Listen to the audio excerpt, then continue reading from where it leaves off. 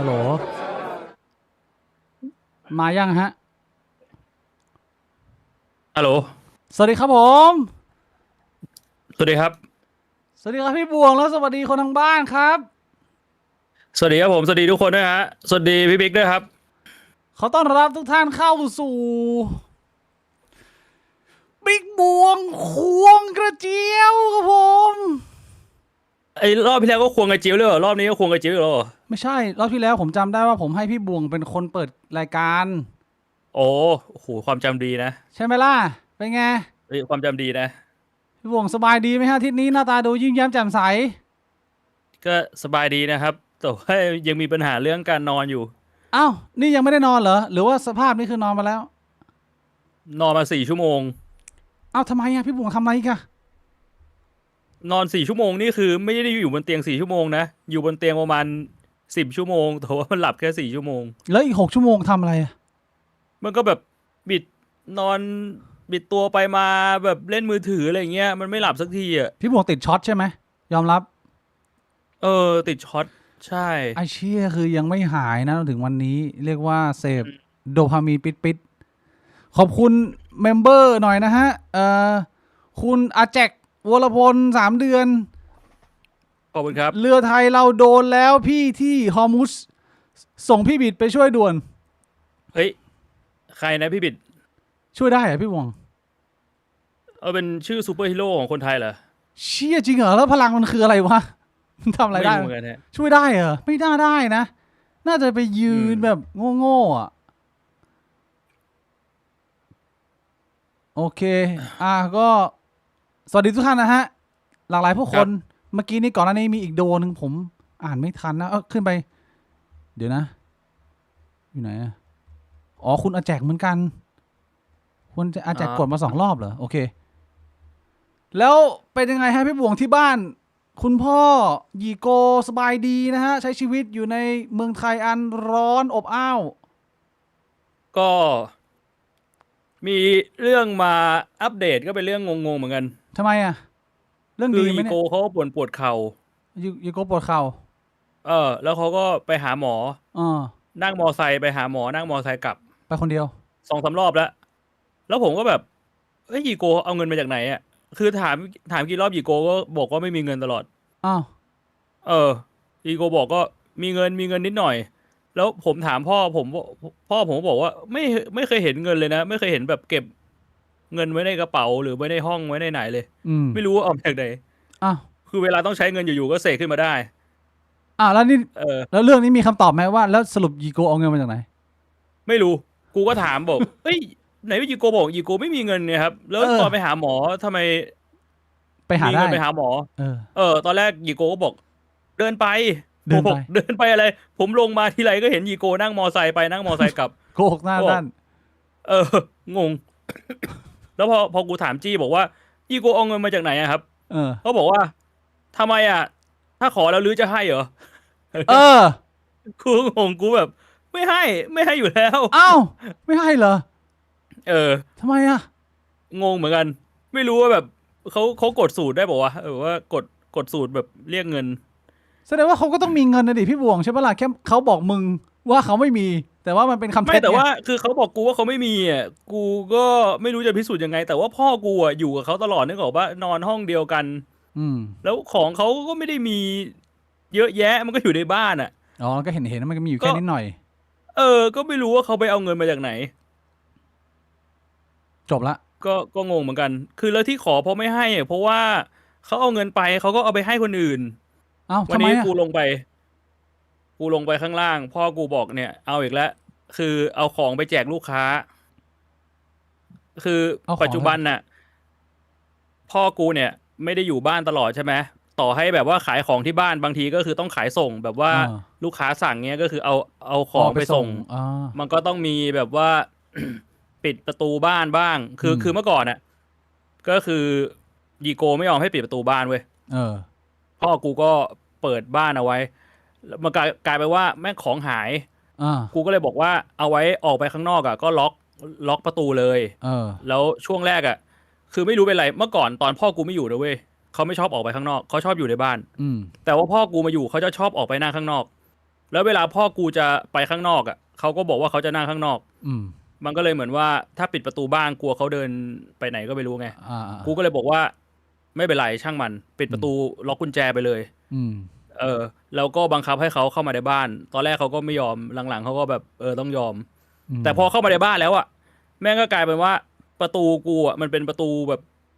ลูกกรงไง อืม คือคนจะมาซื้อของอ่ะเขามาเห็นเดี๋ยวเนี้ยว่าพ่อกูไม่อยู่ใช่ปะ อืม แต่ยีโกอยู่เขายิ้มเลยเขาบอกว่าแบบยีโกหยิบของนู่นนี่นั่นหน่อย อืม หยิบให้ปุ๊บเดินไปเลย อ้าวแล้วยี ตอน โก เนี้ย มึงไม่มี เข็มแบบว่าเข็มกล่องหนึ่งมั่งประมาณเกือบ1,000อ่ะหายไปเลย ไม่แล้วสัมปชัญญะของยีโกไม่เหลือแล้วเหรอว่าไอ้เชี่ยเขาซื้อขายของมาให้หยิบฟรีไม่ได้มันไม่มีแล้วเหรอเขาหยิบแบบ กูก็ไม่รู้ แล้วเหรอ ไม่กูก็ไม่รู้ อ้าว ว่าคุยกันยังไง แล้วพอพ่อกูถามบอกว่าไม่ได้ขายไม่ได้ขาย แต่ก็ไม่รู้ของหายไปไหนแบบเนี้ย เชี่ย เออ แล้วทำไงอ่ะ ก็ไม่รู้เหมือนกัน แล้วก็ชอบบ่นปวดขาแบบปวดมากเลยไม่อยากเดินไปไหนเลย แต่ว่าพอกูเดินลงไปประตูแม่งปิดอีกแล้ว อ้าว คือบ้านกูอ่ะมันมี5 ชั้นใช่ปะ อืม กูอยู่ชั้น4แล้วก็พ่อกูกับยีโกอ่ะก็คือยีโกเป็นแบบชื่อศักดิ์ภาษาไทยก็คือเป็นป้าแหละ แต่ว่าจีนเขาเรียกยีโกจีนได้จิ๋วอ่ะคือพ่อกูกับป้ากูอ่ะนอนชั้น3อืม แต่ปกติอ่ะอยู่กันชั้นล่าง อืม แล้วพ่อกูจะบอกตลอดว่าอย่าเดินขึ้นมาชั้น2กับชั้น3เพื่อมาปิดประตู อืม เขาจะชอบเดินขึ้นเดินลงแล้วก็ปิดประตู เพราะว่าพ่อกูเป็นหอบ ถ้าปิดประตูอ่ะลมมันไม่ผ่านแล้วมันหายใจไม่ค่อยออก ป้ากูชอบบอกว่าแบบไม่ชอบเดินขึ้นเดินลงปวดเข่า อืม แต่ว่าพอกูเดินลงไปอะประตูแม่งปิดตลอด แล้วพ่อกูไม่มีทางปิดอยู่แล้วไงเพราะว่าพ่อกูเป็นหอบพ่อกูต้องเปิดประตูเปิดหน้าต่างเพื่อให้ลมมันโกก อืม กูก็ถามว่าทำไมเดินขึ้นไปปิดอีกแล้วเขาบอกไม่ได้ปิดจะเดินขึ้นไปทำไมปวดเข่ากูก็เดินไปเปิด แล้วกูก็ขึ้นมา ลงไป ประตูไม่ปิดอีกแล้ว ป้าเขาเป็นเฮียอะไรวะ กูก็ไม่รู้ เชื่อ ดูหนักอยู่นะ คือแบบเขาบอกว่าเขาไม่มีแรงเขาปวดขาปวดเข่าแล้วประตูอ่ะ อืม คือพ่อกูกับกูอะพยายามเอาของมาวางแบบซ้อนๆกันอ่ะ แล้วก็วางบนเก้าอี้แล้วก็เอาไปวางกั้นประตู คือแม่งหนักนะเว้ยแบบกูไปขยับกูยังต้องออกแรงอ่ะไอ้ที่แต่เขาแบบดึงเข้าดึงออกไม่รู้เอาแรงมาจากไหน ว่างอ่ะวันๆไม่ทำหาอะไรชี้ทีวีก็ไม่มีดูมึงต้องหาอะไรทำอ่ะ กูก็ไม่รู้อ่ะ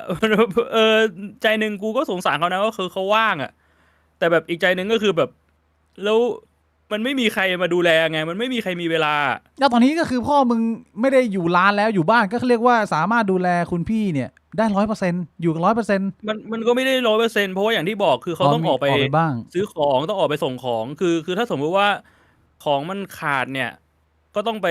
ซื้อที่สำเพ็งบางอย่างอะบางอย่างสั่ง ก็ ให้ ต้อง เขา ไป มา ซื้ ส่ อง ด้ว ได้ ย บางอย่างต้องไปซื้อสำเพ็ง โอเค ไปซื้อสำเพ็งเนี่ยแม่งก็อย่างต่ำๆแม่งก็3 ชั่วโมงแล้ว ออกไปส่งของมันก็แบบบางทีไปส่งของแล้วกินข้าวเนี่ย2 ชั่วโมง คือเขาก็ต้องออกไปไงเขาก็ต้องทำงาน คือ มันก็ไม่รู้ทำไง ผมว่าคำถามที่สำคัญคือตั้งแต่คุณพ่อย้ายกลับมาอยู่บ้าน แล้วก็เจอคุณป้ามากขึ้นเนี่ย มันมีปัญหากันมากขึ้นไหมหรือว่ามันดีขึ้นหรือมันอะไรอย่างเงี้ยมันมีส่วนแบบอัปเกรดจากคราวที่แล้ว คือกูว่าปัญหามันเยอะขึ้นเว้ย ช่วงแรกๆจนพ่อกูไม่รู้จะทำไงคือพูดไปก็เหมือนแบบว่าคุยกับกำแพงอ่ะมันก็เลยเหมือนเขาพยายามที่จะเฉยชา แต่มันก็เรียกว่ามันต้องใช้ความพยายามอ่ะ ตอนนี้คือต่างคนต่างประลองกำลังกันอยู่ ต้องฝึกวิทยายุทธในการอดทน แล้วก็อยู่ร่วมกันให้ได้ มันก็ใช่เหมือนเขาก็พยายามอ่ะไม่รู้จะทำไง อย่างน้อยๆคือถ้าแบบว่าไม่มีทะเลาะกันขึ้นเสียงอ่ะคนอื่นที่เป็นสมาชิกในบ้านก็อาจจะมีความเครียดน้อยลงไงพี่ผมรู้สึกว่ามันมีการทะเลาะใช้เสียงกันเยอะไหมล่ะหรือว่ามันสงบลงอ่ะเขาก็ดูปรับตัวเรียนรู้ ก็มันก็เหมือนสถานการณ์บังคับอ่ะต้องปรับตัวนิดนึงอ่ะ ก็ แล้วจะให้ไปบ้านพักคนชราก็แบบว่าปัจจุบันบ้านพักคนชราเขาก็ปรับระบบหมดแล้วมันไม่เหมือนเมื่อก่อนที่แบบใครจะเอาไปปล่อยก็ได้อะเท่าที่กูเข้าใจอะนะมันก็เหมือนว่าทางบ้านพักคนชราเขาก็จะรับแค่เฉพาะคนที่สมัครใจจะไป ต้องมีคอนเซนต์คือพูดง่ายๆคือยีโกต้องเซย์เยสอ่ะ ใช่ไม่ใช่ว่าแบบกูจะแบบว่าบอกยีโกขึ้นรถแล้วไปบ้านพักคนชราแล้วไปปล่อยไว้ที่นั่นไม่ใช่เขาก็ไม่รับ ใช่แล้วยีโกก็อยากจะกวนตีนคนในบ้านเนี่ยไปเรื่อยๆนี่แหละก็คือปิดประตูปิดหน้าต่างดึงปลั๊กซักผ้าอะไรเงี้ย จ เขา น ก็มีความ หลัง สุข ๆกู อ่ะ ก็ไม่รู้ว่าแบบเขาคือมันเหมือนว่าเขาไม่รู้เรื่องเลย100%อ่ะเขารู้เรื่องบ้างไม่รู้เรื่องบ้างไงมันก็เลยแบบไอ้เช่บางครั้งคือมันรู้สึกว่าแบบอันนี้คือเขารู้เรื่อง แต่เขาตั้งใจจะแกล้งเรา หรือเขาไม่รู้เรื่องวะยังไงยังไงก็ไม่รู้อ่ะ อ้าวถ้าเงี้ยพี่บวงต้องคิดอะไรซีนาริโอสมมุติว่า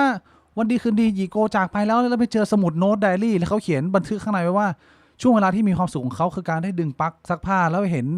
หลานๆแล้วก็น้องชายหงุดหงิดมันเป็นความสุขของฉันไม่เคยแฮปปี้แล้วรู้สึกอบอุ่นอยู่กับครอบครัวนี้มาก่อนมันสร้างรอยยิ้มอะไรเล็กๆน้อยๆให้ฉันทุกวันเงี้ยอ่ะไอ้ชีพี่บวงมันก็ซึ้งปะล่ะพี่บวงอ่านอย่างงี้เจอ มันก็ไม่รู้อ่ะ ไม่รู้เหรอ ก็คงรู้สึกแบบว่า โอเคก็ถือว่าแฟร์ๆเพราะปัจจุบันกูก็กวนตีนยีโกเยอะเหมือนกัน เอาคืน ก็ถือว่าแบบกูไม่รู้ว่าอันไหนยีโกกวนตีนกูหรือเปล่ากูชิงกวนตีนก่อน มีอย่างเช่น ก็ช่วงเนี้ยคือถ้าสมมุติว่ากูเดินลงไปแล้ว กูเห็นประตูปิดอยู่กูจะไม่เดินไปเปิดนะแต่กูจะเดินไปบอกยีโกให้ขึ้นมาเปิด อ๋อไปใช้งานนะเรียกไปแบบว่าโอเค ถ้าเกิดว่าคุณรับผิดชอบนะ ขึ้นมา ก็คืออย่างน้อยๆแบบให้เขา บังคับเดิน รับผิดชอบอะ เออ อย่างน้อยๆเขาอาจจะจำได้ เชี่ยเรียกว่าอยู่กันแบบเทรนนิ่ง เออ แล้วก็โอเคนะพี่บวงผมว่ากันงั้นก็ไม่ได้มีปัญหาอะไรมากก็เรียกว่าไปต่อเรื่อยๆสบาย แล้วก็ล่าสุดที่มีอัปเดตก็คือจำได้ไหมว่ากูเคยบอกว่าเหมือนเขามีปัญหาเรื่องบ้านกับลูกเลี้ยงเขา ๆไอ้ที่จำนองที่อะไรกันนั่นน่ะ คือตอนนั้นน่ะมันก็ไม่รู้มันยังไง มันงง อืม ๆแต่ว่าทีเนี้ยอยู่ๆก็มีคนติดต่อมาเว้ย บอกว่ามาจากศาล เออ ศาลศาลบอกว่า เนี่ยยีโกเนี่ยเคยไปเซ็นค้ำประกันเรื่องบ้าน ไม่รู้ไปเซ็นค้ำอีท่าไหน โดนเหมือนแบบคนที่ไปเซ็นค้ำให้เขาก็ไม่มีเงินจ่าย เอาก็โดนไล่ นี่ เก็บ เขาก็แบบมาไล่เก็บกับยีโก อืม แล้วตอนนี้แบบยีโกแบบ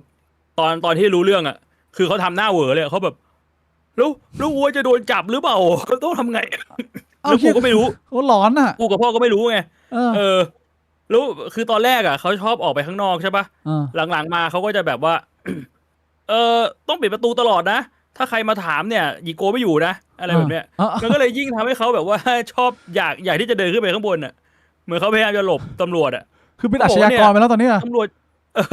ไม่รู้ตำรวจจะมาจับหรือเปล่าตำรวจจะมาจับไหมแล้วอัวต้องทำไงอ่ะหรือรู้หรือเปล่าอะไรเงี้ย ตอนแรกกูก็คือกูคิดว่าไอการเซ็นค้ำประกันไออะไรพวกเนี้ยมันน่าจะเป็นคดีแพ่งปะ ใช่ก็เรียกว่า เออ เป็นแค่คดีแพ่งไม่มีแบบจับติด คือพ คุ อก เป็นคดีแพ่งอ่ะกูว่าอย่างมากก็คือหยีโกน่าจะโดนฟ้องล้มละลาย ถ้าแบบไม่มีทรัพย์สินอะไรแล้วอ่ะ สภาพมันก็ไม่น่าจะต่าง ไม่น่าจะโดนจับ พอเข้าใจ แต่ ได้ กูก็พยายามอธิบายเขาไงตอนแรก คือพยายามอธิบายว่าถ้าเรื่องเซ็นค้ำประกันเนี่ยหยีโกไม่น่าจะโดนจับอะไรนะครับ มันไม่ใช่ความผิดอาญาคืออย่างมากถ้าหยีโกไม่มีเงินใช้หนี้ให้เนี่ยก็เขาก็น่าจะแค่แบบว่า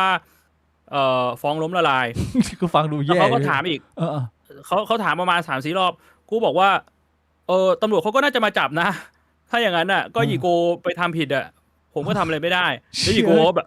ใช่เหรอจะโดนจับเหรอ พี่บุ๋มไม่ปลอบเลยเฮียพูดตรง ก็บอกไป3-4 รอบแล้วว่าไม่โดน แล้วเขาก็แบบเขาก็ถามย้ำอยู่นั่นน่ะ เขาบอกจะโดนอะไรเปล่าจะโดน กูบอกน่าจะโดนจับ แล้วก็บอก เอ้า แล้วถ้าตำรวจมาจับแล้วจะให้ทำยังไงอ่ะ แล้วหยีโกต้องทำไงอ่ะ กูก็บอกว่า เอาก็ต้องโดนจับอะครับหยีโกก็แก่แล้วอ่ะไม่มีแรงสู้เขาหรอก เขาบอกว่า เอ้าแล้วลือจะให้เขาจับอ้วเหรอ แล้วก็แบบทำหน้าอย่างเงี้ย เหมือนแบบ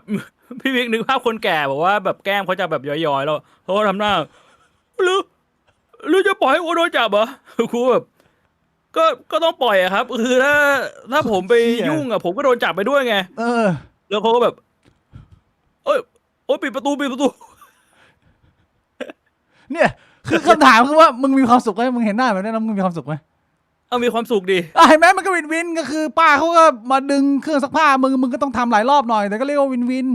ใช่ไหมล่ะเก็บเกี่ยวผลผลิตต่างคน ทำอะไรไม่ได้แล้วอ่ะก็เขาเป็นอัลไซเมอร์แล้วเขาไม่รู้เรื่องแล้วอ่ะ แล้วก็เอนจอยไป ให้กูจะแกล้งเขายังไงเดี๋ยวเขาลืม ก็เอนจอยไปชิว หรือเปล่ามันเป็นอย่างนั้นไหม ๆผมว่าเป็นไปได้นะพี่บวงมันเป็นไปได้นะเว้ยจริงๆคือมึงจะให้เขาไปทำอะไรที่ไอสถานรับเลี้ยงคนชราคือ มันไม่มีที่อะไรให้แกล้งแล้วว่ะพี่บวง กลายเป็นว่าตอนนี้เรามีไลฟ์แพ็กเหรอคือมีคนคนหนึ่งที่เราสามารถบูลลี่ยังไงก็ได้แกล้งไงก็ได้นะใช่ก็เอาให้อย่าให้ตายอ่ะเอาง่ายๆคือมึงก็อย่าเอาหนักไม่มาก คืออ่ะเราไม่ทำร้ายทางกายอยู่แล้วไงแต่ว่ามึงแต่ว่าพูดเราทำร้ายทางใจได้เหรอเราทำร้ายทางจินตนาการทางเรื่องเล่าได้ อันนี้ผมว่าไม่น่าจะมีปัญหาอย่างเช่นพูดคำหยาบกับผู้อาวุโสเนี่ยน่าจะเป็นเรื่องชิลเลยน่าจะเทสได้อันนี้ ใช่เหรออ้าวทำไมเขาจำไม่ได้อยู่แล้วไอ้เฮียถ้าเกิดว่าเขาไปฟ้องพ่อมึงก็บอกว่าอีโกโกหกไม่จริงเขาจบแล้วอีโกไปสู้เฮียอะไรไม่มีหลักฐานใช่ไหม พูดตัวนี้มันเป็นตัววัดหรือเปล่าว่าใครเป็นคนดีใครเป็นคนไม่ดีกับการที่แบบอ้าวมึงใช่จะปฏิบัติกับคนที่เป็นอัลไซเมอร์ยังไงอะแล้วทั้งที่มึงรู้อยู่แล้วว่าคือแบบยังไงเขาก็จำไม่ได้เพราะว่าสุดท้ายแล้วเขาก็มาถามกูทุกวันอ่ะอืมทั้งที่กูก็บอกไปแล้วว่าแบบปล่อยตำรวจมาจับเลยสุดท้ายเขามาถามกูอีกบอกตำรวจจะมาจับหรือเปล่าต้องทำอะไรบ้างเงี้ยคือเหมือนว่าไอ้เมื่อวานที่กูแบบกวนตีนเข้าไปเขาก็รีเซ็ตเขาก็ลืมไปหมดแล้วเห็นไหมก็ชิวๆไม่สบายนะก็ดูถ้าเรามองอีกมุมหนึ่งมันก็ดูเหมือนของเล่นดีอ่ะพี่บวงใช่ไหมมันก็แต่มันเป็นของเล่นที่มันก็ต้องมีแบบว่าค่าใช้จ่ายไงค่าใช้จ่ายแบบมันต้องมีอยู่แล้วชีวิตอ่ะไอ้เรื่องปิดประตูเนี่ยกูปวดหัวชิบหายเลย มึงก็ลองสักวันหนึ่งมึงก็ลองเอาประตูออกดิมึงฉาบเป็นซีเมนต์เลยไม่ลอง มันดูทำไม่ได้มันเป็นประตูห้องแอร์อะ อ้าวเราออกไปไงจะได้จบเรื่องจบราว เอาประตูออกเปิดแอร์ไม่ได้ ขอบคุณ คื คุณ อแบบว่า หมอเหรียญ69 บาทนะฮะ ถ้าบอกว่าด็อกเตอร์จะไม่จับตำรวจจะไม่จับ ถ้าไปอยู่บ้านพักคนชราล่ะครับหุยเชี่ย คือเขาก็ไม่ไปเว้ยนี่ กู แผ บอก น ว่าเนี่ยหนีไปอยู่บ้านพักคนชราไหมเขาบอกไม่ไปยอมโดนจับ ยอมโดนจับมึงโอ้ เออ โหคิดดูดิว่าความ ไม่ แน่วแน่เขาว่า มันคืออะไรรู้ป่ะคือก่อนที่เขาจะเป็นอัลไซเมอร์อะตอนเขาสาวๆเขาเป็นพยาบาลนะเว้ยแสดงว่าเขามีอินไซต์บอกว่าอันนี้กูเดานะเขามีอินไซต์หรือบอกว่าแบบบ้านพักคนชราเมื่อก่อนอ่ะ แม่งต้องโดน ต้องมีนางพยาบาล treat แย่ ใช่ป่ะมันต้องมีคนดูแลมันน่าจะแย่ เขา มาก รู้ว่าแบบพวกนางพยาบาลดูแลคนแก่แย่เหรอวะเขาเลยแบบว่าเขากลัวบ้านพักคนชรามาก เอ้ากูว่าอย่างคำถามแบบนี้มันเป็นคำถามที่ พี่บอกควรจะมี conversation กับยีโกนะเนี่ยคำถามดีเลยว่ายีโกมีปัญหาอะไรกับบ้านพักคนชรา ไม่แต่ไอ้เคยถามแล้ว แล้วเขามีให้ข้อมูลมั้ยล่ะ เขาบอกไม่รู้หรืออยากไปอยู่ก็ไปอยู่ดิอ้วนไม่ไป เออ คือเขาจะไม่ตอบแบบเป็นเหตุเป็นผลเว้ยเขาจะตอบแบบใช้อารมณ์เลยพอ เชื่อ พูด มันใน ถึง หนัง บ้านพั นะ กคนชราเขาจะตอบแบบใช้อารมณ์เลยเขาจะโมโหทันที เรียกว่าเรายังไม่ได้ trust แบบ respect แต้มคะแนน respect มันยังไม่เยอะพอมันก็ไม่ได้คำตอบ ไม่แล้วตอนนี้มันก็คือเขาเป็นอัลไซเมอร์แล้วกูก็ไม่สามารถแบบว่าเพิ่มคะแนนเลสเปกในหัวเขาได้แล้วไง มึงจะทำอะไรคือสมมุติมึงทำให้เขาวันนี้แบบแต้มเลสเปกมึงเพิ่มแต่พรุ่งนี้แม่งรีเซ็ตกลับมาที่เดิม ก็จริง ก็ คือแม่งแบบว่ามีอยู่วันหนึ่งอ่ะที่กูไปจี้เขาเรื่องเขาไปปิดประตูใช่ปะเหมือนว่าปกติอ่ะตอน5 โมงเย็นอ่ะจะมีญาติอีกคนหนึ่งที่อยู่แบบติดกับบ้านกูอ่ะเขาเอาข้าวมาให้ คือเหมือนตอนเช้ากับตอนกลางวันพ่อกูจะดูแลเรื่องอาหารส่วนตอนเย็นมื้อเย็นเนี่ยญาติอีกคนหนึ่งเขาจะเป็นคนดูแลใช่ปะเขาก็เอาข้าวมาให้เว้ย5 โมงเย็นกูเดินลงไปประมาณ5 โมง 10 นาทีคือญาติเขาก็ไปแล้วแต่ว่ายีโกอ่ะเขากำลังแบบแกะข้าวอยู่กำลังจะกินกูเดินลงมาเอาข้าวกูเห็นแล้วประตูแม่งปิดกูเห็นเขากำลังจะกินข้าวแต่ว่ายังไม่ได้ตักนะกูก็บอกว่าเอ้ยยีโกครับยีโกขึ้นไปปิดประตูอีกแล้วเหรอยีโกบอกเฮ้ยเปล่านะปฏิเสธตามเดิมกูบอกแต่ว่าเนี่ยผมเดินลงมาเนี่ยผมเห็นประตูปิดอยู่กูบอกเปล่าอ้วไม่ได้ปิดหรือปิดหรือเปล่าผมจะปิดทำไมผมก็อยู่ข้างบนแล้วพ่อผมเขาก็บอกตลอดว่าห้ามปิดประตูแล้วกูก็พยายามเซาซีเขาบอกว่าเนี่ยยีโกขึ้นไปเปิดประตูได้ไหมครับยีโกจะได้จำได้เขาก็บอกว่ากินข้าวก่อนเดี๋ยวอ้วกินข้าวก่อนเดี๋ยวขึ้นไปปิดกูบอกเนี่ยยีโกยังไม่ได้กินน่ะยีโกเดินขึ้นไปปิดก่อนเลยยีโกเดินขึ้นไปเปิดก่อนเลยแล้วเดี๋ยวค่อยลงมากินข้าวทีเดียวจะได้จำได้เขาบอกโอ้ยหิวแล้วขอกินข้าวก่อนกูก็จี้เว้ยกูบอกไม่เป็นไรหรอกก็ยีโกเดินขึ้นไปเปิดก่อนแล้วค่อยลงมากินข้าวเหมือนกันเดี๋ยวผมต้องออกไปข้างนอกเนี่ยเดี๋ยวยีโกลืมผมอยู่ตอนนี้คือยีโกเดินขึ้นไปเลยเนี่ยเดินไปด้วยกันเดี๋ยวผมเดินขึ้นไปด้วยโหจี้ยับแล้วเขาแบบเขากำลังจะแบบตักใช่ปะเขาถือช้อนอยู่โยนช้อนลงโต๊ะเซาซีจริงทำไมเซาซีอย่างนี้เนี่ยคนจะกินข้าวไม่เห็นเหรอกำลังจะตักข้าวเนี่ยกูแบบยีโกเดินขึ้นไปเปิดก่อนครับเดี๋ยวค่อยลงมากินโอ้ก็บอกว่ากำลังจะกินข้าวไงทำไมเซาซีอย่างนี้เนี่ยแล้วกูบอก แต่ว่าผมกำลังจะไปแล้วเดี๋ยวยีโกลืมเนี่ยเดินขึ้นไปเปิดก่อนก็บอกว่าปวดขาผมบอกเฮ้ยแล้วยีโกเดินขึ้นเดินลงเมื่อเช้าเนี่ยยีโกก็เดินขึ้นไปเคาะห้องผมนอนอยู่ยีโกก็เคาะอยู่10 นาทีเขาอ้าง มึง ตรง เค นี้ ยดูมึงเคยดูไอ้หนังตลกไทยที่แม่งเคาะประตูว่าไอ้ปฏิเถนาปฏิโถยีโกแม่งเคาะกันเลยสัตว์ จริง เคาะ เหร ห้อง อ กูอะ มีจังหวะ แล้ ด้ ว วยเหร กู อน อนไม่ค่อยหลับอ่ะมึงนึกออกว่าแบบคนนอนไม่ค่อยหลับอ่ะคือแบบกว่าจะนอนได้แม่งเป็นเรื่องที่แบบยากมากอ่ะแล้วกูนอนไปประมาณครึ่งชั่วโมงได้ยินเสียงเคาะกอกแล้วคือเคาะแล้วก็เปิดประตูคือกูล็อกประตูไว้ใช่ปะไอ้เนี้ยเสียงลูกบิดแม่งแบบกอกแล้วก็บิดกูอยู่กันครึ่งชั่วโมงกูเสียงเฮี้ยอะไรวะกูเดินขึ้นมาเอ้าอีโก้ขึ้นมาทำอะไรครับเขาบอกว่าเนี่ยมีคนจะมาซื้อของแล้วพ่อไม่อยู่กูแบบยืนเคาะประตูอยู่ครึ่งชั่วโมงไอ้ลูกค้ามันไปนานแล้ว คือเขาเดินขึ้นเดินลงเดินเคาะประตู เดินปิดประตู โดยปิดหน้าต่างกูแบบไอ้เชี่ยแล้วไหนบอกปวดขาวะ มันก็เขาอ้าง จน ไง จนกู เหี้ย จนกูจี้จนเขาแบบว่าวางช้อนแล้วเขาก็ค่อยๆเดินขึ้นไปอ่ะแล้วกูก็แบบเดินตามหลังเขาอ่ะแล้วเขาก็เดินแบบค่อยๆเดิน แล้วกูเดินตามหลังเขาใช่ปะ เหี้ย เขาก็หันลง จุด มามอง ท้าย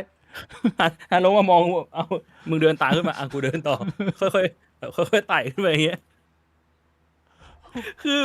คือกูก็ไม่รู้ทำไงอ่ะกูก็แบบกูหวังว่าถ้ากูเซาซีเขาแล้วเขาจะจำได้ไงเขาจะได้แบบไม่ต้องไปปิดประตู เพราะว่าคีย์พอยต์หลักของกูอ่ะคือกูไม่ได้อยากแกล้งหรืออยากจะอะไรนะแค่อยากให้เขาจำได้ว่าอยากไปปิดประตู เพราะว่ามันจะทำให้เขาทะเลาะกับพ่อกูไง ใช่เข้าใจ มันมีแค่นั้นน่ะ สุดท้ายก็คือพี่บัวเป็นคนที่ได้ชัยชนะไป ก็ทำอะไรไม่ได้ก็ต้องทำเงี้ย แล้วเอนจอยอะไรพี่บัวเอนจอยไม่เห็นภาพแบบ ช่วงแรกก็ไม่ได้อยากจะเอนจอยหรอก ช่ ช่ ว ว ง ง แร แร ก กก็พยายามที่จะแบบว่าทำให้แบบ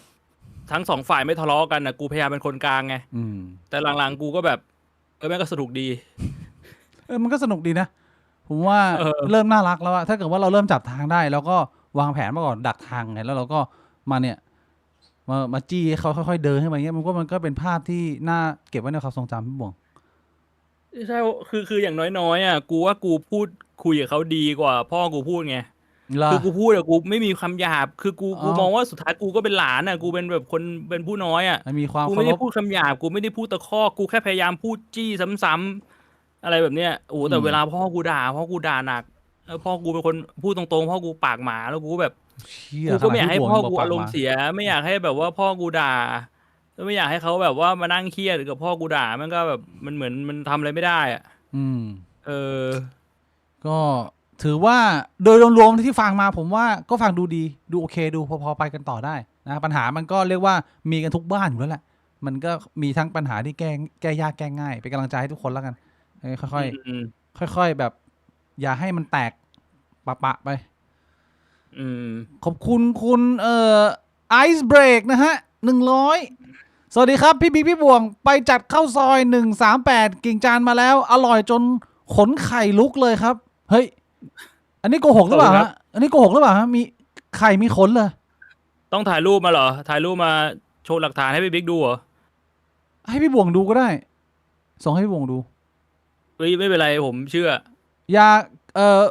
สมสู่อาชานะฮะ คือกล่าวว่าจะโอ้อวดเกินจริงไม่ได้นะ โอ้ พอดีเลยอาทิตย์นี้ เพิ่งจะได้มีโอกาสลุงจีไปเยี่ยมร้านน้องชายผม138กิ่งจันทร์นะ ต้องขออนุญาตขอบคุณพี่บวงที่พาคณะไปนะ มีลุงจี มีไฟท์พี่แพรน้องเมษามาทานกัน ก็เรียกว่า ลุงจีก็ชมแบบเวอร์วังเลย ชมแบบเต็มเบอร์เต็มข้อก็ขอบคุณมากแฮปปี้มีช่วงเวลาที่ดีสนุกสนานที่ได้เจอกันก็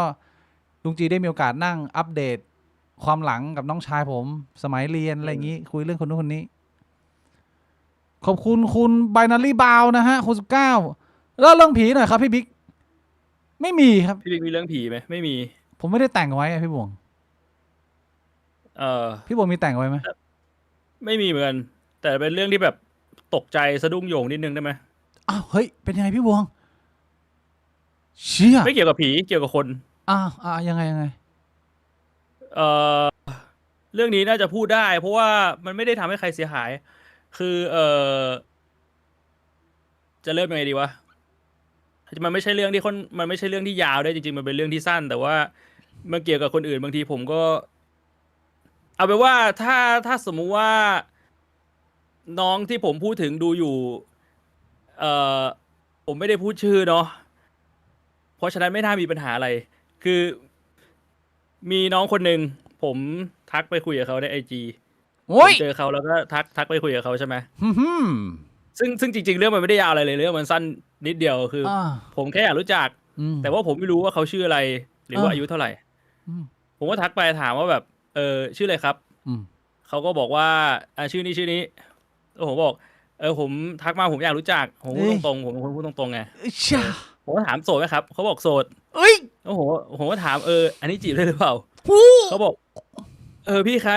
เผื่อพี่ยังไม่รู้หนูอายุ17ผมก็สะดุ้ง ก็สะดุ้งนิดนึง เฮ้ยพี่บวง ไอ้เชี่ยคือเราไม่รู้เนอะว่า โดนปะเนี่ย เป็นพี่บิ๊กทำไงมันคือกูก็ไม่รู้ทำไงกูก็ทำได้แค่ขอโทษนะครับ คือพี่ไม่รู้จริงๆแบบเนี้ย เฮ้ยเป็นแบบว่าผิดพลาดโดย แบบว่าปกติแล้วธรรมชาติหรือเปล่า ไม่ได้มีความตั้งใจ ไม่มีความตั้งใจนะผิดพลาดแบบเราไม่ได้คาดหวังหรือว่าทรงน้อง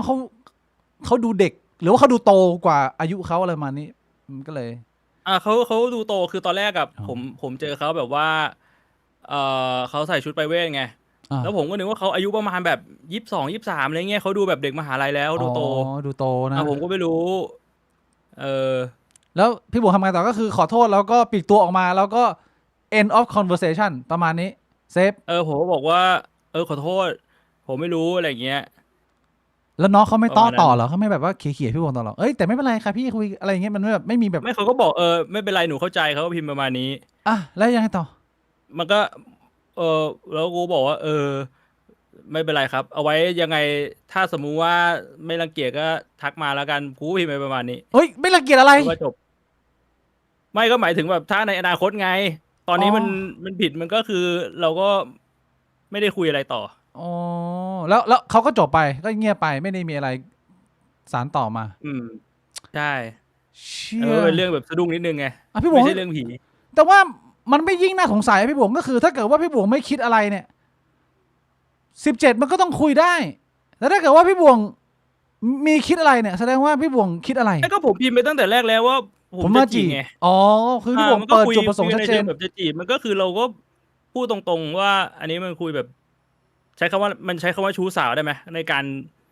บอกว่าเราอยากจีบ อ่ะพี่บุ๋มอยากจะบอกให้เขาทราบเลยว่าเราจะเข้าโหมดชู้สาวเลย ถ้าเกิดว่าคุณ เออ สนใจเนี่ยก็ติดต่อกลับมาได้ที่0812345452เนี่ยเหรอ ไม่ก็คือ อันนั้นมันจบไปแล้วว่าอายุเขาไม่ถึง ก็ แต่ว่า จบ ถ้า ไป สมมุติว่าในอนาคตเนี่ยคือถ้าเขาอยากทักมาคุยด้วย ผมก็ไม่ได้มีปัญหาอะไร อืม อันนั้นคือสิ่งที่ผมต้องการจะสื่อตอนที่ผมพิมพ์ไป อืม นึกออก ก็เรียก ใช่ไหม ว่าสะดุ้งแต่ไม่ใช่ผีแต่เป็นอายุและกฎหมาย อืม ไม่งั้นพี่บ่วงถ้าสมมุติว่าน้องเขาไม่ได้เป็นคนจริงใจเนี่ย แต่ว่าเขาจะใช้จังหวะเนี่ย ล่อเสือ อืม พี่บ่วงเอาเนื้อมาวาง แล้วก็ค่อยๆสาวอ่ะพี่บ่วงก็ดมเดินดมเนื้อไป พอรู้อีกทีนึงเอาขึ้นหน้าคันหนึ่งแล้ว เอาจริงๆตามกฎหมายเนี่ย แค่เราชวนเขาไปกินข้าว เราก็โดนฟ้องได้แล้วนะถ้าสมมุติว่าน้องเขาแบบว่าเขาไม่ได้บอกอายุ แล้วผมแบบไปกินข้าวกันไหมไปกินข้าวโดนฟ้องได้ ถ้าพ่อ อ๋อ แม่เขาไม่ยอมอ่ะกฎหมายมันเขียนว่าพ่อผู้ปกครองฟ้องได้ ถ้าสมมุติว่า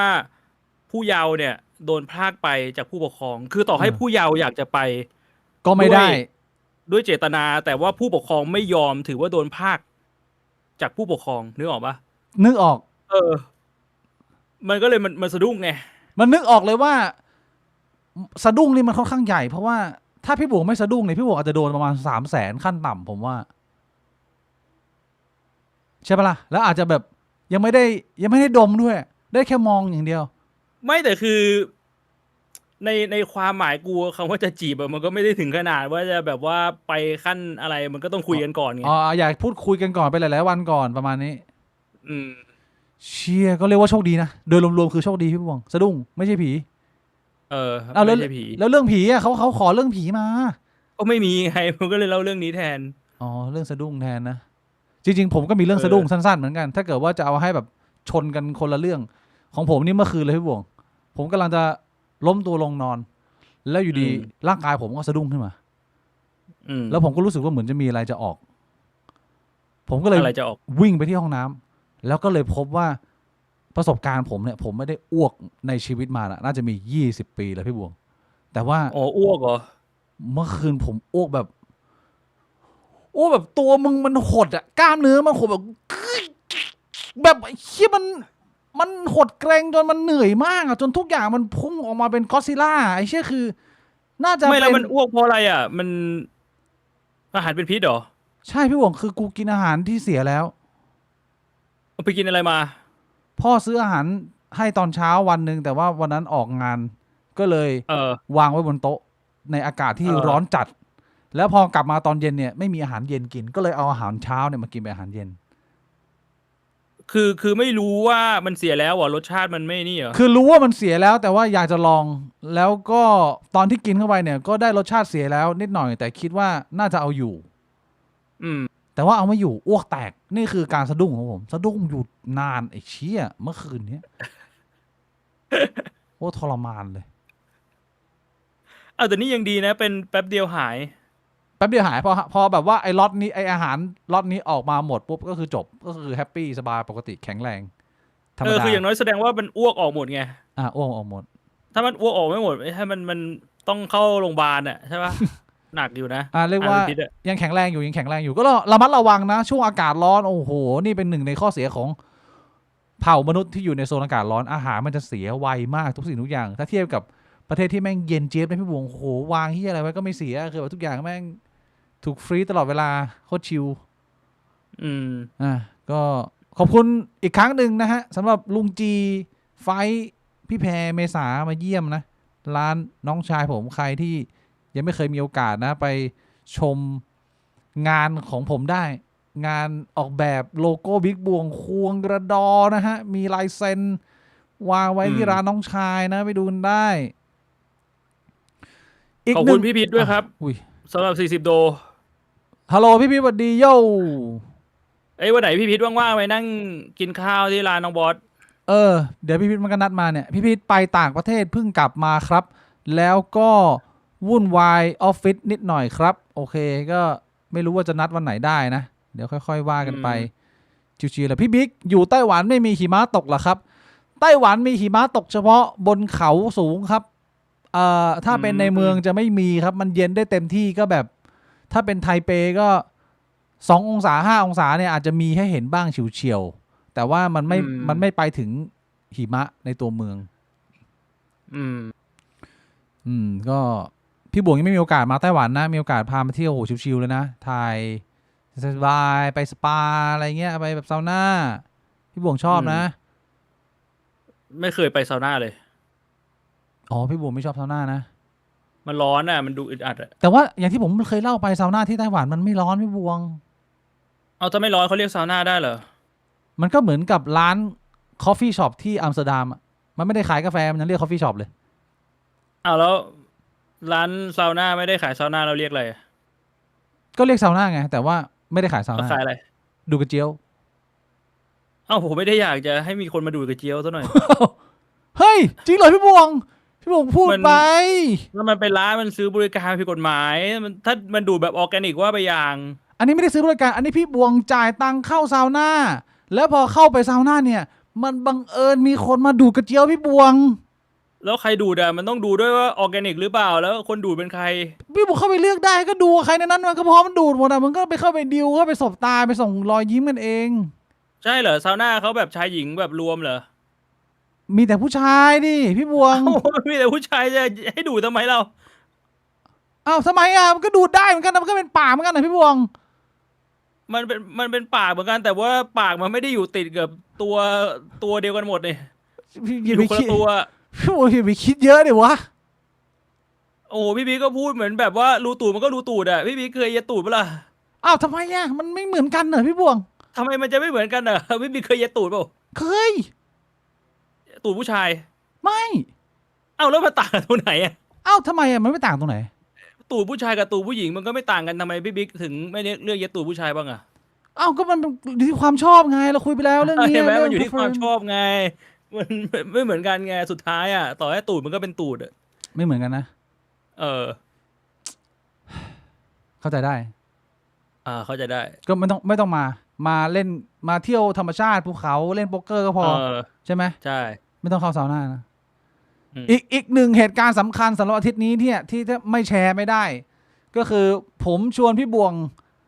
ไปเยี่ยมดรโสพลสำหรับการทริปกลับมาเมืองไทยครั้งนี้ของผม ไปเยี่ยมดรนัดแนะไปเจอดรที่ออฟฟิศของดรตรงพระราม3นะฮะก็เป็นเหมือนสำนักงานเป็นเหมือนโรงเรียนอะไรสักอย่างหนึ่งพี่บงรีวิวหน่อยให้กับคนทางบ้านสำหรับใครที่ไม่ได้มีโอกาสไปพบดรนี่แฟนคลับเยอะเหมือนกันนะก็หลายคนก็ติดตามแล้วก็อยากจะทราบว่ามันเป็นยังไงบ้างรีวิวหน่อยฮะเจอดรตัวจริงเหมือนกับที่เราคิดไหม โอ้โหคือด็อกเตอร์เหมือนแบบเป็นเขาเรียกว่าอะไรเป็นนักการเมืองท้องถิ่นแถวนั้นอ่ะ อืม คือตอนแรกเนี่ย ผมโทรไปหาด็อกเตอร์วันจันทร์ใช่ไหมเมื่อวานซืนบอกว่าเนี่ยผมกับพี่บิ๊กเนี่ย อยากจะเข้าไปแบบสวัสดีด็อกเตอร์ อืม แบบว่าพี่บิ๊กเขากลับมาไทยก็ได้โอกาสแล้วผมก็ถามว่าด็อกเตอร์ว่างวันไหนครับด็อกเตอร์ก็บอกวันอังคาร11 โมงก็ได้ ก็คือผมโทรไปวันจันทร์ อืม วันอังคารมันก็คือวันเมื่อวานเนี่ยก็คือพรุ่งนี้ของวันจันทร์เลย ก็เรียกว่าก็ได้ไปกันนะฮะ ไปถึงก็โหมันเป็นแบบตึกมันใช้คำว่าอะไรดีวะพี่บิ๊กมันเป็นเหมือนทาวน์เฮาส์เหรอแต่มันเป็นทาวน์เฮาส์ใหญ่ๆที่มันเป็นสำนักงานอ่ะมันเป็นเหมือนสำนักงานนะพี่บวงกูว่าทรงมันเป็นตึกสำนักงาน8 ชั้น แล้ แล้วแบ่งเป็น2 โซน โซน A โซน B ก็คือเหมือนเป็นสำนักงาน16 สำนักงานให้เช่าแล้วของบริษัทด็อกเตอร์เนี่ยเขาอยู่ชั้น8ซึ่งบริษัทของเขาเนี่ยมันเป็นบริษัทเรียกว่าวิเคราะห์อสังหาถ้าแปลเป็นภาษาไทยคร่าวๆให้เข้าใจง่ายๆก็คือเป็นบริษัทตีราคาที่ดินตีราคาแบบพวกตึกราบ้านช่องอะไรอย่างเงี้ยแหละแล้วก็มีโรงเรียนสอนความรู้เกี่ยวกับอสังหาริมทรัพย์หรือการเป็นนายหน้าขายที่ดินด้วยเป็นในตัวแล้วตอนแรกอะผมก็ไม่รู้ผมก็ถามด็อกเตอร์บอกว่าอันนี้คือด็อกเตอร์เช่าอยู่เหรอครับด็อกเตอร์บอกอ๋อไม่ใช่เนี่ยตึกของผมทั้งตึกเลยผมก็แบบว่าเป็นเจ้าของแล้วก็ปล่อยให้เช่าอะไรอย่างนี้แต่คือเอาพูดตรงๆคือผมมองว่าด็อกเตอร์เนี่ยเขาเป็นคนพูดทีเล่นทีจริงบางที ผมก็ไม่รู้ว่าไอสิ่งที่ด็อกเตอร์เขาพูดเนี่ยอะไรจริงอะไรเล่นนึกออกใช่ไหมแล้วเขาบอกว่าทั้งตึกเลยแล้วก็พี่บิ๊กไปสายคือตอนแรกนัด11 โมงใช่แต่ว่าพอดีพี่บิ๊กออกมาแล้วลืมมือถือไว้ที่บ้านพี่บิ๊กก็เลยต้องวกรถกลับบ้านไปเอามือถือแล้วบ้านพี่บิ๊กอยู่ไกลด้วยพี่ก็เลยมาสายผมก็เลยได้นั่งคุยกับด็อกเตอร์ก่อนเป็นไงคือไปถึง11 โมงด็อกเตอร์เขาก็บอกว่าเดี๋ยวบิ๊กมากี่โมงอย่างเงี้ยผมก็บอกว่าบิ๊กน่าจะแบบโอ้โหเลทเลยครับประมาณครึ่งชั่วโมงอะไรอย่างงี้ด็อกเตอร์เขาเลยบอกได้ไม่เป็นไรเดี๋ยวผมโทรสั่งข้าวไว้ก่อนนะเขาก็โทรไปสั่งข้าวคือตึกเขาเนี่ยชั้น2เนี่ยมันเป็นเหมือนโซนร้านอาหารก็เป็นร้านอาหารร้านหนึ่งเขาก็โทรไปสั่งไว้เสร็จปุ๊บประมาณครึ่งชั่วโมงก็เห็นพี่บิ๊กใกล้มาแล้วด็อกเตอร์เขาก็เลยแบบว่าพาเดินลงไปกินข้าวพอลงไปข้างล่างเนี่ยไอ้ตึกข้างตรงข้ามมันเป็นคอนโดใช่ปะใช่มันเป็นเหมือนคอนโดประมาณ5 ชั้นอะไรเงี้ยมันไม่ใช่คอนโดใหญ่แต่ว่าก็เป็นคอนโดที่แบบมีห้องให้เช่าอยู่เยอะเหมือนกันน่าจะประมาณตีคร่าวๆน่าจะ30-40 ห้องแหละอย่างน้อยๆเนี่ยอันนี้ก็ของผมชีบอกใช่เหรออะไรเงี้ยพอกินข้าวเสร็จปุ๊บเขาพาไปกินขนมหวานเดินไปในซอยอีกประมาณ300 เมตรมั้งบอกเนี่ยตึกตรงเนี้ยของผมหมดเลยเนี่ยโรงแรมมันแล้วก็เดินไปตรงโรงแรมไอ้ร้านขนมหวานอยู่ตรงโรงแรมเนี่ยโรงแรมนี่ก็ของผมคือทั้งเวิร์กนั่นของแกหมดแล้วคือเดินไปเนี่ยก็คือคนที่อยู่ข้างล่างอะครับเป็นแบบเป็นยามเป็นคนขายแบบว่าคนขายของพนักงานเซเว่นอะไรเงี้ยคือแบบรู้จักแกหมดเลยไหว้แกหมดเลยใช่คือกว้างขวางจริงในซอยนี้ในมุมนึงก็เลยแบบผมว่าแกน่าจะไม่ได้พูดเกินจริงไม่ได้พูดโม้นะน่าจะของจริงเป็นเขาเป็นเหมือนแบบรุ่นใหญ่ตรงนั้นอะเวิร์กนั้นแบบเป็นของเขาหมดอะทินกูประมาณนี้แล้วเหมือนกับที่พี่บวงเข้าใจไหมหลังจากที่ได้นั่งคุยกับด็อกเตอร์ภาพหมายถึงยังไงหมายถึงแบบว่าความเป็นตัวตนของด็อกเตอร์เหรอใช่มันเปลี่ยนแปลงไหมเพราะของผมเปลี่ยนผมอยากจะมาแชร์ก็คือมุมนี้แหละสำหรับผมไม่ได้มองด็อกเตอร์เปลี่ยนไปนะผมมองว่าเขาเป็นผู้ใหญ่ที่เขาแบบมีอารมณ์ขันอะ อืมผมมองเขาเป็นอย่างนั้นนะผมไม่ได้มองว่าเขาเป็นคนแย่หรือเป็นคนใช้ได้ผมไม่ได้มองในมุมนั้นอะอืมมองเขาว่าเขาเป็นคนมีอายุที่อารมณ์ขันเขาดีอ่ะผมชอบนะอืมเออก็แบบคุยสนุกดีคือตอนก่อนที่เราจะได้มีโอกาสรู้จักด็อกเตอร์เนี่ยเราเคยคุยกันนิดๆหน่อยๆว่าคนที่เขาชอบปั่นเรจเบดแบบเนี้ยอยู่ในพื้นที่ตัวเอง Facebook ตัวเองตั้งคำถามนู่นนี่นั่นอะไรเงี้ยคือเขาวางแผนเหรอมันเป็นตัวตนเขาหรือเปล่าหรือว่ายังไงนี่คือเป็นการมาร์เก็ตติ้งขายคอร์สของตัวเองใน Facebook ไหมอะไรเงี้ยซึ่งตอนนั้นอ่ะก็มันทำให้ผมมองว่ามันเป็นหนึ่งในกลยุทธ์ที่อาจจะไม่ค่อยคลีนเท่าไหร่สำหรับผมนะแต่ว่า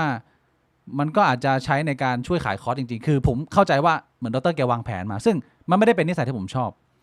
แต่พอได้มีโอกาสคุยกับด็อกเตอร์และไปพบด็อกเตอร์ตัวจริงเนี่ยสิ่งที่ผมพบก็คือว่าผมพอจะยืนยันในมุมผมได้ว่าด็อกเตอร์เขาไม่ได้แกล้งด็อกเตอร์เขาเป็นแบบนี้จริงๆครับทุกท่านคือ เขาเป็นเหมือนแบบว่าตลกธรรมชาติอะปั่นคือมันลักษณะคล้ายๆกับว่าเขาโรลเพลย์เป็นคนกวนตีนอะแล้วสุดท้ายเขาโรลเพลย์จนมันกลืนกินวิญญาณเข้าไปแล้วตอนนี้เขาไม่สามารถออกมาได้เขากลายเป็นตัวละครนั้นไปแล้วอะแล้วตอนนี้เขาก็คือใช้ชีวิตอย่างมีความสุขบนตัวละครนี้ก็คือเป็นอาแปะคนหนึ่งที่ประสบความสำเร็จของชีวิตเชี่ยแบบว่า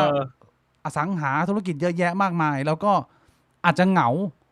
ใช่ไหมก็เลยกวนตีนคนเล่น แล้วก็เรียกว่าอยู่ในจุดที่หลายๆคนต้องการนะพี่วงคือ จุดที่รู้สึกว่า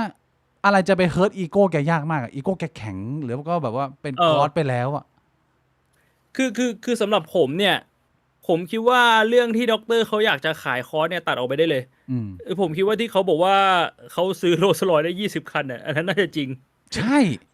ดูจากทรัพย์สินที่แกมีอ่ะเรื่องเงินไม่น่าจะเป็นปัญหาสำหรับแกแล้วอ่ะใช่ส่วนเรื่องของความเหงาผมว่าก็ไม่น่าใช่เพราะดูแกก็แบบว่าแกเป็นคนสูงอายุที่แบบว่าทำงานอยู่ตลอดไงแล้วแบบมีคนรายล้อมมีคนให้คุยด้วยตลอดเยอะผมก็เลยไม่คิดว่าแกเหงาคือผมคิดว่ามันเป็นอารมณ์แบบว่าแกอยากมีความสุขในช่วงบั้นปลายชีวิตคือสิ่งหนึ่งที่ผมสังเกตนะแกจะพูดอยู่ตลอดเนี่ยความสุขอย่างเดียวของผมตอนเนี้ยอยากกินของอร่อยใช่ผมมองว่าปัจจุบันน่ะแกอยู่ในจุดที่สิ่งที่แกทำคือแกทำเพราะว่าแกมีความสุขใช่ใช่ผมว่าคำตอบนี้จะดีกว่าคือมันไม่ได้เชิงในคำว่าเหงาแบบว่าไม่มีคนคุยด้วย แต่ว่าในมุมที่ว่าไอกิจกรรมที่เขามานั่งพูดสิ่งที่เขาคิด แล้วก็จี้สังคมหรือว่าคอยแบบว่าแซะคนนู้นคนนี้เนี่ยกูเข้าใจแล้วว่ามันเป็นเพียวความสุขของด็อกเตอร์เลยต้องการแค่แบบว่าเข้ามาเล่นสิ่งนี้แล้วมันทำอะไรกับเขาไม่ได้อะไรเงี้ยมันเฮิร์ตเขาไม่ได้ใช่แต่ผมไม่คิดว่าเขาปั่นนะผมผมพยายามดูที่เขาโพสต์หรือที่เขาแบบคุยตอบโต้กับคนหลายๆคนผมคิดว่าสิ่งที่เขาทำมันไม่ใช่การปั่นเว้ยเขาคิดอย่างนั้นจริงๆเขามีแนวคือเขาเป็นคนที่เขามีแนวคิดของเขาแล้วเขาไม่ค่อยเปลี่ยนแนวคิดของเขาเท่าไหร่เขาเชื่ออย่างนั้นจริงๆแล้วเขาก็มีเหตุผลของเขานึกออกปะแต่ว่าพอกูรู้สึกว่าสังคมในปัจจุบันน่ะถ้าสมมุติว่าใครมันมีแนวคิดที่มันอาจจะไม่ค่อยตรงกับแนวคิดกระแสหลักอ่ะคนจะมองว่าแบบไอ้นี่ปั่นแหละทั้งที่จริงๆอ่ะแกอาจจะมีมุมมองที่มันอาจจะไม่ตรงกับคนส่วนใหญ่แต่แกมีเหตุผลรองรับนึกออกใช่ไหมซึ่งถ้าเหตุผลมันมีน้ำหนักหรือมันฟังไม่ขึ้นเนี่ยอันนั้นมันไปดิสคัสกันอีกทีได้แต่ว่ามองผิวเผินอ่ะมันเลยเป็นการกระทำที่มันดูปั่นไงดูเหมือนปั่นแต่ว่าไม่ใช่เขาแค่ต้องการมาบอกว่ากูคิดแบบนี้พวกมึงใช่เพราะว่ากระแสหนักเมื่อวานเนี้ยคือผมว่ามันมีบทสนทนาหนึ่งที่มันทำให้ผมเข้าใจในจุดนี้ของแกมากขึ้นก็คือเรื่องของการลงทุนคือผมถามว่าคือทั้งชีวิตด็อกเตอร์ไม่เคยซื้อหุ้นอะไรอย่างนี้เลยนะครับคือด็อกเตอร์ก็เน้นลงทุนกับอสังหาริมทรัพย์อะไรอย่างเงี้ยเขาบอกใช่เขาไม่เคยซื้อหุ้นเลยคือเขาก็เห็นแบบว่ารุ่นพี่เขาแบบไปซื้อหุ้นไปเล่นหุ้นแล้วสุดท้ายก็เจ๊งก็มีเขาก็บอกว่าในมุมของเขาอ่ะการเล่นหุ้นเนี่ยมันก็มีคนที่ชนะอย่างดร.นิเวศรวยเขาพูดถึงดร.นิเวศใช่ปะใช่ดร.นิเวศลงทุนแล้วรวยคือประสบความสำเร็จมันก็มีแต่ว่าถ้าดูกันตามค่าสถิติพูดกันตรงๆเนี่ยมันก็คือ มันน้อย เป็นคนส่วนน้อยาก โอกามสที่คนจะลงทุนแล้วประสบความสำเร็จมันน้อย คืออสังหาเนี่ยมันล้มเหลวบางทีมันก็ยังมีอะไรที่มันจับต้องได้ คุณยังมีที่ดินคุณยังมีทรัพย์สิน ใช่ แต่บางทีหุ้นเนี่ยมันหายไปเลย อันเนี้ยผมว่ามันเป็น mindset ของดรที่มันทำให้ผมเข้าใจดรได้มากขึ้นเลยว่า คือบางครั้งมันอยู่ที่มุมมองคน เรื่องของการลงทุนผมว่ามันไม่ใช่เรื่องของผิดถูก มันคือเรื่องของความถนัด คนคนนี้มันคลิกกับการลงทุนแบบนี้คนคนนั้นมันวิเคราะห์กับการลงทุนแบบนั้นน่ะมันก็แยกกันไปแต่ว่าพอในมุมของดรเขามองว่าการลงทุนแบบพวกอสังหาริมทรัพย์มันดีกว่าการซื้อหุ้นรวมไปถึงแบบปัจจุบันมันเป็นคริปโตที่ผมก็มองว่าพูดตามตรงคริปโตเนี่ยมันก็ดูจะมีหลักการน้อยกว่าหุ้นไปอีกมันก็ไม่แปลกที่เขาจะมีมุมมองที่ว่าคริปโตกับหุ้นเนี่ยมันเป็นอะไรที่มัน unreliable เมื่อเทียบกับอสังหาริมทรัพย์โดยเฉพาะคริปโตคือคนที่แบบว่ามองในมุมของ fundamental จ๋าๆจากอสังหาเลยผมว่าการที่เขาจะมีมุมมองว่าคริปโตแม่งเป็นสแกมแม่งก็ไม่แปลกแล้วพอเขามีมุมมองแบบนั้นคนก็จะมองว่าเขาปั่นไงโดยที่แบบไม่ได้ไปเข้าใจรากของความคิดเขาจริงๆว่าเขามีความคิดแบบไหนในมุมผมมองแบบนั้นน่าสนใจก็ทำให้เห็นหลากหลายมุมของด็อกเตอร์มากขึ้นคือสิ่งที่ผมประทับใจก็คือตอนที่ด็อกเตอร์พูดถึงคุณแม่เพราะว่าถ้าใครที่ตามด็อกเตอร์โสพลเนี่ยจะพบว่าแกจะชอบแชร์คลิปเก่าๆที่แกปั่นคุณแม่เล่นกับคุณแม่ขโมยขนมคุณแม่บ้างจะชวนไปเที่ยวเมืองจีนบ้างอะไรอย่างเงี้ยแล้วก็เพิ่งทราบว่าคุณแม่ของดรเพิ่งเสียไปไม่นานอะไรอย่างเงี้ยแล้วก็เป็นการแบบคิดถึงเขาก็เหงาเขาก็คือเขาก็เล่าชีวิตของเขาเขาก็เล่าแบบเป็นแนวแบบพูดไปเรื่อยแล้วพูดไปแล้วก็ทำท่าร้องไห้แล้วก็บอกว่าเนี่ยตอนนี้เป็นลูกกำพร้าแล้วตอนนี้ผมเป็นคนกำพร้าแล้วพูดหน้าแบบจริงจังก็นะไม่ได้พูดแบบตลกหน้าแบบดูเศร้าเลยเชื่อคือแบบว่าแล้วสักพักนึงก็กลับมาเป็นโหมดปกติใหม่แล้วก็คุยไปเรื่อยอะไรเงี้ยคือแบบเชื่อมันดูแบบมีศิลปะในการเล่าเรื่องเป็นคนที่น่าสนใจมากคนหนึ่งพี่บงใจกว้างนะแล้วก็พาเราเดินไม่ใช่แค่เลี้ยงข้าวเลี้ยงกาแฟผมพยายามจะแย่งจ่ายนะแต่ว่าดรบอกว่าประมาณว่าถิ่นเขาประมาณนี้ก็อย่าเสียมารยาทนะไอ้น้องอะไรเงี้ยแต่ว่าที่ใจกว้างก็คือว่านอกจากกินข้าวเลี้ยงกาแฟแล้วยังพาดูออฟฟิศแบบว่าพาเดินทุกห้องพาเดินทั้งชั้นแล้วก็แนะน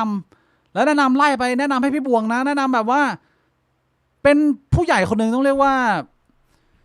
หัวเขาทันสมัยนะเขาไม่ได้แอดซูมว่าพี่บวงมึงดูเหมือนผู้ชายแสดงว่ามึงต้องชอบผู้หญิงไม่นะเวลาเขาแนะนำเนี่ยเขาแนะนำมาทุกรูปแบบคือเริ่มจากตอนแรกนั่งกินกาแฟอยู่เนี่ยคือไม่ตั้งแต่มันร้านอาหารแล้วคือตอนนั้นพี่บิ๊กยังไม่มาผมยังไม่มาด็อกเตอร์เขาก็คุยกับผมไปพักนึงผมก็บอกว่าเนี่ย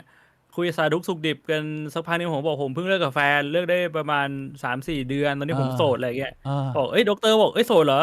แล้วคุณอยากมีแฟนหรือเปล่าคุณโอเคกับเพศไหนบ้างอันนี้ไม่เลือกใช่ไหมแล้วด็อกเตอร์เขาก็หยิบมือถือขึ้นมานี่คนนี้ดูนี่ตัดแล้วแปลงเพศแล้วสนใจไหมผมแนะนำให้ได้นะคนนี้ผมรู้จักคือไอ้เหี้ยสภาพมาประมาณถ้าเกิดว่าคือผมก็ไม่ได้เซฟภาพผมรู้ผมเซฟภาพทำไมด็อกเตอร์ให้พี่บวงดูเนี่ยยกขึ้นมาเนี่ยทรงประมาณคนผู้ชายคนนี้น่าจะเคยเป็นจับกลางมาก่อนแล้วก็มาเป็นนักมวยก็คือมีรอยสักแนวแบบสักยันสักแบบมหาอุดอะไรเงี้ยแต่ว่าข้างหลังมี5 แถวข้างหลัง5 แถวแต่ว่าใส่วิกอะไรเงี้ยเชี่ยมาทรงนี้แล้วก็ถามว่าบอกว่าแปลงเพศแล้วอันนี้ตัดแล้วสนใจไหมถ้าตัดจริงจังไว้นะต้องปฏิเสธนะไม่งั้นไม่การโฆษณาไม่ต่อเนื่องนะคือต้องแบบว่าไม่เป็นไรฮะอะไรอย่างเงี้ยต้องบอกว่าไม่งั้นเขาก็แบบว่าจะให้มึงเลือกอยู่แล้วก็เลื่อนไปคนนึงเขาบอกคนนี้เลขาผมเองเลขา50 กว่านี่เขามีคอนโดด้วยนะรายได้ดีเนี่ยมีบ้านมีอะไรแล้วตอนแรกกูนึกว่าครูพูดเล่นและไอ้ตอนที่เขาพาไปดูออฟฟิศหน้าห้องเขามีเลขานั่งอยู่ก็คือคนนั้นก็คือเลขาคนนั้นคนที่ว่าก่อนเดี๋ยวเขาพาไปดูแล้วตอนที่เขาพาไปดูเขามีแบบว่ากระพริบตาแบบพี่บวงลุยเลยคนนี้ที่กูบอกเนี่ย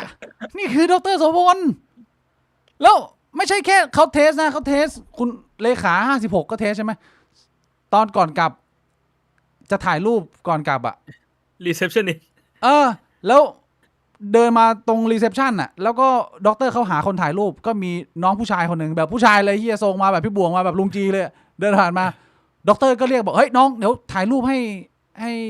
ด็อกเตอร์หน่อยอะไรเงี้ยแล้วก็หันมาถามพี่บวงว่า อันนี้ก็ได้นะอันนี้โสดเหมือนกันนะแต่อันนี้มีกระเจียว อันนี้ยังไม่ได้ตัดแต่ว่า อ่ะ เดี๋ยวให้ตัด อันนี้ยังไม่ได้ พู ตัด งี้ คือมึงคิดดูว่าความใจกว้างแล้วก็พยายามจะนึกถึงชีวิตพี่บวงในหลากหลายมุมที่จริงๆผู้ใหญ่อาจจะมองไม่ถึงขนาดนี้เนี่ย เป็นการเทคแคร์เล็กๆน้อยๆที่ดูใส่ใจรายละเอียดนะสำหรับผมอะผมว่าไม่ธรรมดา เชี่ยโหดจัดเลย วันนี้ตอนเช้าเขาส่งคลิปมาให้ดู คลิปเลย ทางไลน์ คลิปเลย เป็นเขาเล่นกับหลานเขา3 คน อืม เออ ส่งมาให้ในไลน์ส่วนตัวเหรอพี่บวง ส่งให้ในไลน์ส่วนตัว เชี่ย เป็นแบบว่าเป็นคลิปเขาอะเล่นกับหลานว่าเอ้ยหลานคนนี้นะชอบงองแงเวลาขอของไม่ให้เนี่ยจะงองแงหลานคนนี้นี่จะชอบบอกว่าไม่รักแล้วไม่รักอากงแล้วอะไรอย่างเงี้ย ชื่อน่ารักอ่ะ ซึ่งอันเนี้ยมันทำให้ผมฉุกคิดอย่างหนึ่งเว้ยคือผมว่าคนมีอายุที่แบบว่าเขาฟูลฟิลในชีวิตเขาแล้วอะ อืม สิ่งที่เขาอยากเห็นน่ะคือเขาอยากเห็นคนรุ่นใหม่สร้างครอบครัว อันนี้ผมสังเกตจากคนมีอายุหลายๆคนนะ อืม เวลาเขาแบบเขารู้สึกว่าชีวิตเขาเติมเต็มทุกอย่างแล้วครอบครัวเขาดีแล้ว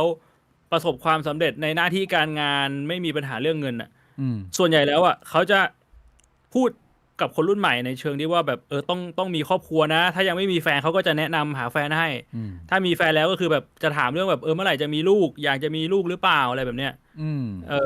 แต่กลาย แต่ มัน เขา เป็นมันเป็นว่ามันเป็นกลายมาเป็นแรงกดดันกับคนเจเนเรชันเราเยอะนะไอความรู้สึกเนี้ย อันนี้พอเข้าใจได้ แต่ว่าผมพอผมเห็นมุมมองที่ว่าผมเข้าใจในมุมเขาผมก็ไม่ได้รู้สึกกดดัน แต่จริงมันกลายเป็นว่า ถ้าคนที่ไม่เข้าใจมุมมองของผู้ใหญ่เนี่ยเขาก็จะมองว่ามันเป็นการกดดัน แล้วบางทีผมว่ามันขึ้นอยู่กับการพูดของผู้ใหญ่แต่ละคนด้วยแหละ อืม บางทีแบบความต้องการของเขาอาจจะไม่ได้มีเจตนาแย่แต่ ใช่ วิธีการสื่อสารของเขามันก็ออกมาในเชิงกดดันในเชิงบังคับอะไรเงี้ย บางคนก็จะรู้สึกว่าเฮ้ยทำไมเขาจี้เราบางทีเขาก็ไม่ได้ตั้งใจจี้นะเขาแค่อยากถามเฉยๆอะไรอย่างเงี้ยบางทีนะ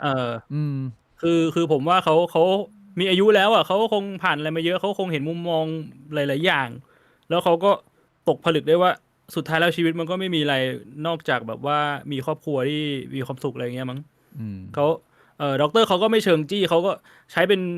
วิธีแบบว่าเขาแสดงให้เราเห็นไงว่ามันมีครอบครัวอยู่ล้อมรอบมันก็อบอุ่นอะไรเงี้ย เป็นชีวิตของผู้ใหญ่คนหนึ่งที่ผมรู้สึกว่าเมื่อได้เห็นแล้วก็ชื่นชมแล้วก็ดีใจแทนด็อกเตอร์แต่ผมว่าด็อกเตอร์มีชีวิตที่น่าอิจฉาในมุมหนึ่งในการที่แกเอนจอยชีวิตขนาดนี้อย่างที่ตอนแรกพี่บวงบอกอะคือผมถามพี่บวงว่าเชียพี่บวงกูมาช้ามามึงทำอะไรกันไปก่อนหน้านี้มะพี่บวงบอกว่าด็อกเตอร์เดินเฉยๆเดินไปเดินมา เดินไปเดินมา ไม่ทำเชี่ยอะไรเดินไปเดินมา ก็คือคนเยอะอยู่แล้วทุกคนก็ทำงานหมดด็อกเตอร์ไม่มีงานก็แบบเดินไปเดินมา ชีวิตเนี่ยโคตรมีความสุข มันก็ไอตอนที่แกพาไปดูผังองค์กรไง อ่า ที่แกบอกว่าเอ้ยเนี่ยผังองค์กรของผมเองเนี่ยผังบริษัทเนี่ยของผมอยู่ไหนเนี่ยผมชี้ไปข้างบนไม่เห็นใครเลย แต่ข้างล่างมีรูปด็อกเตอร์อยู่คนเดียว แล้วคือปกติผังองค์กรอ่ะมันจะเป็นเหมือนพีระมิด ใช่ ก็คือคนเป็นหัวหน้าองค์กรจะอยู่ข้างบนมีรูปคนเดียว ใช่ แล้วก็เขียนตำแหน่งว่าแบบเป็นประธานบริษัทเป็นอะไรก็ว่าไป เออ แต่ว่าผังองค์กรของบริษัทด็อกเตอร์เนี่ยแม่งเป็นพีระมิดกลับหัว ใช่ ก็คือคนที่มีตำแหน่งสูงสุดอยู่ข้างล่างเป็นรูปด็อกเตอร์ คน แล้ เดียว วก็เขียนด็อกเตอร์โสพลพรโชคชัยแล้วก็ตำแหน่งประธานบริษัท ใช่ แล้วก็ไล่ไปข้างบนลูกก็จะค่อยๆเยอะขึ้นเรื่อยๆข้างบนก็คือเป็นพนักงานบริษัทอะไรเงี้ย อืม ก็คือเอาง่ายๆว่าแกเป็นหัวหน้าบริษัทอะตรงนั้นมันแกเป็นหัวหน้าตรงนั้นทั้งหมดอะไม่ใช่แค่บริษัทอย่างเดียวคือทั้งเวิร์กอะตึกไหนชี้ไปแกก็บอกว่าของแก เชี่ย เพราะฉะนั้นหน้าที่แกก็เลยไม่มีอะไรวันๆเดินไปเดินมา เข้าเน็ตมาแล้วพิมพ์ เข้าไปนั่งอะเขาก็เป็นแบบพนักงานต้อนรับเขาเดินมาถามก่อนว่ามาหาใครผมบอกว่าผมนัดดร.โสพลไว้ครับวัน11 โมงเขาบอกเดี๋ยวนั่งรอก่อนนะฮะเขาก็ไปให้นั่งรอในห้องรับแขกสักพักด็อกเตอร์ก็เดินมาแล้วก็ชี้เอ้ยไซส์ตัวเท่าไหร่เนี่ยเอ้ยตัวใหญ่นะกูแบบเอ้ยชี้ไซส์จะเอาอะไรมาให้วะอะไรเงี้ยแล้วเขาก็หยิบกระเป๋ามาให้ อุ้ยของ เนี่ย เชี่ยด็อกเตอ เป็ ร์ นกระเป๋าแล้วก็ตรงนี้มันมีเขียนอยู่เนี่ยไทยเรียลเอสเตทบิสเนสสคูลเนี่ยเป็นโรงเรียนสอนอสังหาริมทรัพย์ของแก ใช่ เอามาให้ผมกับพี่บิ๊กก็ได้อันนึง ได้คนละอัน เนี่ยแล้วก็มีเสื้อ มี ที่ผม เสื้อ ไม่ได้แกะเลยเป็นเสื้อแบบว่ามี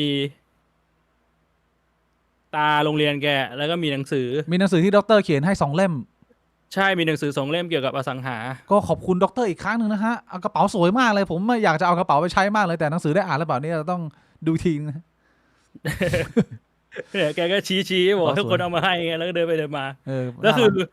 พี่บีก็เห็นใช่ไหมไอ้ตรงทางเดินที่แม่งยาวๆอ่ะ เออ มันจะมีกำแพงอยู่อันหนึงอ่ะ เออ ที่แม่งมีรางวัลเต็มไปหม ถ้วย ด ราง เลย วัลแบบเชื่อเป็นร้อยอะ เออ คือตอนแรกมันเป็นออฟฟิศของบริษัทนึกออกว่ามันไม่ใช่ออฟฟิศของคนคนเดียวแล้วในออฟฟิศคนแม่งเยอะมาก อืม กูก็นึกว่ามันคือรางวัลของบริษัทเว้ย อืม แล้วก็ไปไล่ยืนอ่านทุกรางวัลแม่งไม่ได้เขียนชื่อบริษัทเลยแม่งเขียน to ด็อกเตอร์โสพลพรโชคชัย เชี่ยโคตรก๊อด ไม่เป็นรางวัลของด็อกเตอร์คนเดียวอ่ะ what เชี่ยผู้ชายคนนี้มันเขามีวิชาผมว่าเขามีอะไรบางอย่างเขาไม่ได้เกิดมาเพื่อเป็นคนธรรมดา ไม่ธรรมดามากๆคาแรคเตอร์อัธยาศัยน่ารัก nice มากดีใจที่ได้เจอแล้วก็ประเด็นที่สำคัญคือไม่ไกลบ้านเราไงพี่บุ๋มก็ไปง่ายนะใกล้บ้านพี่บุ๋ม ใช่ผมนั่งรถไปแบบ5 นาทีถึงอ่ะ อืม อยู่ใกล้ๆกันพอดี ก็ดีฮะเป็นประสบการณ์ที่ดีเอามาเล่าสู่กันฟังแชร์ทุกท่านนะ ประเด็นต่อไปที่ผมจะชวนพี่บวงคุยเป็นคำถามที่หลายๆ คนโยนเข้ามาในกลุ่มบิ๊กบวงในช่วงเวลาอาทิตย์นี้ มีเรื่องดราม่าเรื่องถกเถียงมากมายเป็นประเด็นส่วนใหญ่จะเป็นประเด็นเล็กๆไม่ได้เป็นเรื่องใหญ่มากเท่าไหร่เดี๋ยวเรามาไล่ดูกันไปทีละอันแต่ว่าก่อนหน้าที่จะไปเนี่ย ผมจะไปฉี่ก่อนพี่บวงจะไปฉี่ไหม ได้ ฉี่1 ทีไหม ลุงจีบอกอยากไปอีก อุ๊ย รอบพี่บิ๊กว่าไง ลุงจี หมาย ไหน ถึงลุงจีอยากไปหาดรโสพลเหรอ ไหนลุงจี หรือหมายถึงลุงจีบอกว่าอยากไปร้านน้องบอส ขอบคุณคุณเดมส์บอย292269นะบอกว่าเรือไทยโดนยิงแล้วทราบนะฮะเห็นแล้ว ไหนลุงจีวะ น่าจะพูดในไลฟ์หรือเปล่า อ๋ออันนี้คือคนอื่นมาพิมพ์บอก ไม่ได้ลุงจีเป็นคนพิมพ์ อืม อ๋อน่าถ้างั้นก็อาจจะหมายถึงร้านน้องบอลนะเดี๋ยวพี่บวงจะนั่งอยู่ไหมเนี่ยหรือพี่บวงจะฉี่หรือจะยังไง แต่ผมนั่งอยู่นี่แหละ ผมยังไม่ปวด พี่บวงยังไม่ปวดนะพี่บวงขอบคุณโอ้โหผมว่าครับ ที่คุยกันเมื่อวานพี่บวงจำไม่ได้เหรอ เมื่อวานผมก็จำอะไรไม่ค่อยได้เมื่อวานผมง่วงมาก เอาจริงๆช่วงนี้อย่าว่าแต่เมื่อวานเลยแบบช่วงนี้ผมแบบสติไม่อยู่กับเนื้อกับตัวเท่าไหร่อ่ะมันพอมันนอนไม่หลับแล้วสมองมันก็ความทรงจำมันก็ไม่ค่อยเหลือ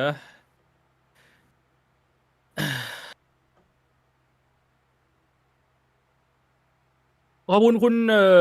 คุณกรีนด้วยครับสำหรับ20 โดย้อนไปท้าย EP ที่แล้วนะครับ ผมเป็นหนึ่งในไม่กี่เปอร์เซ็นต์ที่ใส่ถุงยางช่วยตัวเองหลักๆ คือลองไซส์แล้วพัฒนาจากการใช้มือมาใช้เอว จะซื้อกินก็รู้สึกเปลืองเงิน และตัวผมเองบริจาคเลือดอยู่ตลอด ซึ่งถ้าซื้อกินจะมีปัญหาเรื่องโดนห้ามถึง1 ปีได้ โอ้ไม่แล้วก็คือใส่ถุงยางช่วยตัวเองอยู่ตลอดเลยเหรอ หรือว่าแค่ครั้งเดียวแบบว่าแค่ลอง คือถ้าครั้งเดียวแค่ลองมันไม่ใช่เรื่องแปลกอะไรครับ ผมเข้าใจได้เพราะผมก็เคยลองใส่ถุงยางช่วยตัวเองอะแต่มันก็ลองแค่ครั้งเดียวไง อ๋อนี่ประเด็นจากคำถามคราวที่แล้วผมจำได้นะ เรื่องใส่ถุงยางช่วยตัวเองตอบไปแล้วใช่ไหมชัดเจนนะ แอมไซยาไนด์รอดคุกทำไมครับ เอาใช่เหรอแอมไซยาไนด์สรุปรอดคุกเหรอ อันนี้คือคดีเขาเพิ่งตัดสินเหรอหรือว่าอะไร เดี๋ยวนะไม่ใช่นะถ้าที่ผมเข้าใจคือมันมีฟ้องหลายเคสมันมีเคสหนึ่งที่ศาลยกฟ้อง ว่า อ๋อ เขาแบบว่าหลักฐานพยานอะไรอย่างงี้มันไม่ชัดเจนอ่ะที่จะเอาผิดอีกฝ่ายตรงข้ามแต่มันมีหลายกรณีมาก มันไม่ใช่ว่าไอ้เชี่ยรอดเคสเดียวแล้วมึงรอดเลยมันทำไปเยอะ ลุงจีบอกว่าอยากไปเจอด็อกเตอร์ครับเมื่อวานอ๋อ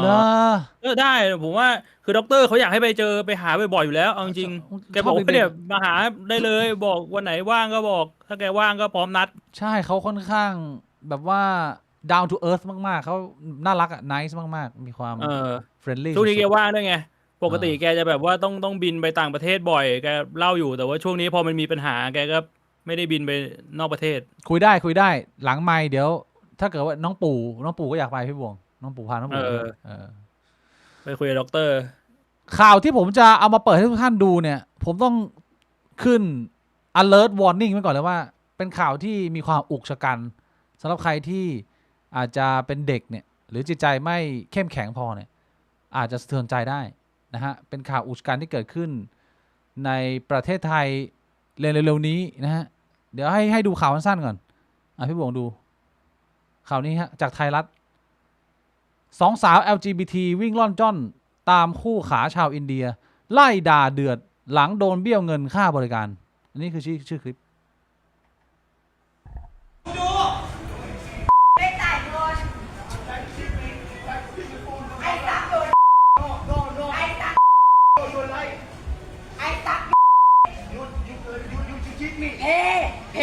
พี่ดูมันตีหนูเนี่ยเลือดออกเล ทำ ย งานแล้วไม่จ่ายเงิน หนูแล้วมันวิ่งออกมาเลย ทำงานแล้วไม่จ่ายเงิน ดูนะเนื้อกูถลอกนะมึงดูนะ เอาหินออกเอาหินออกอย่าใช้หินนะเอาหินออก นี่ เฮ้ยโป ไม่ ลิส จ่ายเงิน โปลิสโปลิส ทำงานแล้วไม่จ่ายเงินเทวันเอาทัดขายใช้ทัดขายไอ้ตั๊กไอ้ตั๊กเงิน I didn't do anything ไอ้ตั๊ก เอาสั้นวันเทาสั้นวันเทาสั้น I didn't do anything วันเทาสั้น I don't have the money แม่หนูตั๊กให้มันโอนให้มันกลับตาย เอามาอีก1,000 บาท ใครแล้วโน โกงไง เอามาอีก โกงตั้งแต่แรก เอามาอีก มันตั้งใจจะโกงตั้ง วั แต่ น แร เทาก สั้น ไง ใจเย็นครับใจเย็นครับ เข้านี้เรียกว่าเข้าใจบริบทแล้วว่ามันเกิดอะไรขึ้นกับเหตุอุกชะกันอันนี้ มันพอจะคุยได้แล้ว เราไม่ต้องแบบว่าดูจนจบคลิปหรอก คือพี่บวงมันถือว่ามันเป็นปัญหาแบบว่าของสังคมไหมเนี่ย เนี่ยหลายๆคนเขาตั้งคำถามนะผมไปกดอ่านดู คือ เนื่องจากว่าพอคุณเป็นคนที่ทำอาชีพขายบริการเนี่ยแล้วกฎหมายมันไม่คุ้มครองมึงเพราะทุกสิ่งทุกอย่างที่มึงทำมันผิดใช่ไหม แล้วพออยู่ในกรณีพี่บงต้องนึกพี่บงต้องนึกให้มันเข้าใจว่ามันเป็นตัวเราพี่บงเป็นผู้หญิงเกิดมา แล้วพี่บงก็ไม่สามารถเลือกได้เข้าไปอยู่ในวงจรอุตสาหกรรมเป็นคนขายบริการ และมีแขกมาแต่ไม่ใช่ผู้หญิงในเคสนี้เป็นสาว2 LGBT พี่บงเป็น LGBT แล้วพี่บงมีแขกไอ้เชี่ยอินเดียเนี่ยถกกระเจี๊ยวมาให้พี่บงดูดบอกจะให้1,000พอมึงดูดปุ๊บแม่งใส่กางเกงวิ่งออกมาพี่บวงจะไปเรียกร้องความถูกต้องจากใคร ไม่ได้ไง ชีวิตมันเศร้าเวลาถ้าเกิดว่างั้นมึงดูดกระเจียวคนอินเดียไปแล้วยังไม่ได้ตังค์อีกเป็นมึงทำไงมึงได้แต่ว่ามึงต้องเข้าไปมวยกับแม่งอย่างนี้เหรอมึงก็ในมุมเขามึงก็เครียดนะเว้ยพี่บวงมีความเห็นยังไงกับเหตุอุกชะกันนี้ ก็เรียกว่ามันก็เป็นปัญหาในประเทศไทยที่มันก็ยังแก้ไม่ตกสักทีนะตำรวจก็บอกว่ามันไม่มีนะการค้าประเวณีแต่ว่าเมื่อกี้เขาบอกว่าหนูดูดเขาใช้คำว่าดูดควยก็เป็นคำหยาบ I suck your dick I suck your dick I didn't do anything I didn't do มันพี่บวงเชื่อใครอย่างเงี้ยมันไม่มีหลักฐานนะแล้วไงเขาจะต้องบางทีนะมึงนอกจากมึงเป็นคนขายบริการแล้วมึงโดนเอาเปรียบนะบางคนก็บอกว่ามึงโกหกอีกมึงไม่ได้ดูดแต่ว่าจริงมึงดูดไปแล้วมึงจะมาพิสูจคนยังไงว่ากูดูดกระเจี๊ยบไปแล้วมันก็พิสูจไม่ได้อีกโอ้โหโดนหลายดอกเลยเศร้าอ่ะพี่บวงมันก็ คือผมถึงได้สนับสนุนการทำให้มันถูกกฎหมายไงอันนั้นคือหนึ่งในเหตุผลเลยพี่บวงใช่ไหมใช่เพื่อให้เขารู้สึกว่าถ้าการทำให้มันถูกกฎหมายเนี่ยปัญหาเรื่องนี้มันจะถูกตัดออกไปได้เยอะเพราะไม่ผิดกฎหมายเนี่ยเรารู้กันอยู่ว่ามันเกิดเรื่องอะไรแบบนี้แล้วมันไม่สามารถไปขอความเป็นธรรมกับใครได้มันทั้งขึ้นทั้งล่องคือคนค้าบริการจะไปโกงลูกค้าก็โดนโกงหรือลูกค้าจะโกงคนค้าบริการก็โดนโกงนึกออกว่ามันโดนทั้งสองฝั่งแต่ว่าถ้ามันถูกกฎหมายเลยเนี่ยกฎหมายรองรับเนี่ยถ้าโดนโกงมันก็ถือว่าเป็นการทำผิดกฎหมายไงโดนจับไงใช่มันจะได้เป็นการแบบว่าสร้างความปลอดภัยให้คนในสังคมทั้งคนเที่ยวทั้งคนขายอันนั้นคือการที่ผมสนับสนุนให้มันถูกกฎหมายมันไม่ได้หมายความว่าผมสนับสนุนให้คนไปทำอาชีพนี้นะใช่คนละเรื่องมองว่าจริงๆมันก็เป็นอาชีพที่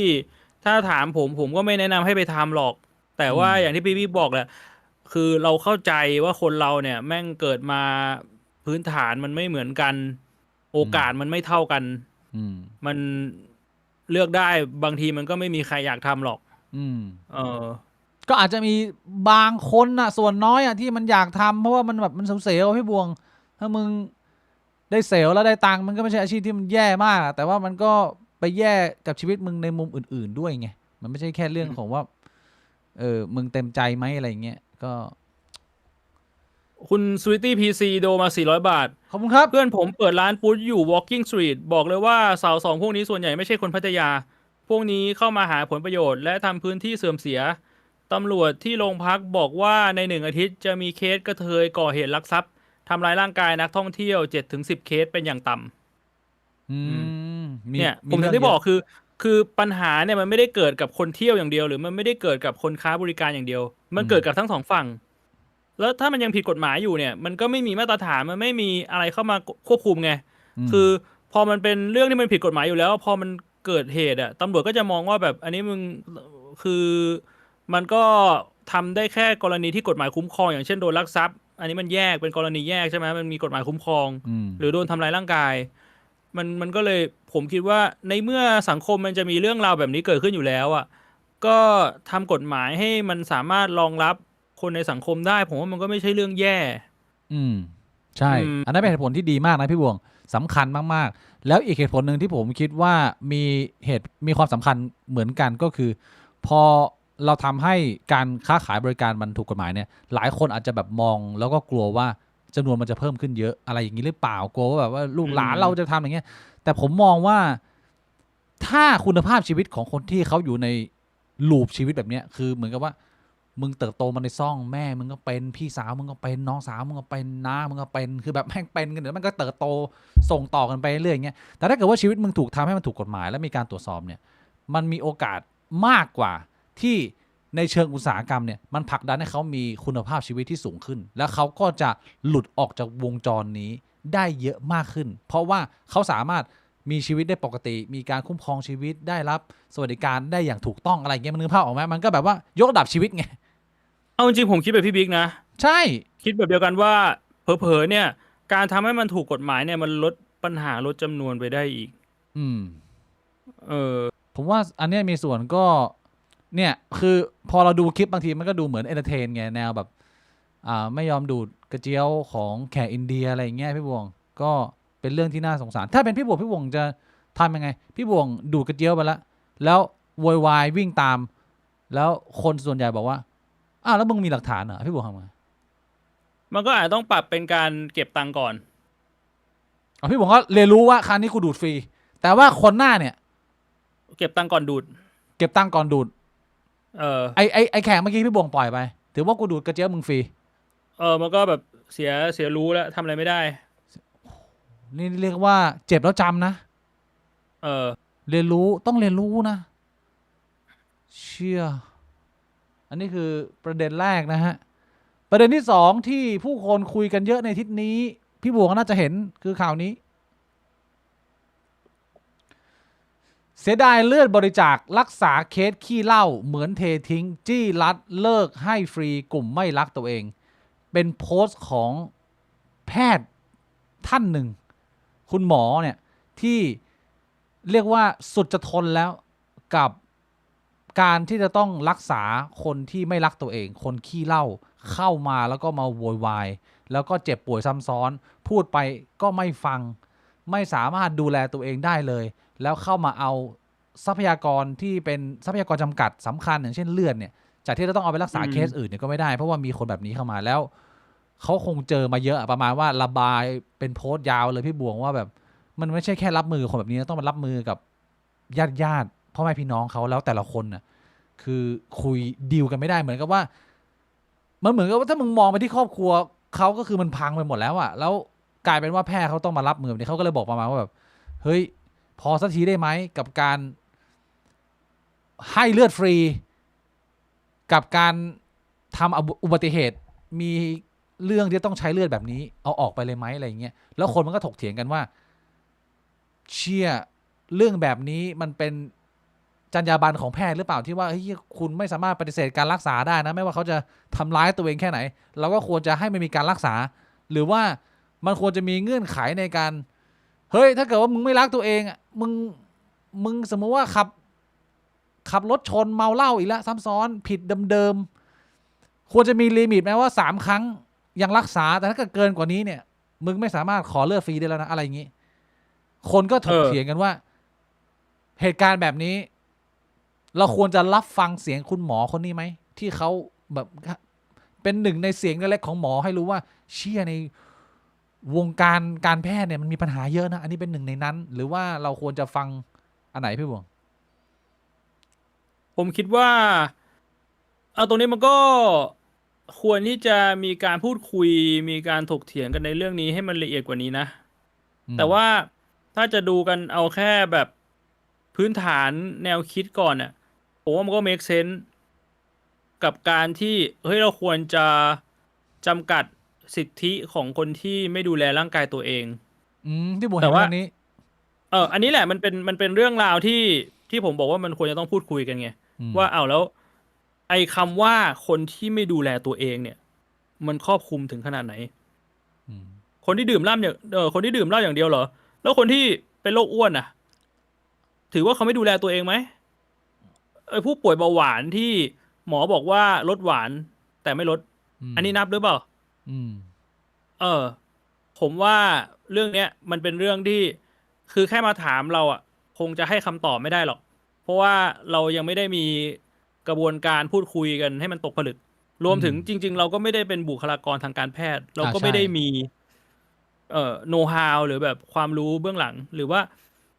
ระบบของโรงพยาบาลแต่โรงพยาบาลที่ข้อมูลมันไม่เชื่อมกันอีก อันนี้คนส่วนใหญ่อาจจะไม่รู้แต่ผมเคยได้ยินมา พวกคุณหมอเขาพูดกันว่าจริงๆอ่ะระบบหลังบ้านของโรงพยาบาลแต่ละโรงพยาบาลอ่ะมันก็ไม่ได้เชื่อมกันนะหมายความว่าสมมุติว่าผมไปเข้าโรงพยาบาล ABC อ่ะ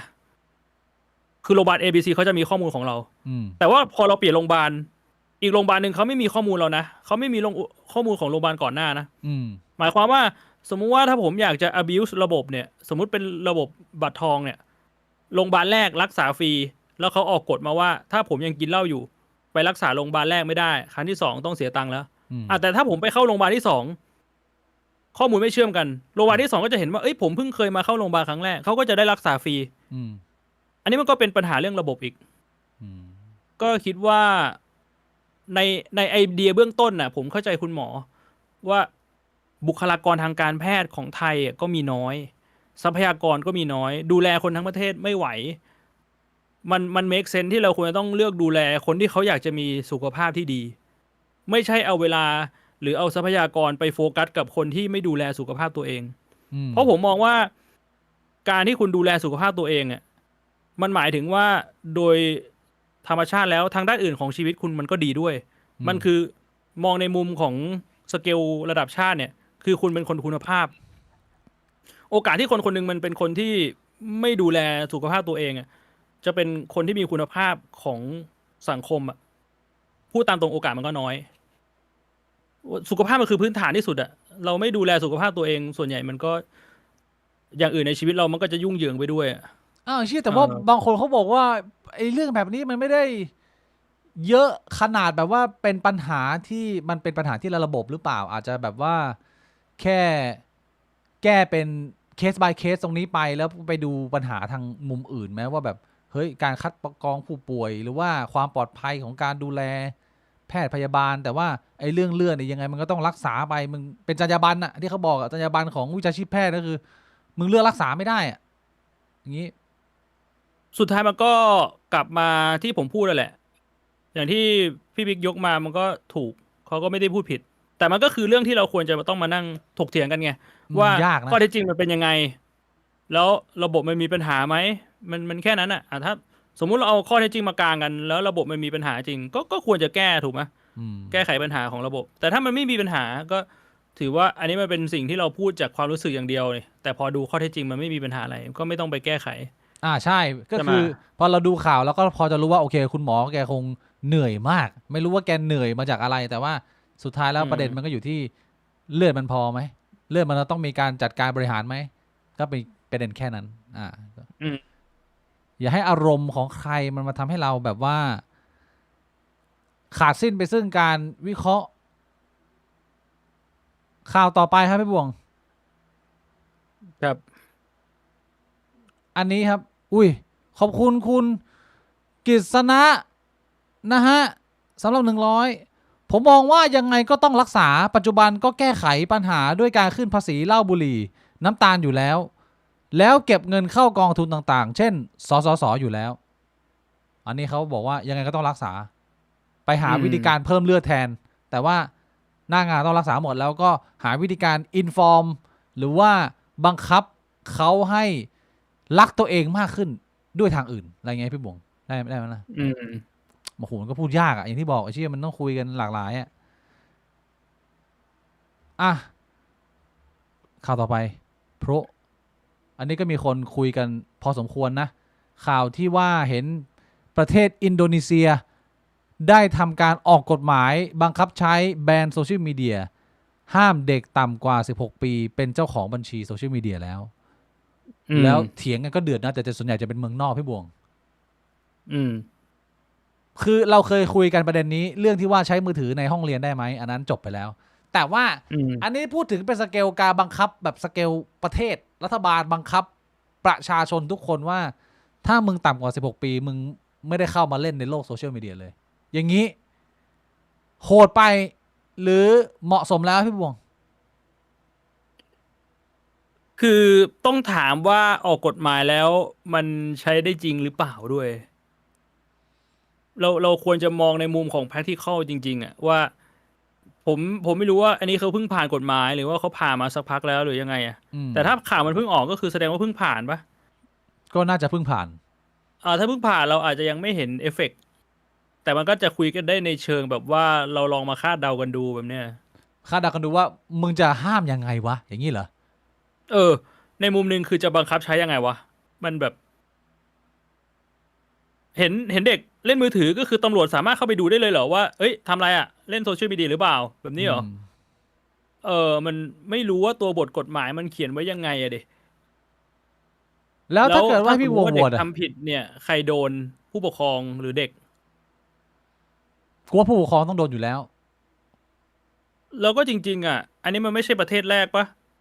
ก่อนหน้านี้มันก็มีประเทศที่พยายามจะทำอะไรแบบนี้ออสเตรเลียเคยทำไปแล้ว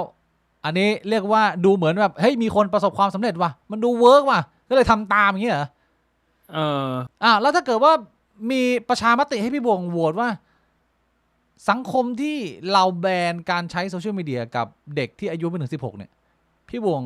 จะกากบาทช่องควรแบนหรือไม่ควรแบนอันนี้เขาเขียนว่าห้ามเป็นเจ้าของบัญชีห้ามเป็นเจ้าของบัญชีหมายความว่ายังใช้งานได้เหรอเข้า Facebook ได้อย่าง Facebook เนี่ยถ้าไม่เป็นเจ้าของบัญชีก็เข้าไม่ได้ใช่ไหมต้องมี Account ไม่มี Account ล็อกอินไม่ได้แต่ถ้าอย่าง YouTube ก็ถือเป็นโซเชียลมีเดียปะแต่ไม่ต้องมี Account ก็ใช้งานได้ดูคอนเทนต์ในโซเชียลมีเดียได้ใช่ผมว่าก็คืออย่างน้อยสุดคือมึงผลิตงานไม่ได้แล้วก็แล้วแต่แพลตฟอร์มไปแล้วสิ่งที่ออสเตรเลียทำเนี่ยส่วนใหญ่แล้วกฎหมายมันบังคับใช้กับเจ้าของแพลตฟอร์มมันไม่ได้บังคับใช้กับรายย่อยแต่ว่าบังคับใช้ว่าถ้ามึงจะเปิดแพลตฟอร์มที่ประเทศเราอ่ะต้องมีการตรวจสอบอายุแล้วถ้าเกิดว่าอายุไม่ถึง verify ไม่ได้เนี่ยก็มีบัญชีไม่ได้อะไรประมาณนี้มันจะเป็นขั้นตอนประมาณนี้มากกว่าถ้าถามผมเหรอคือถ้าให้แบบเป็นเหมือนการประชามติเลยนะคือแบบออกไปเลือกตั้งแล้วการเห็นชอบไม่เห็นชอบเลยประมาณนั้นนะสมมติต้องขอคิดนิดนึงนะ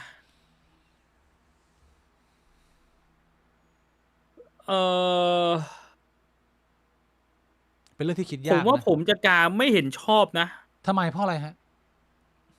ผมนึกย้อนกลับไปตอนผมเป็นวัยรุ่นผมใช้โซเชียลมีเดียมันก็เราก็ใช้ปกติอ่ะเราก็ไม่ได้รู้สึกว่ามันมีปัญหาอะไรมากอ่ะแต่ว่านี่ทุกวันนี้พี่บวงติดช็อตนอนไม่หลับอ่ะมันก็ไม่ได้เป็นปัญหาแบบหนักกระทบสังคมปะแต่ว่าถ้าเกิดเป็นเด็กยาบ้าหรือปัญหาแบบค้าประเวณีที่มันส่งผลกับสังคมอ่ะอันนี้มันเป็นเหมือนมันปัญหาส่วนตัวมันเหมือนแบบไปกินน้ำตาลแล้วเป็นเบาหวานอ่ะต้องแบนน้ำตาลปะนึกออกใช่ไหมมันไม่ใช่ปัญหาที่มันฝังรากลึกแล้วผลกระทบมันใหญ่สำหรับผมนะสำหรับผมก็เลยคิดว่า ถ้าถามผมคงจะกาไม่เห็นชอบให้ผ่านกฎหมายนี้ อืม เออ เข้าใจ make sense มีเหตุผลผมเห็นด้วย คือมันพอจะมี bad effect แหละ อย่างที่เราเห็นว่าที่เราเคยคุยกันในโรงเรียนก็อาจจะต้องมีการไม่ให้ใช้ในขณะที่ครูกำลังฝึกสอนไม่มีใครฟังครูมันก็ต้องเป็นกฎออกมาถูกไหมแต่มันไม่จำเป็นต้องแบนเป็นสเกลประเทศ ถึงขนาดที่ว่าไอชี้ทุกแพลตฟอร์มต้องทำเหมือนกัน เรียกว่าขอเป็นความร่วมมือจากสถาบันการศึกษาสถาบันครอบครัวก็พออย่างนี้ประมาณนี้ที่บ่งมองอย่างนี้ แต่ว่าทั้งนี้ทั้งนั้นเนี่ยมันก็คือผมก็พูดตามตรงว่ามันอ้างอิงจากประสบการณ์ของผมเมื่อสมัยแบบ20 ปีก่อนเนี่ย ตอนนั้นมือถือมึงยังไม่ติดมันมีเป็นภาพแบบ ภาพเป็นภาพดอทอยู่เลยพี่บวกเหมือน8 บิตแล้วก็เล่นเกมงูมันก็คือเคสที่แบบว่าเราอยู่กันในคนละยุคคุณอาจจะบอกว่า ถ้าคุณจะบอกว่าในปัจจุบันกับเมื่อก่อนมันไม่เหมือนกันนะพี่เด็กอายุต่ำกว่า16ในปัจจุบันใช้โซเชียลมีเดียมันคนละเรื่องเลยนั้นผมก็พอจะเข้าใจได้มันก็พูดคุยกันได้กลายเป็นมันดู make sense เลยเพราะว่าโอ้โหตอนที่เราอายุต่ำกว่า16เนี่ยตอนนั้นจะดูหนังโป๊ยังเป็นแผ่นซีดีอยู่นะพี่บวงเดี๋ยวนี้เด็กคือเสพแบบ unlimited พรต่ำกว่า16ตอนนั้นกูยังไม่มีมือถือเลยด้วยซ้ำเรียกว่าเขาต้องรับข้อมูลข่าวสารที่อาจจะไม่มีความจำเป็นกับในวัยเขาเหมือนที่พี่บวงบอกว่าหรือ mentality เขามันอาจจะยังไม่พร้อมที่จะเจอข้อมูลแบบปลายเปิดแบบนี้ก็เลยเรียกว่าให้ห่างๆจากมือถือก่อนอะไรเงี้ยได้ป่ะพี่บวงก็พอเข้าใจได้นะถ้าในมุมนั้นมันก็ดูเหมือนจะมีประโยชน์เล็กๆน้อยๆนะพี่บวงว่าแบบแต่อีกมุมนึงก็คือแบบไอ้เชี่ยแล้วถ้าเกิดว่ามึงเป็นประเทศที่มึงแบนให้พยายามจะไม่ให้เด็กใช้มือถือพอมึงเข้ามาสู่วัยทำงานเด็กๆเหล่านี้มึงไปสู้กับประเทศที่มันต้องมานั่งดีลกับข้อมูลในโซเชียลมีเดียแล้วต้องพยายามปรับตัวมันอาจจะแบบว่าเหมือนกับลงสนามก่อนนะพี่บวงเด็กพวกนั้นใครมันจะมีศักยภาพมากกว่ากันมันจะส่งผลกระทบกับเด็กยังไงในแบบเชิงปริมาณประเทศว่าแบบไหนออกมาแล้วคนมีคุณภาพมากกว่าใช่ปะล่ะส่งผลขนาดนั้นป่ะพูดยากนะพูดยากผมคิดว่าน่าต้องรอดูไปอีกสักประมาณ 2-3 ปีว่าประเทศที่แบบผ่านกฎหมายนี้ออกมามองกันแบบย้อนกลับไปเนี่ยมันเวิร์กหรือเปล่ามันบังคับใช้งานยังไงส่งผลยังไงกับเด็กส่งผลยังไงกับตัวผู้ปกครองกับสังคมโดยรวมอะไรเงี้ยแสดงว่ามันเป็นเฟสของการเรียนรู้ตอนนี้เรากำลังเรียนรู้ไปพร้อมๆกันว่าโซเชียลมีเดียที่มันอัดผู้คนอย่างหนักแบบว่าเราไม่เคยมีวินัยในการใช้โซเชียลมีเดียมาก่อนหลายๆคนก็ยังมีความเนี่ยพยายามในการควบคุมตัวเองอย่างยากลำบากเนี่ยเราก็มาดูว่าการเคาน์เตอร์หรือว่าการรับมืออันแรกอันนี้มันจะเวิร์กไหมก็คือเด็กมึงควรกลับไปเขี่ยดินเล่นมากเสียกว่ามึงมาดูภาพอะไรแบบนี้เหรอก็อาจจะเป็นไปได้คือผมรู้สึกว่ามันมีอีกแง่มุมหนึ่งด้วยของการที่เด็กอายุแบบว่าช่วง10 ถึง 16 ขวบเนี่ยมันเป็นช่วงวัยกำลังโตด้วยการที่งดเรื่องนี้แล้วให้เด็กออกไปทำกิจกรรมนอกบ้านออกไปออกกำลังกายออกไปอะไรมันก็อาจจะส่งผลต่อเจเนอเรชันนั้นๆในระยะยาวในทางที่ดีหรือเปล่าคือผมรู้สึกว่าสังคมในปัจจุบันเนี่ยมองข้ามการออกกำลังกายในเด็กไปเยอะมากเลยนะมันเป็นช่วงวัยกำลังโตมันส่งผลกับทุกอย่างเลยมันไม่ใช่แค่แบบว่าความสูงหรือร่างกายแข็งแรงคือร่างกายแข็งแรงสุขภาพจิตมันก็จะแข็งแรงไปด้วยมันเชื่อมกับทุกอย่างใช่ผมคิดว่ามันอาจจะเป็นสโนว์บอลเอฟเฟกต์ได้มันก็ไม่มีใครรู้ต้องรอดูในอนาคตเรียกว่ามันไม่ได้แบบเป็นไอเดียที่คนต่อต้านขนาดนั้นแต่คนกำลังมองแล้วกำลังมีคำถามในหัวว่าไอ้เชี่ยมันเวิร์กไหมถ้าเกิดมันดีขึ้นมันก็ดีนะถ้าเกิดว่าสุดท้ายแล้วมึงห้ามไม่ให้เด็กแบบว่าเข้าถึงโซเชียลมีเดียได้เร็วขึ้นแล้วมันเป็นนโยบายรัฐเงี้ยแล้วสุดท้ายมันส่งผลดีมันก็โอเคเพราะว่าเราก็ไม่ได้รู้สึกว่ามันแบบว่าดึงอิสรภาพออกไปจากมือเรามากขนาดนั้นเพราะว่าบางคนเขาคอนเซิร์นไงบอกเฮ้ยเอาอีกแล้วรัฐมึงจะมาเอาอิสรภาพไปจากกูอีกแล้วอะไรเงี้ยมันก็คนมันก็พูดเยอะพูดยากตกลงเห็นด้วยหรือไม่มีคนถามก็ต้องบอกว่าก็ไม่เลวนะลองดูดิเดี๋ยวก็จะดูว่าผลมันเป็นยังไงประมาณนี้ข่าวต่อไปครับพี่บวงเป็นดราม่าในโรงเรียนเกี่ยวกับระบบการศึกษายังอยู่ในเรื่องของการศึกษาเหมือนเดิม แต่ อืม โพสต์นี้เนี่ยจากไทย PBS เนี่ยเขาพูดถึงความเหลื่อมล้ำของการส่งเด็กเข้าเรียนเขาบอกว่าเนี่ยมีคุณแม่ออกมาเหมือนเขียนอธิบายบรรยายว่าจะส่งลูกเข้าสอบป .1 อ่ะเขาลงทุนกันแบบ300,000แล้วนะพี่โบเดี๋ยวนี้เทรนให้ลูกมันเป็นก๊อด มัน300,000มันค่าอะไรวะ อ้าวค่าเรียนพิเศษไงพี่บวงค่าดูแลลูกมึงอ่ะให้ลูกมึงเป็นจีเนีย ปั ส จจุบันเรียนพิเศษมัน300,000แล้วเหรอ300,000ต่ออะไร300,000ต่อเดือน300,000ต่อปีต่อครึ่งปี โพสต์ดังกล่าวถูกวิพากษ์วิจารณ์ต่างๆนานาทั้งชื่นชมครอบครัวที่ให้การสนับสนุนลูกน้อย ไปจนถึงแสดงความเป็นห่วงหนูน้อยวัยประถมว่าถูกเร่งเรียนหรือไม่ รวมถึงความรู้สึกตกใจต่อค่าใช้จ่ายในการเรียนเสริม300,000มันก็น่าจะต่อปีป่าววะพี่บวง เออ เรียนเสริม300,000มันต่ออะไรวะ ต่อเดือนไม่น่าใช่ต่อปี เอาจริงๆต่อปี300,000เลยเหรอวะ ไอ้ มัน ชี้ เรี พี่ ยน บว อะ ง ไรกันเยอะแยะขนาดนั้นวะเดี๋ยวนี้ เด็กเด็กอายุประมาณแค่ป .1 ให้มันฝึกเอาลิ้นแตะกระเจียวตัวเองก็เหนื่อยแล้วหมดเวลาแล้ววันๆน่ะ คือกูว่า300,000มันแน่าจะต้องแบบเป็นความรู้เฉพาะทางแล้วบอกว่าจะเป็นวิชาทั่วไปแบบคณิตศาสตร์วิทยาศาสตร์สังคมอังกฤษมันไม่น่าจะ300,000นะ แต่นั่นแหละมันต้องถามว่ามันต่ออะไรด้วยอะถ้า300,000ต่อเทอม300,000ต่อเดือนอย่างเงี้ยมันเป็นจำนวนที่เยอะมากมันน่าจะแบบพวกวิชาเฉพาะแล้วไหมเขียนโปรแกรมอะไรพวกนี้ไหมฝึกภาษาโปรแกรม โหมันแพง ไม่รู้ มาก ดิ เลยว่ะกูรู้สึกว่า300,000สำหรับเด็กคนหนึ่งอ่ะกูจะไม่ตัดสินละกันว่าเขาเป็นผู้ปกครองที่ตัดสินใจดีหรือไม่ดีอะแต่กูแค่มองว่าในมุมกูคงไม่อัดขนาดนั้นว่ะซึ่งเราก็พอจะมองเห็นนะพี่บวกว่าเทรนด์แบบเนี้ยตั้งแต่เราสมัยเด็กๆแล้วก็เห็นเพื่อนที่โดนพ่อแม่แบบว่า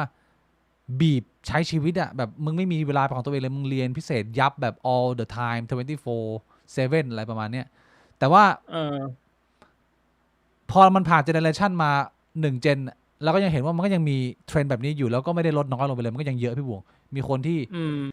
แบบว่ามึงเทรนลูกมึงเป็นเหมือนไปแข่งอะแข่งโอลิมปิกอะพี่บวงมีความเห็นยังไงกับเทรนด์แบบนี้ เอาจริงๆอะผมเป็นเด็กคนหนึ่งที่พ่อแม่เป็นแบบนั้นนะ อ้าวเขา ก็ เทรน คือ ให้พี่บวงเป็นก๊อด ตอนเด็กๆเนี่ย พ่อแม่ผมพยายามหาเงิน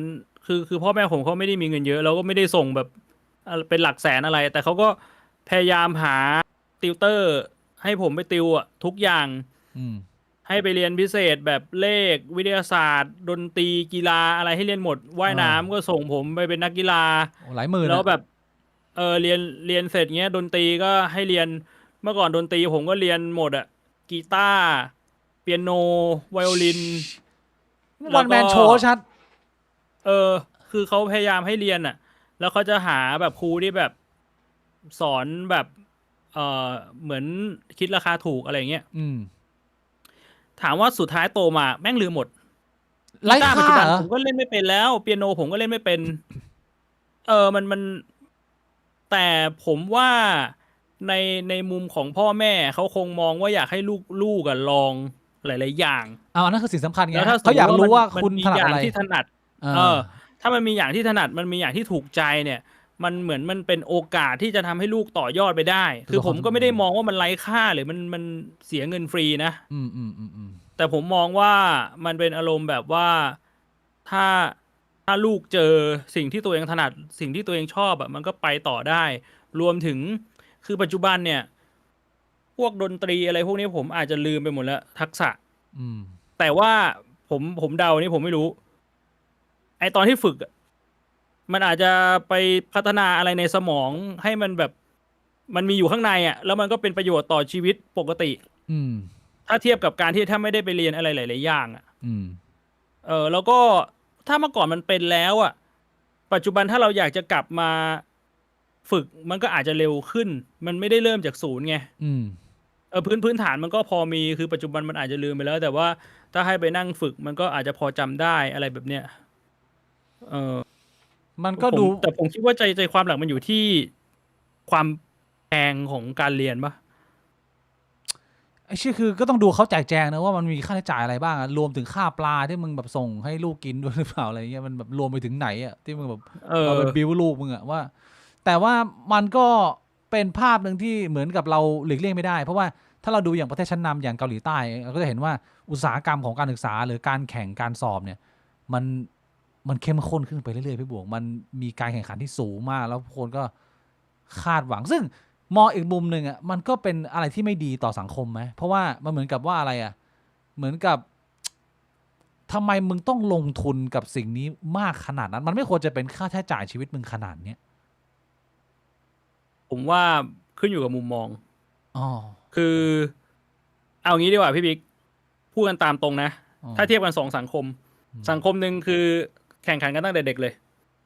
แต่แม่งเครียดมากเหมือนสังคมญี่ปุ่นเกาหลี อืม ปีหนึ่งแม่งเด็กฆ่าตัวตายเยอะ อืม อีกสังคมหนึ่งไม่แข่งขันเลยชิว อืม ๆเด็กแม่งชิว อืม ถ้าเรามองกันแค่เนี้ยคนก็จะมองว่าเอ้ยไอแบบ2ดีกว่าแบบแรกแม่งเครียดเด็กฆ่าตัวตายใช่ปะ อืม แต่ถ้ามองลึกไปอีกนิดนึงมองเป็นภาพรวมพี่บิ๊กมองในมุมของคนปกครอง สังคมแรกเนี่ย มองเด็กฆ่าตัวตายเป็นแบบ expendable อืม พอเด็กแม่งโตมาไอ้พวกที่รอดมาได้ก็คือแบบเหมือนสปาร์ตันน่ะนึกออกว่าไอ้พวกตายก็ช่างแม่งไอ้พวกรอดคือมึงเป็นคนเก่งพัฒนาประเทศ อืม อีกประเทศหนึ่งก็มันก็อยู่กันแบบชิวๆอ่ะมึงก็ไม่มีความรู้ โตมา มึงก็ไม่มีความรู้พัฒนาประเทศไง อ่า แล้วประเทศมึงจะเป็นอะไรอ่ะก็เป็นกะหรี่ไง ถ้าเป็นกะหรี่ อีกประเทศพัฒนาประเทศมีเงินก็มาตีกะหรี่ประเทศมึง อ๋อ คนที่พัฒนาก็ได้ตี ก็คอนเซปต์ลีกวนยูปะพัฒนาสิงคโปร์มึงคิดว่าสิงคโปร์แม่งเครียดปะล่ะประเทศมันเครียดชิบหาย เด็ก เครียด แม่งเครียดชิบหาย ต้องแข่งแย่งชิงดี คนเครียดได้ตีกะหรี่ แต่ว่ามองในมุมของคนปกครองอ่ะ อ๋อ ใครจะตายก็ช่างแม่งเด็เอาคนอยู่รอดมันเก่งอ่ะประเทศกูพัฒนา มันก็มองได้แบบนี้ไหม เอามองในมุมผู้ปกครองก็คือ มันก็ได้ประโยชน์อะแต่มองในมุมของมึงที่เป็นหมากอะลูกมึงกำลังส่งลูกมึงเข้ามาสู่สังคมที่ ตอนนี้การสอบอะไอ้เชี่ยคู่แข่งเพื่อนบ้านมึงลูกเพื่อนบ้านมึงแม่งอัดกันคนละ300,000 400,000เงี้ยลูกมึงนั่งเอาลิ้นแตกกระเจียวอยู่บ้านมันก็ไม่ได้เข้าไปเรียนนะพี่บวงมันก็โดนเป็นแบบ expendable อะแบบว่าโดนเขี่ยทิ้ง ก็ใช่ ไอ้เชี่ยมันก็ดูโหด แต่ถ้า ร้าย ประเทศมึงดีพอ ต่อให้ลูกมึงเป็นท้ายๆของประเทศ แต่ประเทศมึงจะเฉลี่ยให้สวัสดิการมันดีแล้วลูกมึงก็จะสบายไปด้วยไง อืม ลูกมึงเป็นแบบว่าหางหมามึงเป็นแบบหางเสือ เป็นทางเสือ อยู่ในประเทศที่มันแบบมันอาจจะเครียด แต่คุณภาพชีวิตมันก็อาจจะดี อืม ใครจะไปรู้ มึงมาอยู่ในประเทศที่มันชิวๆมึงก็เป็นหัวหมา มึงก็ชิวนะ แต่ว่าข้างบ้านมึงก็แบบค้ายามีซ่องอะไรอย่างเงี้ยเต็มไปหมด อืม มันก็แบบนั้นไหม ก็เป็นไปได้ ผมไม่รู้ฮะลองพูดแบบไปเรื่อยนะจากเทียบจากหลายๆประเทศ เนี่ยมันมีอีกข่าวหนึ่งที่ผมว่าหลายคนน่าจะเห็นคือข่าวของการเตรียมสอบอุดม เป็นงานแบบว่างานสอบมหกรรมที่เป็นข่าวใหญ่พี่บวงเห็นดราม่าใช่ไหมคือดราม่าเนี่ยมันไม่ได้มีอะไรเยอะหรอกประเด็นแรกที่เราสรุปแบบสั้นๆ คือเป็นการมีผู้สมัครมาสอบเยอะมากที่สุดในรอบ18 ปีก็คือมีคนมาสมัครสอบเกือบ 14,000 คนนะก็คือมึงต้องใช้ Impact Arena เมืองทองธานีไอ้เชี่ยเหมือนจากคอนเสิร์ตอะ เพื่อจัดการสอบแล้วก็มีกฎระเบียบอายุยับแล้วมันมีดราม่าตรงที่ว่ามันมีคนเหมือนอาจจะเป็นเหมือนผู้ปกครองอะพี่บวงแล้วก็ไปเอารูปว่ากฎมันโหดมากขนาดที่ให้คนนะต้องเอาเงินมาทิ้งถังขยะ อะไรประมาณนั้นน่ะ มีรูปปะวะอันนี้ไม่น่ามีรูปแล้วอันนี้ของสแตนดาร์ด มันมี เนี่ยอัน ค นี้ นออก เนี่ย มาบอกว่า ทิ้งของ มันมีคนออกมาบอกว่าไอ้รูปเงินที่เอาไปทิ้งอ่ะ มันเป็นรูปจากที่อื่นเอามาปั่น ใช่เขาออกมาขอโทษขอโพยแล้วว่ามันไม่ใช่เรื่องจริงแล้วก็มันไม่ได้มีปัญหานี้คือเหมือนที่ทางโรงเรียนเขาจัดเตรียมเอาไว้อะโอเค คนมันเยอะอะแต่ก็มีจุดฝากของอะไรอย่างนี้เรียบร้อย มีแค่ไอคนที่มาโวยวายตรงนี้แหละที่ทำให้มันดูมีปัญหา แต่ดูเหมือนว่าทางงานมันไม่น่ามีอะไรประมาณนี้พี่บวงถ้าที่ผมเข้าใจนะหรือว่าผมเข้าใจดราม่านี่ถูกไหม แต่ว่าถ้าสมมุติว่าทางงานมันไม่มีปัญหา แล้วทำไมคนจัดงานไม่ออกมาบอกว่าทางงานไม่มีปัญหา คนจัดงานออกมาบอกว่าก็กฎมันเป็นแบบเนี้ยก็ไม่ได้ปฏิเสธนะ แต่เขาก็ออกมายอมรับอะวะ ผมก็งงแล้วสรุปเป็นยังไงเนี่ย มันเลยงงไงถ้าสมมุติมันเป็นข่าวปั่นทำไมคนจัดไม่ปฏิเสธวะ พี่บวงมีจะแย้งอะไรประเด็นนี้ไหมผมว่ามันก็คิดง่ายนะแต่ว่าถามพี่บวงดูเผื่อมองต่างไอประเด็นเรื่องกดทิ้งเงินเนี่ยเขาบอกว่า มึงเยอะไปไหมมึงเยอะไปไหมที่ว่าขนาดเงินมึงยังต้องทิ้งอ่ะแล้วน้องเขาจะกลับบ้านยังไงอะไรอย่างงี้คือพี่ผมคิดว่ามันควรจะเป็นหนึ่งในไครทีเรียของการป้องกันการโกงในการสอบไหมเอาเงินมาทิ้งเนี่ยหรือว่าไอ้เชี่ยเด็กมันเฮี้ยขนาดนั้น สมัยนี้คือมันไปไกลแล้ว ถ้ามึงไม่ทำมันก็โกงกันทางนี้แหละ ก็ผมในมุมหนึงผมก็คิดว่ามันแปลกนะตอนที่ผมฟังตอนแรกอะ แปลกไง คือถ้าข้ามเอาเงินเข้าห้องผมก็คิดอย่างพี่บิ๊กอะแล้วมึงไม่ให้เอาเงินเข้าห้องคือไงก็ให้เด็กเตรียมมาแบบเงินพอดีขามาแล้วขากลับมันกลับไงวะ ฝากไงฝากของ แล้ว ไว้ ถ้าส ข้าม ง ม น ติ อก ว่าเด็กมันมีพ่อแม่มารับมันก็โอเค แต่ถ้าเด็กมันมาคนเดียวอะ ฝากของ มันไม่ ไง มีพ่อแม่มารับมันกลับไงอะ เขามีจุดฝากของ มีจุดฝากของ เออ ก็กลายเป็นว่ามึงต้องฝากของฟรีหรือว่าเสียค่าฝาก อันนี้ไม่รู้ว่าฝากของฟรีหรือเสียค่าฝาก แต่ถ้าเกิดเสียค่าฝากก็น่าโดนด่าอยู่ อืม ใช่ไหมล่ะ อันเนี้ยคือเป็นข่าวของเตรียมอุดมที่ว่ามีคนมาแย่งสอบกันเยอะมากแล้ว เหมือนความเหลื่อมล้ำทางคุณภาพของสถานการศึกษามันก็จะฉีกไปเรื่อยๆนะพี่บวง คือโรงเรียนก็จะถีบตัวออกห่างกันแล้วการแข่งขันก็จะยิ่งสูงเข้าไปคล้ายๆเกาหลีใต้ที่เด็กแม่งเครียดกันจัดอะพี่บวงคิดว่า มันต้องเป็นอย่างนั้นอยู่แล้วถูกไหมมันหลีกหนีไม่ได้ ผม หรือ คิ รัฐ ดว่า รัฐเข้ามาแทรกแซง ก็ถ้าไม่แข่งกันในประเทศก็ตามประเทศอื่นไม่ทันอ่ะ มึงคิดว่าไม่อยากให้มันแข่งกันในประเทศแล้วประเทศอื่นเขามาแข่งเหรอมันก็มี เชื่อ ประเทศที่แข่งไง เชื่อ ประเทศที่แข่งมันก็นำเราไปเรื่อยๆถ้ามองว่าแค่ในประเทศนี่ความเหลื่อมล้ำของการศึกษาแม่งต่างกัน แล้วมึงไม่อยากให้คนในประเทศแข่งกัน แล้วการศึกษาระหว่างประเทศมันไม่ยิ่งเหลื่อมล้ำไปเรื่อยๆวะ เชี่ยจริงนะ เออ ก็ แล้ว ไอประเด็นเรื่องสอบเนี่ย มีคำถามหนึ่งที่อยู่ในหัวมานานละคือเป็นประเด็นของ CK ที่ CK เคยพูดเรื่อง อะไรนะ โกงในห้องสอบ อะไรห้ามก๊อปปี้ห้ามลอกอะไรประมาณเนี้ย เออ CK บอกว่าลอกนี่เจ๋งก็ตายอะไรประมาณนั้นนะแต่เขาก็มีน่าจะจบไปนานแล้วพี่บอกเคยเห็นไหมเนี่ยนี่หน่อย เบียวนารูโตะเหรอ เบียโนโตะอะไรวะ มันมีตอนหนึ่งของนารูโตะที่แม่งสอบนินจา เออ ที่จริงๆแล้วมันไม่ได้แบบเป็นการคัดว่าใครเก่งทำข้อสอบผ่าน แต่มันเป็นการวัดว่าใครโกงโดยที่ไม่ให้โดนจับได้ เชี่ย เบียวนารูโตะ เบียโนโตะพี่บงเห็นด้วยไหมกับประโยคที่เขาพูดอะหรือว่ามันคนละประเด็นกัน อันนี้ แต่ในชีวิตจริงเราก็อยู่กันแบบนั้นนะ แต่ว่าพี่บงคิดว่า ปัจจุบันมันก็แข่งกันว่าใครโกงแบบไม่โดนจับได้ หรือว่าจริงๆแล้วห้องสอบไม่ควรจะมีการข้อห้ามว่าโกง ควรมี ควรมี ก็เลยวัดไงว่าใครเก่งพอที่จะแบบกูทำผิดกฎแต่มึงจับไม่ได้อะ พี่บงมองว่าการโกงการลอกข้อสอบเนี่ย ควรจะผิดกฎ แต่ถ้าเกิดมึงจะทำอะก็ทำได้ มันไม่ได้ผิดทางการมีชีวิตอยู่และการอยู่รอดของมึง การที่มึงต่อสู้กับสนามแข่งขันนี้ ก็มึงก็โกงโดยที่รับความเสี่ยงเองอ่ะ พี่บงมองว่าเป็นเรื่องที่แย่ไหมสมมติพี่บงมีเพื่อนคนหนึ่งนั่งสอบกันเนี่ยไอ้ยี่นี่แม่งลอกตลอดเลยลอกคนนู้นไปทั่วเนี่ยมันเป็นนิสัยที่ไม่ดีไหมหรือว่าพี่บงไม่ตัดสินส่วนนี้ของผู้คนเลยว่าไอ้เชี่ยมันก็เป็นการเอาตัวรอดอะเพื่อน ถ้าเป็นเพื่อน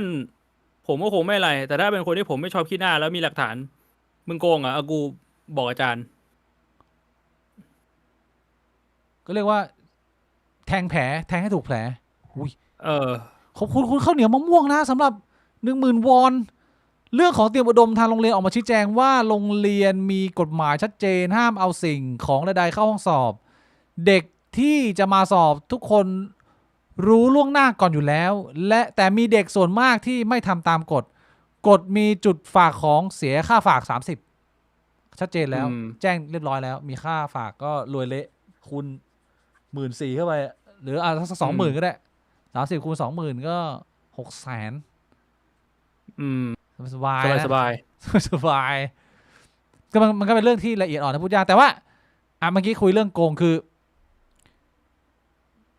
พี่บวงโกงไหมตอนที่พี่บวงเรียนหนังสือเด็กๆเนี่ยพี่บวงเคยมีพฤติกรรมให้ลอกหรือล่อคนอื่นไหมฮะ เคยพยายามเอาตรงๆผมก็จำไม่ได้แล้วว่าเคยมีการโกงกี่รอบ แต่ว่าผมเป็นประเภทขี้เกียจอะ ขี้เกี คื ยจ อ อะไร ถ้า อี ผ ก ม อะ ไม่รู้เรื่องเชี่ยอะไรเลย ผมก็จะไม่ไปหาลอกเพราะผมขี้เกียจผมว่าช่างแม่งก็สอบตก ผมยอมตกไม่ทำให้ผมรู้สึกแย่ แต่ว่าเคยมีความพยายามจะโกงรอบหนึ่ง ทำไมอะทำยังไง เอาหนังสือไปไว้ในห้องน้ำ นี่ตอนนั้นจะ แล้วก็ ยุคมหาลัย ตอนทำข้อสอบอยู่ก็แบบออกมาเข้าห้องน้ำ อันนี้คือเป็น หยิบดู เทคนิ ไม่ ค เจ ของ อหนังสือ เทคนิค หนังสือหายไปไหนอะ ไม่รู้ ก็ ผม คือ ว่า เป็นความพยายามจะโกง ผมว่าน่าจะมีคนเช็คเดินตรวจเช็ค แต่ดีที่หนังสือไม่ได้เขียนชื่อไว้ ก็ คือพี่บวงไม่ได้มองว่ามันเป็นเรื่องที่แย่ที่ทำผมรู้สึกแย่ ที่ตัวเองทำแบบนี้ ผมมองว่าเป็นเรื่องแย่นะ ไม่ควรทำ ถ้าคนอื่นทำ แล้วถ้าเราทำอะ ก็เหมือนที่นักการเมืองคนหนึ่งพูดอะ ว่า คอร์รัปชันเป็นเรื่องแย่ ถ้าผมไม่ได้มีส่วนเกี่ยวข้อง เชี่ยใครเป็นคนพูดว่าประโยคเนี้ยว่าแต่ฟัก เอาเป็นนักการเมืองของประเทศแอฟริกาใต้สักประเทศหนึ่งอะ เชี่ยว่าเดอะเฮลอดอล์ฟฮิตเลอร์หรือเปล่า คนเรามันอยู่กันแบบนี้จริงๆนะเว้ยยิ่งโตมาเนี่ย ผมรู้สึกว่าเรื่องนี้แม่งเป็นเรื่องปกติในสังคมของคนที่แม่งอายุเยอะมาก ยังไง ไอคอนเซปต์ของคำว่าคอร์รัปชันแม่งเป็นเรื่องแย่ ถ้าผมไม่มีส่วนเกี่ยวข้องอะอาจจะเพราะว่ามันอยู่ในสังคมไทยที่มันแบบค่อนข้างโกงกันเป็นเรื่องปกติจนมันชินชาไปแล้ว เชี่ยมันก็เป็นความเศร้าไหมพี่บวงหรือว่ายังไง เราควรจะปฏิวัติความคิดตัวเองไหมเนี่ย ว่าแล้วเราควรจะคิดยังไงล่ะ แต่ว่าอย่างน้อยๆผมก็ไม่ participate นะเอาจริง ผมรู้สึกว่าชีวิตผมอยู่แบบไม่โกงผมก็แฮปปี้อยู่แล้ว ในปัจจุบันอะผมไม่อยากผมมองว่าการที่ผมต้องอยู่กับความระแวงว่าผมจะโดนจับได้หรือเปล่าว่าจะโกงอะแค่นั้นอะก็ไม่คุ้มที่จะโกงแล้วสำหรับผมนะ แต่คนอื่นที่เขาโกงกันเขาไม่คิดแบบนั้นเขาก็ทำไงสำหรับผมคิดว่าการมีชีวิตอยู่แบบสงบสุขแบบไม่ต้องมานั่งเครียดแบบเอ้ยเชี่ยแม่งกูจะโดนจับได้ว่ากูโกงบอกว่าใครจะมาแฉกูหรือเปล่าวะแค่นี้ผมชอบมากกว่า เชี่ย the real value นะ แต่มันก็แล้วแต่คนบางคนเขาก็ไม่ได้สนใจบางคนก็แบบก็กูจะโกงอ่ะชีวิตกูสบายกูมีเงินใช้อะไรเงี้ยกูไม่คิดอะไร มันก็มีแบบนั้น เราเข้าใจได้ เออ คือบางทีมันก็พูดยากพี่บอกว่าไปจนถึงขั้นไหนมันถึงแบบทำไม่ได้แล้วอย่าง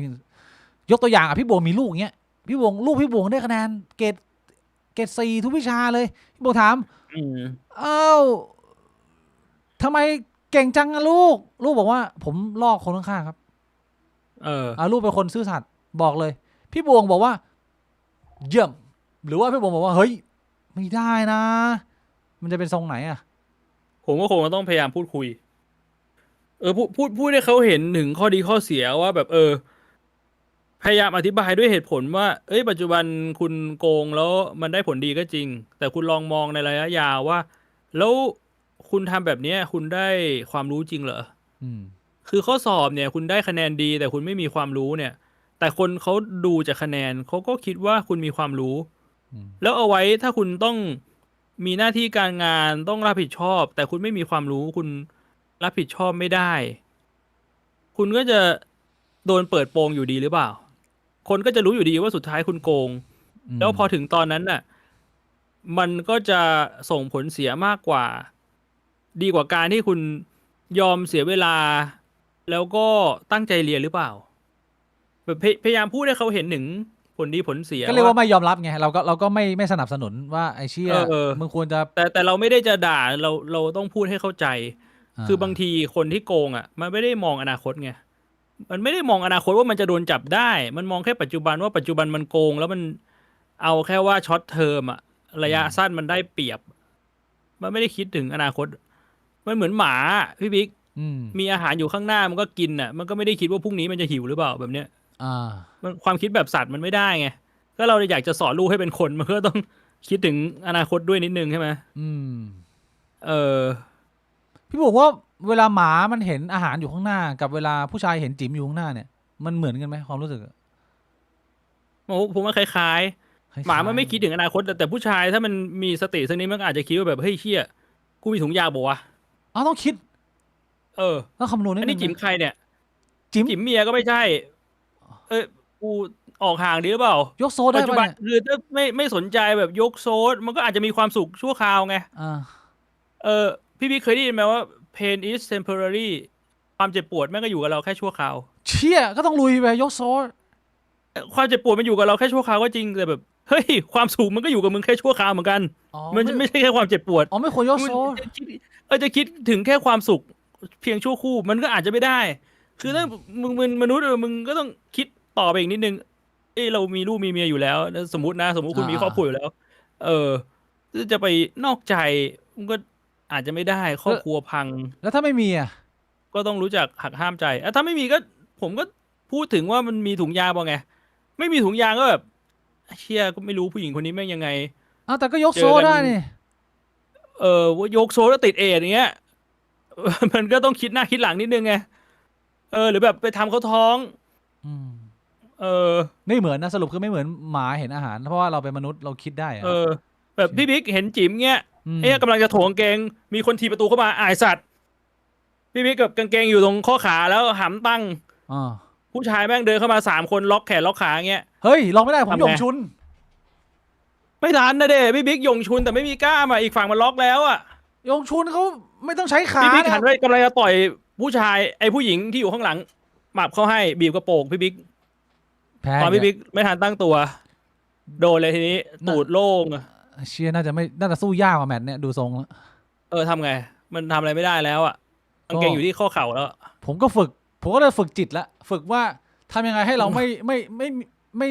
รับรู้ถึงสัมผัสละ เราปล่อยวางใช่ไหม ทำฝึกปล่อยวางผมฝึกอีกศาสตร์หนึ่งแทน นี่ไงมันเป็นข้อเสียของการไม่คิดหน้าคิดหลังไง อ่า ก็ถ้าถูกคิดสักนิดว่าแบบเฮ้ยเฮียมันคุ้มได้ไม่คุ้มเสีย อืม มันก็อาจจะไม่เราอาจจะไม่ได้ไปตกอยู่ในสถานการณ์แบบนั้น ผมเห็นด้วยนะพี่บงพูดจริง ไปข่าวต่อไปด้วยฮะ อืม ข่าวต่อไปคือผมว่ามันน่าจะเป็นครบรอบ anniversary เลยพี่บวงข่าวเนี้ย คือปรากฏการณ์พลังศรัทธาของหลวงพ่อเปิ่นผมว่า ถ้าจำไม่ผิดเนี่ยเหมือนปีที่แล้วเวลาเนี้ยก็งานนี้แหละ อันเนี้ยเอามาให้ดูอีกรอบหนึ่งถ้าเกิดว่ามนุษย์พี่น้องคนไทยเรายังไม่สะใจพอ จัดไปฮะกับ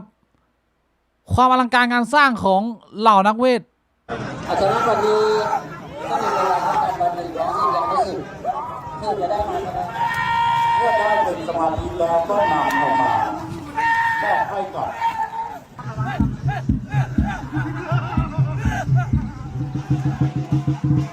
เป็นไง อันนี้คือ เอาเฮียล้มทับเพื่อน อันนี้คือศักดิ์สิทธิ์แล้วเหรอ เอาเฮียนี่ของมา ดู นี่คือมีของแล้วเหรอ ของมาแล้วพี่บวงไอ้เฮียไม่วิ่งหนีหรอกถ้าเกิดไม่มีของอะเป็นไงอันนี้กิ้งก่าอันนี้คนเมา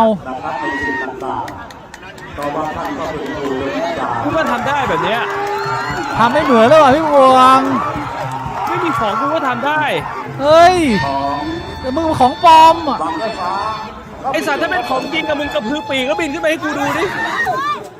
ถ้ามึงมีของอะของมึงพิเศษเนี่ยมันต้องบินได้แล้วปะวะ อ้าวพลังคนเราไม่เหมือนกันพี่บวงไม่ใช่ว่าทุกคนจะมีพลัง ไอ้ บิน วิ่ง หมด ไปวิ่งมาแบบนี้กูก็ทำได้ ไม่ต้องมีของกูก็ทำได้อะ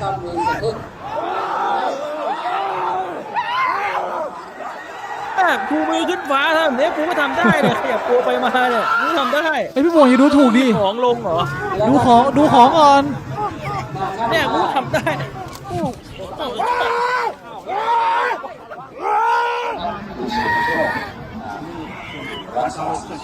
มาหมดมาทุกตัว อันนี้เป็นอะไรผีเสื้อสมุทรเหรอ ไม่ใช่พี่บวงเป็นเสือดาว เอ้าแล้วมันแยกยังไงว่าตัวไหนเป็นตัวไหนอ่ะ คนที่อะไรคอสผีเสื้อสมุทร เอ้าดูถูกนะ ดูถูกเหรอ ไอ้เหยียบผีเสื้อสมุทรนะ อุ้ยเชี่ยตัวนี้ออกแน่นอนกูบอกเลย ตัวนี้ออกแน่นอนกูบอกเลย อันนี้ตัวอะไรกระทิง น่าจะเป็นตะคริว เหลือ เอาพอละ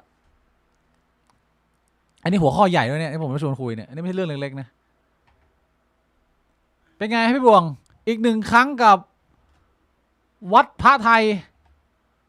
ซึ่งจริงๆแล้วเนี่ยมันควรจะก็ยังเป็นคำถามที่งงกันอยู่ว่า หรือว่ามันไม่งงพี่บวงมันชัดเจนแล้วว่ามันเป็นหนึ่งในประเพณีวัฒนธรรม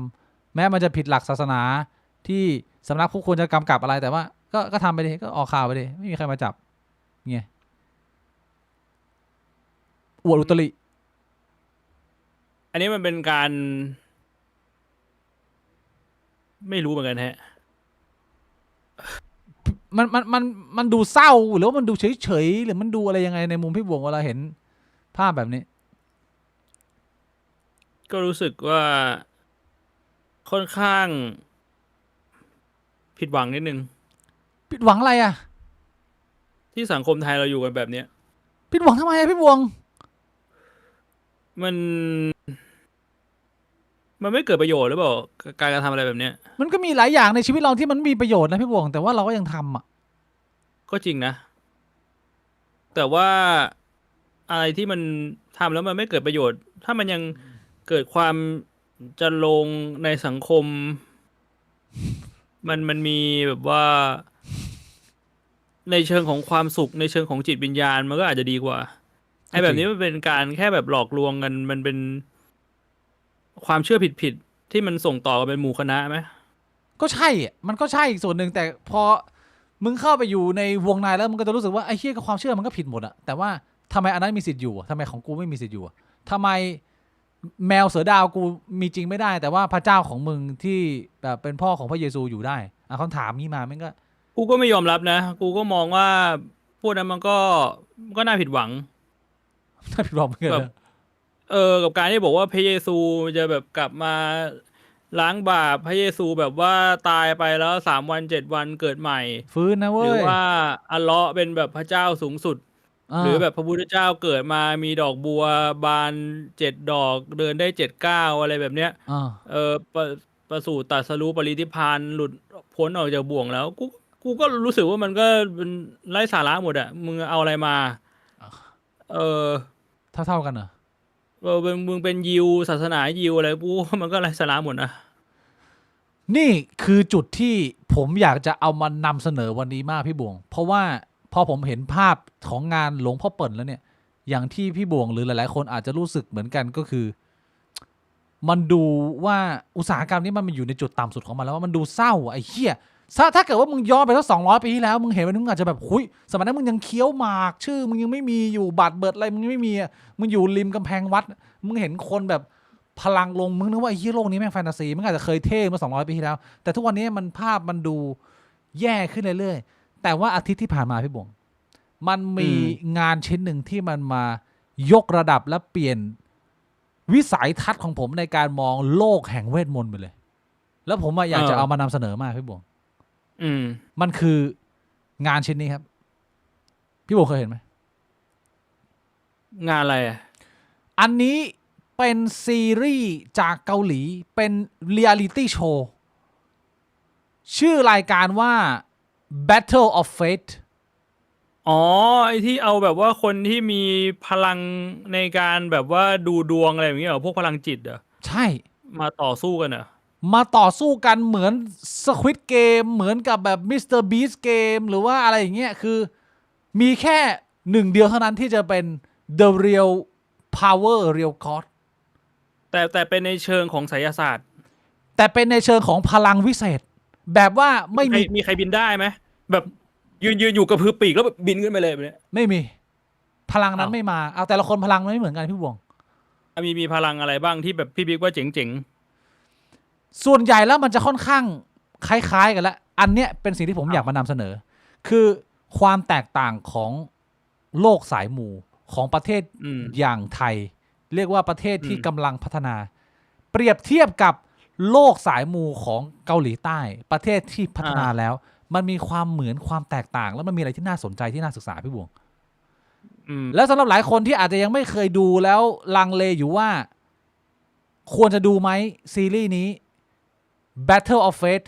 ผมบอกเลยว่าควรดู มันมีอะไรเจ๋งบ้างพี่บิ๊กมาขายหน่อย สิ่งที่ผมอยากขายคือมันไม่ได้แบบว่าเรียกว่า perfect นะพี่บวง แต่มัน beyond expectation มันสูงเกินกว่าที่เราคาดการไว้ตอนแรกพอมัน beat หรือว่ามันแบบมันเกินกว่าที่เราตั้งใจไว้ว่าจะได้เนี่ยมันก็สำหรับผมมันก็เรียกว่าเป็นการประทับใจแล้วว่าเฮ้ยเฮียมันทำดีกว่าที่เราคิดอย่างแรกคือไอ้ Battle of Fate เนี่ยมัน เรียกว่าตอบตรงจุดเลยพี่บวง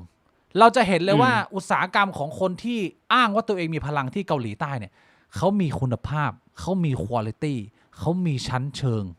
ในการพรีเซนต์แล้วก็ขายตัวตนของเขา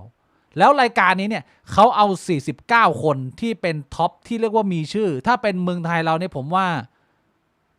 หมอปลายพรายกระซิบหรือว่าหมอปลานี่อาจจะได้เข้าหรือเปล่าไม่แน่ใจแต่ว่าริวจิตสัมผัสหรือว่าแก๊งนั้นทั้งแก๊งทั้งยวงเนี่ยอันนี้ได้เข้าหมดคือเป็นตัวท็อปแล้วแต่ละคนมาก็คือเป็นคนละสไตล์ซึ่งเมืองไทยเนี่ยที่เราเคยทำกันพี่บวงคือมันหลากหลายมากมึงมีโดเรมอนมึงมีเฮียอะไรมันเลอะเทอะไปหมดแล้วมันดูโลคลาสใช้คำนี้ดีกว่าแต่ที่เกาหลีเนี่ยมันจะมาเป็นเผ่าเลยพี่บวงแล้วแต่ละเผ่าเนี่ยเขาก็มีศาสตร์ที่เขาศึกษาใช้ชัดเจนแล้วสิ่งที่มันน่าทึ่งอันแรกที่ผมอยากจะไม่ใช่สปอยแล้วกันแต่บอกให้รู้เลยก็คือว่าพอโลกของคนมีเวทมนต์มันเริ่มมีมาตรฐานเนี่ยมึงเริ่มเห็นแพทเทิร์นมึงเริ่มเห็นรูปแบบในการทำงานของเขาหมายความว่าอย่างแรกกลุ่มแรกที่มึงเห็นชัดเลยคือกลุ่มของร่างทรงอันนี้จะเป็นกลุ่มที่เป็นพอชั่นใหญ่กลุ่มที่สองคือดูไพ่ทาโร่กลุ่มที่สามก็อาจจะเรียกว่าเป็นกลุ่มและหรืออื่นๆที่มีความหลากหลายมีความแตกต่างแล้วเขาก็จะรู้เลยว่าแต่ละเผ่าเนี่ยมันมีจุดแข็งจุดอ่อนในการใช้พลังของเขายังไงแล้วเขาจะประเมินกันได้ว่าเฮ้ยมึงเป็นพวกดูไพ่ทาโร่นะมึงจะถนัดดูงานประมาณนี้แต่มึงจะไม่ถนัดดูงานประมาณนี้แล้วก็จะมีการ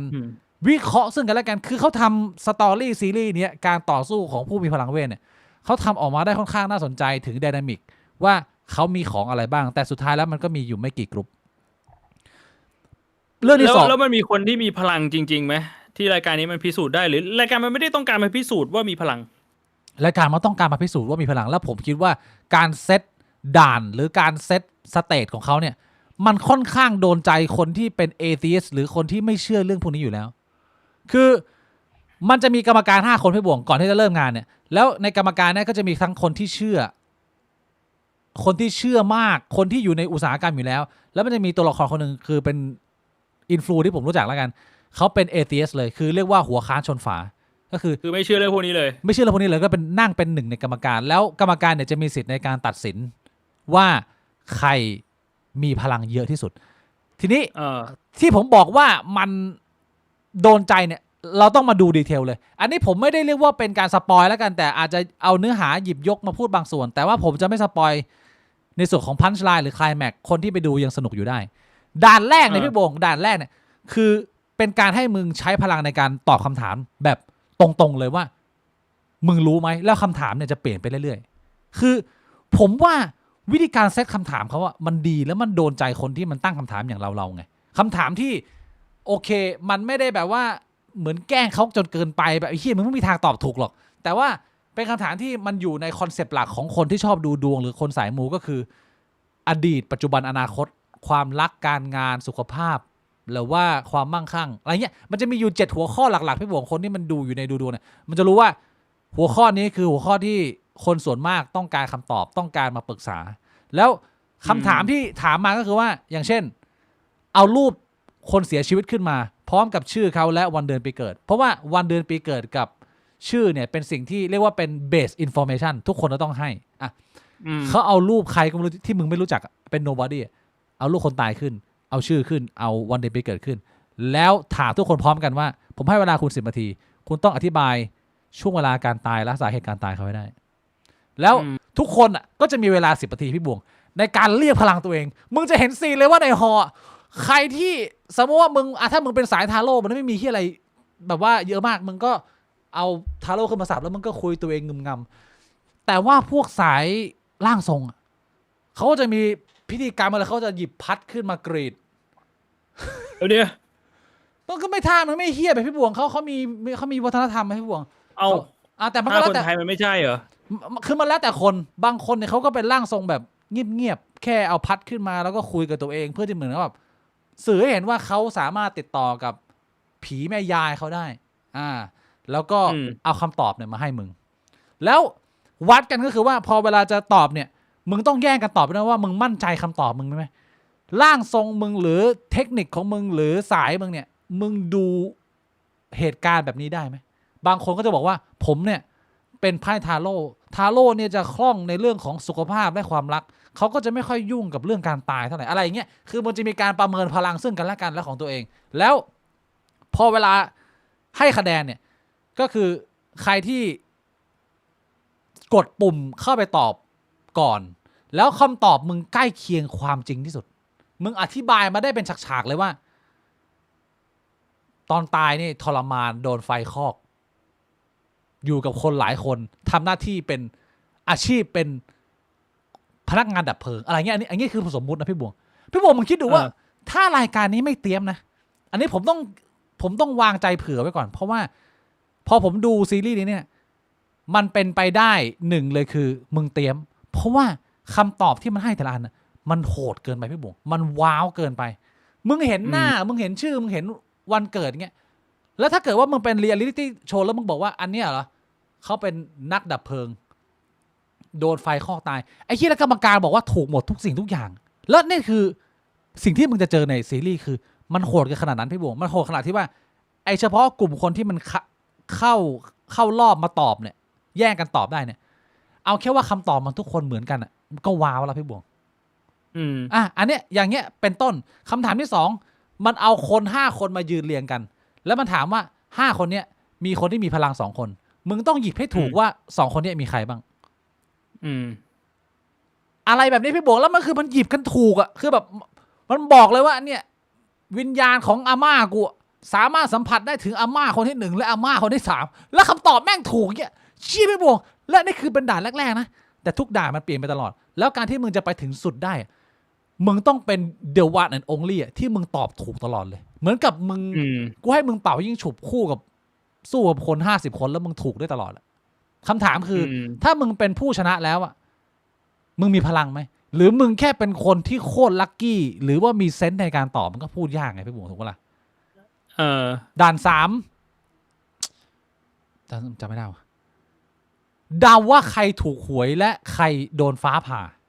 เอาคน5 คนมายืนพี่บวงเป็นผู้ชาย5 คนมึงดูหน้านะมึงดูไม่ออกเลยแล้วเขาถามมึงว่าคนไหนมีดวงในการแบบมีดวงโชคลาภเคยถูกหวยมาก่อนคนไหนเคยโดนฟ้าผ่าเข้าไปที่ลำตัวคือเป็นคนโชคร้ายก็คือยังอยู่ในคอนเซปต์ของการดูพลังแห่งโชคแล้วไอ้ทาโร่ก็มาเปิดงัดอะไรอย่างเงี้ยพี่บวงแล้วคำตอบคือมันตอบถูกถ้าสมมุติว่ามันอยากจะวัดจริงๆว่าใครมีพลังไม่มีพลังมันต้องเอา5 คนที่ไม่เคยถูกหวยเลยมายืนแล้วถามว่าในเนี้ยมี2 คนใครถูกหวยมาแล้วแล้วมันต้องมีคนที่บอกว่าไม่มีใครถูกหวยเลยผมดูมาแล้วอันเนี้ยอย่างน้อยๆมันถึงจะดูแบบเชี่ยมันมันดูเจ๋งไว้แต่มันก็ยังเตรียมได้อยู่ดีมันยังเตรียมได้อยู่ดีใช่ผมก็ต้องพูดอย่างนี้ถ้าสมมุติมึงเอามา5 คนมีคนถูกหวยแล้วก็แบบให้สุ่มมันก็สุ่มถูกได้ไงใช่ไงแต่มันต้องสุ่มถูกไปเลยนี่คือวิธีการวัดพลังของผู้มีพลังของเขาคือเขาให้มาทายอะไรแบบนี้เลยหรืออีกอันนึงก็คือเอารูปตอนเด็กมาให้ดูรูปแบบเด็กตอนที่พี่บวงภาพที่พี่บวงเคยใช้เป็น cover photo เป็นพี่บวงนอนแล้วกระเจียวยื่นออกมาแล้วพี่บวงเยี่ยวแล้วแม่ถ่ายใช่ไหมมันเอารูปเด็กขึ้นมาพี่บวงแล้วมันถามว่าปัจจุบันคนนี้ทำอาชีพอะไรอยู่แล้วแม่งอธิบายมาเป็นชุดเลยว่าไอ้เหี้ยผู้ชายคนนี้ปัจจุบันเป็นนักกีฬา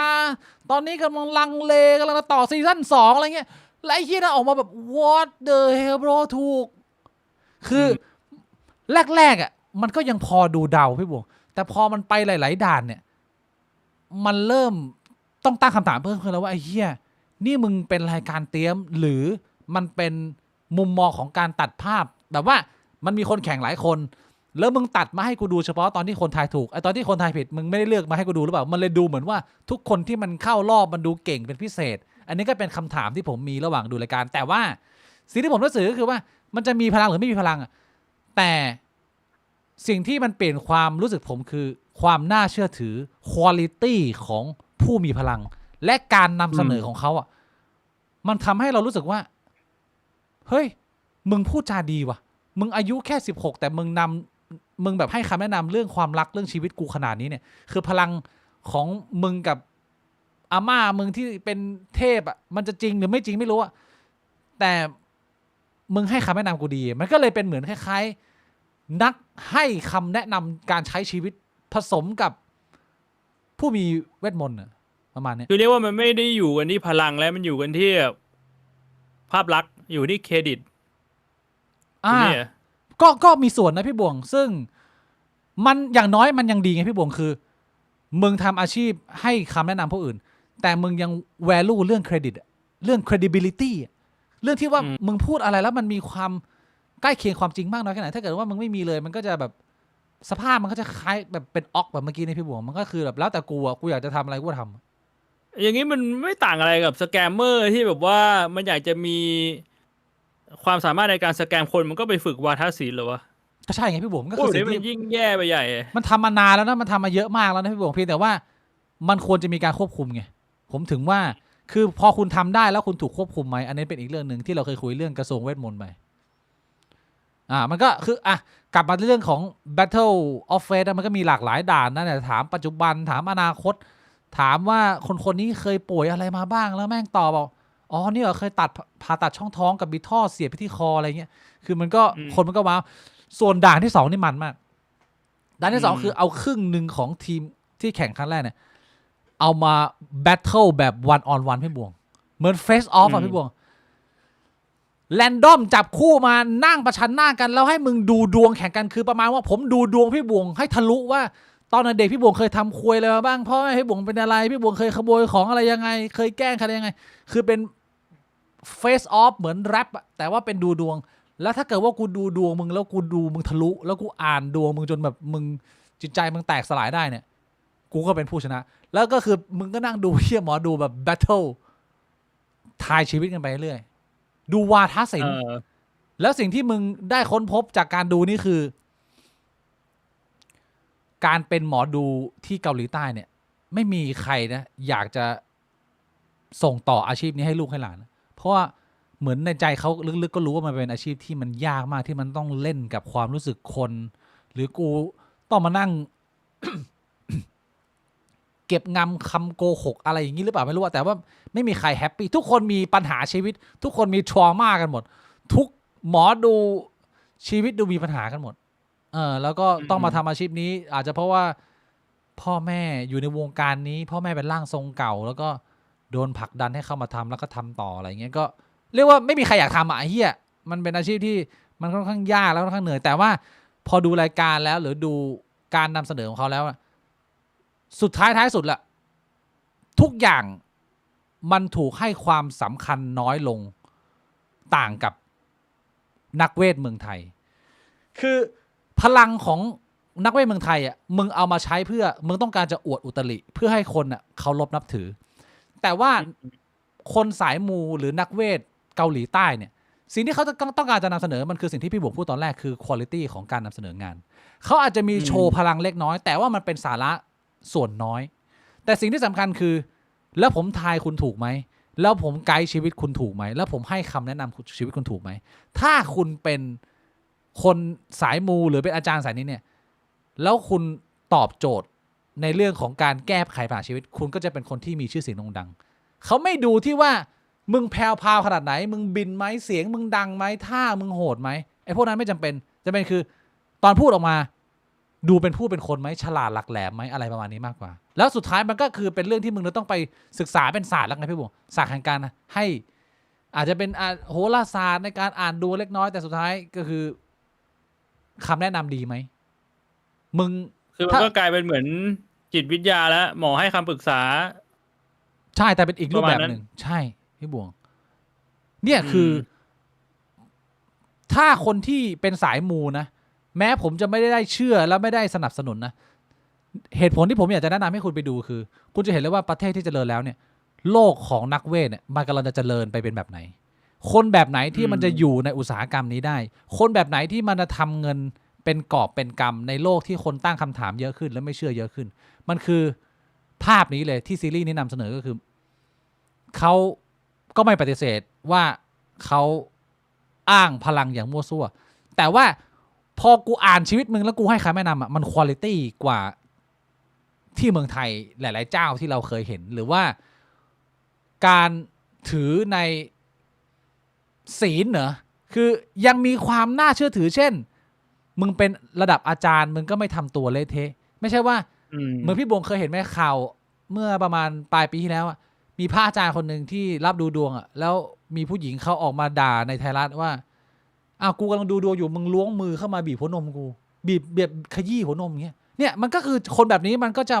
มีน้อยลงเพราะว่าสังคมหรือลูกค้ามันมีคุณภาพมากขึ้นมันหาว่าไอ้เชี่ยถ้ามึงจะเป็นผู้พิเศษนะอย่างน้อย integrity ชีวิตมึงต้องดีหน่อยมึงต้องเป็นคนที่ไม่ทำเรื่องผิดพลาดอะไรเยอะหรือว่าอะไรเงี้ย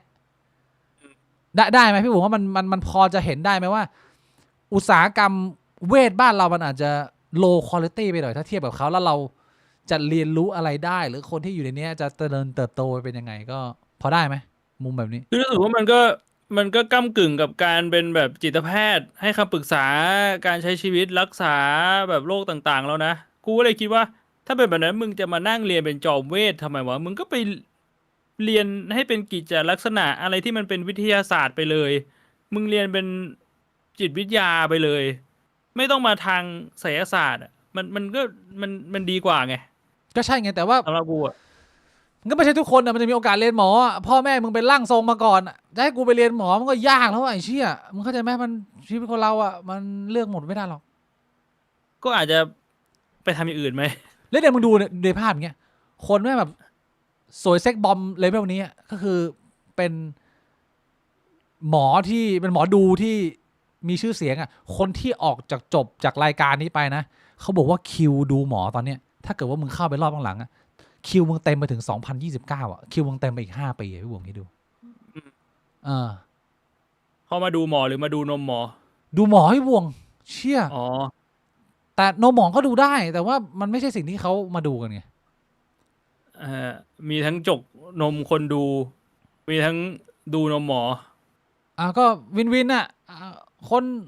พ่อหมอก็อยากบีบเราก็อยากดูอ่ะทำไมอ่ะไม่ได้อ่ะนี่มันไม่ใช่วงการที่มันใช้หลักวิทยาศาสตร์ไงมันก็จะแบบมันงงอยู่แบบเนี้ยคือผมอยากจะบอกว่ามันไม่ได้เพอร์เฟกต์และมันไม่ได้ทำให้ผมรู้สึกว่าเขามีพลังขึ้นมาหรอกแต่อีกครั้งหนึ่งเราก็ปฏิเสธไม่ได้ว่ายังไงของพวกนี้มันก็จะอยู่กับเราสิ่งที่ผมอยากจะนำเสนอก็คืออุตสาหกรรมนี้เนี่ยประเทศที่เจริญแล้วเขาอัปเกรดไปแล้วแล้วมันดู convincing ในมุมผมหมายถึงว่ามันดูยกระดับจริงๆเขาดูมีความน่าเชื่อถือจริงๆแล้วมันมีที่ทางให้อยู่ได้บนโลกใบนี้อะไรประมาณนี้ก็น่าสนใจนะฮะไปดูผมยังดูไม่จบเลยพี่บวงแต่ผมรีบเอามาขายก่อนเพราะว่ามันค่อนข้างว้าวสำหรับเหตุการณ์ในแต่ละเหตุการณ์ที่เขาแล้วก็ผมคิดว่าเขาเซตคำถามมาดีอะไรอย่างเงี้ยไม่ผิดหวังกับคุณภาพเกาหลีนะเรื่องต่อไปนี้ผมจะเอาเรื่องช็อกประจำสัปดาห์มาคุยกับพี่บวงแล้ว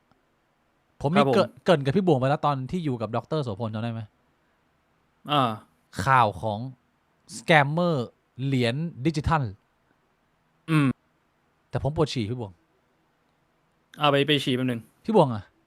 เอาไปฉี่แล้วฉี่ครับเรากลับมากับข่าวของสแกมเมอร์ดิจิทัลรายใหญ่ที่ผมกับพี่บวงรู้จักกันเป็นการส่วนตัว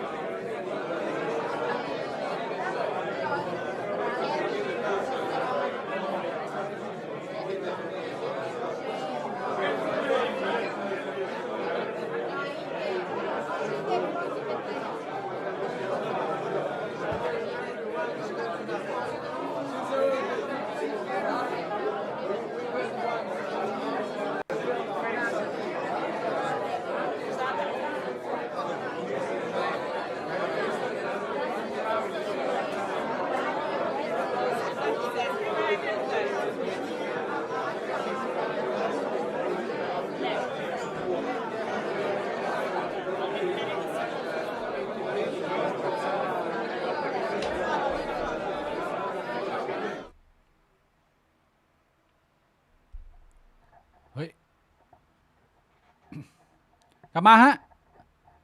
ขอบคุณคุณ Space M ด้วยนะพี่บวงคุณ Space M 100บอกว่าเวทมนต์มีอยู่จริงครับในไทยส่วนใหญ่เป็นสายชาแมนเพราะเป็นที่นิยมในบ้านเราบางคนสามารถ over soul spirit เสือสมิงฤาษีผีร้ายคือผมมองอย่างนี้พี่บวง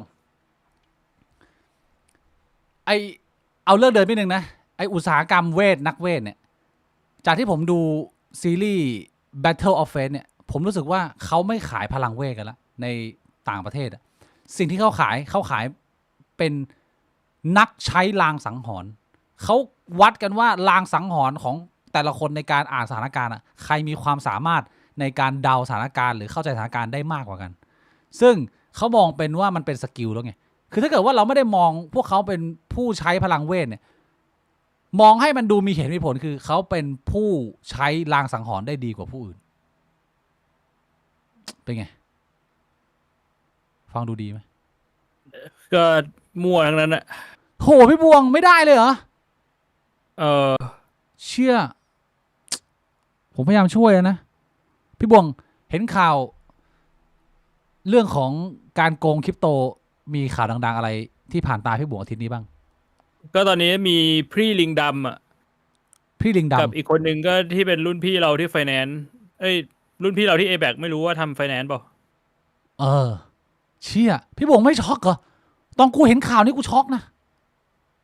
ก็ไม่ค่อยช็อกเท่าไหร่เพราะว่าก่อนหน้านี้ก็เป็นรุ่นน้องที่ A-Back อันนี้มาเป็นรุ่นพี่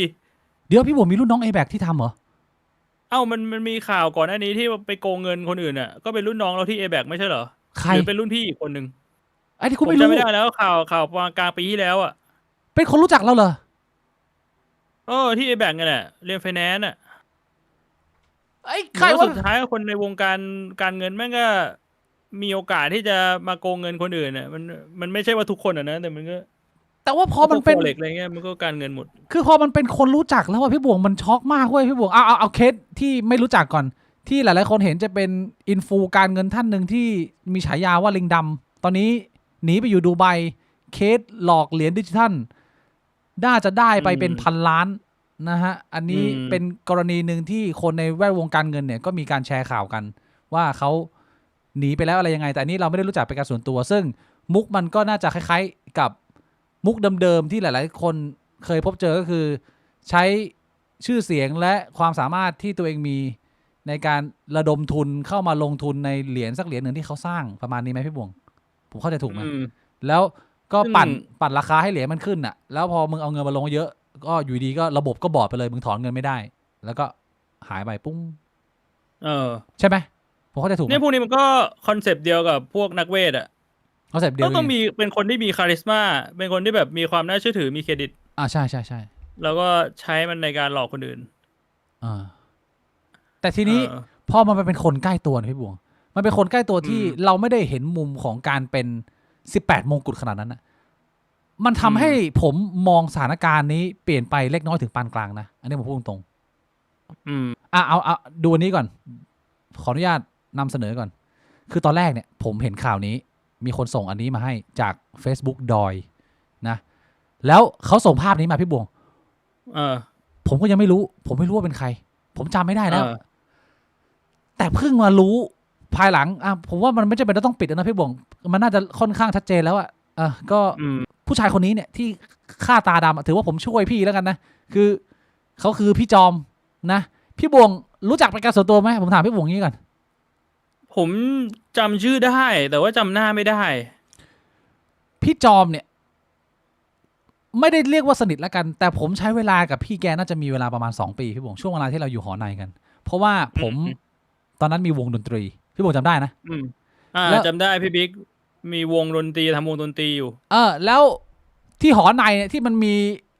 ห้องซ้อมดนตรีมันจะมีอยู่ห้องเดียวเนี่ยมันก็จะมีรุ่นพี่ที่คุมห้องอยู่พี่จอมเนี่ยเป็นมือคีย์บอร์ดของคนที่คุมห้องดนตรีเพราะฉะนั้นเวลาถ้าเกิดว่าผมจะไปใช้บริการเนี่ยผมก็ต้องผ่านแก๊งนี้อยู่แล้วมันก็เลยเริ่มสนิทกันก็เลยเริ่มเจอหน้าซ้อมดนตรีกันบ่อยหลายๆครั้งเนี่ยพี่จอมก็ใจดีมาเล่นคีย์บอร์ดเล่นเปียโนให้กับวงผมก็มีโอกาสพูดคุยกันมานานแล้วแต่พอหลังจากจบมหาลัยก็แยกย้ายไม่ได้รู้เลยแล้ว ผมก็เข้าใจว่าเขาไม่ได้เป็นคนแวดวงการเงินเพราะว่าเราเรียนการเงินแล้วเราไม่เคยเห็นเขาน่าจะอยู่แบบอยู่คณะอื่นอะไรเงี้ยแต่สุดท้ายพอมันแยกย้ายกันไปใช้ชีวิตพี่เขาก็กระโดดเข้ามาในโลกการเงินซึ่งเราไม่รู้เรื่องเลยผมก็ไม่รู้ผมก็ไม่เคยเห็นแต่ได้ยินที่เขาเล่ากันว่าก็คือเหมือนมีชื่อเสียงเป็นเหมือนหนุ่มหน้าใหม่ไฟแรงอะไรประมาณนี้นะแล้วในข่าวนี้เขาเขียนว่ายังไงเดี๋ยวลองมาดูกันข่าวเช้าวงการคริปโตไทยชอบดอยนะฮะดาวรุ่งแบงค์ดังดีลทิป100 ล้านเชี่ยพี่จอมตัวเอกของเรื่องชื่อจอมนามสมมุติไม่ใช่นามสมมุติ ชื่อจริงก็ชื่อเล่นจริงๆชื่อจอม พี่เขาชื่อจอมจริงเขาเป็นคนที่มีหน้าตาดีมากในวงการ VC ของไทยเคยเป็นผู้บริหารกองทุนมูลค่า1 ล้านเหรียญของธนาคารกสิกรไทยมีประวัติการศึกษาดีเคยเป็นนักดนตรีอาชีพนี่ไงเห็นไหมและขึ้นพูดบนเวทีระดับโลกบ่อยครั้งโอ้โหพี่จอมพูดง่ายว่าคือโปรไฟล์ดีจนใครก็เชื่อแผนการตกเบ็ดจอมใช้ความน่าจะถือจากตำแหน่งหน้าที่ไปชวนเพื่อนฝูงนักลงทุน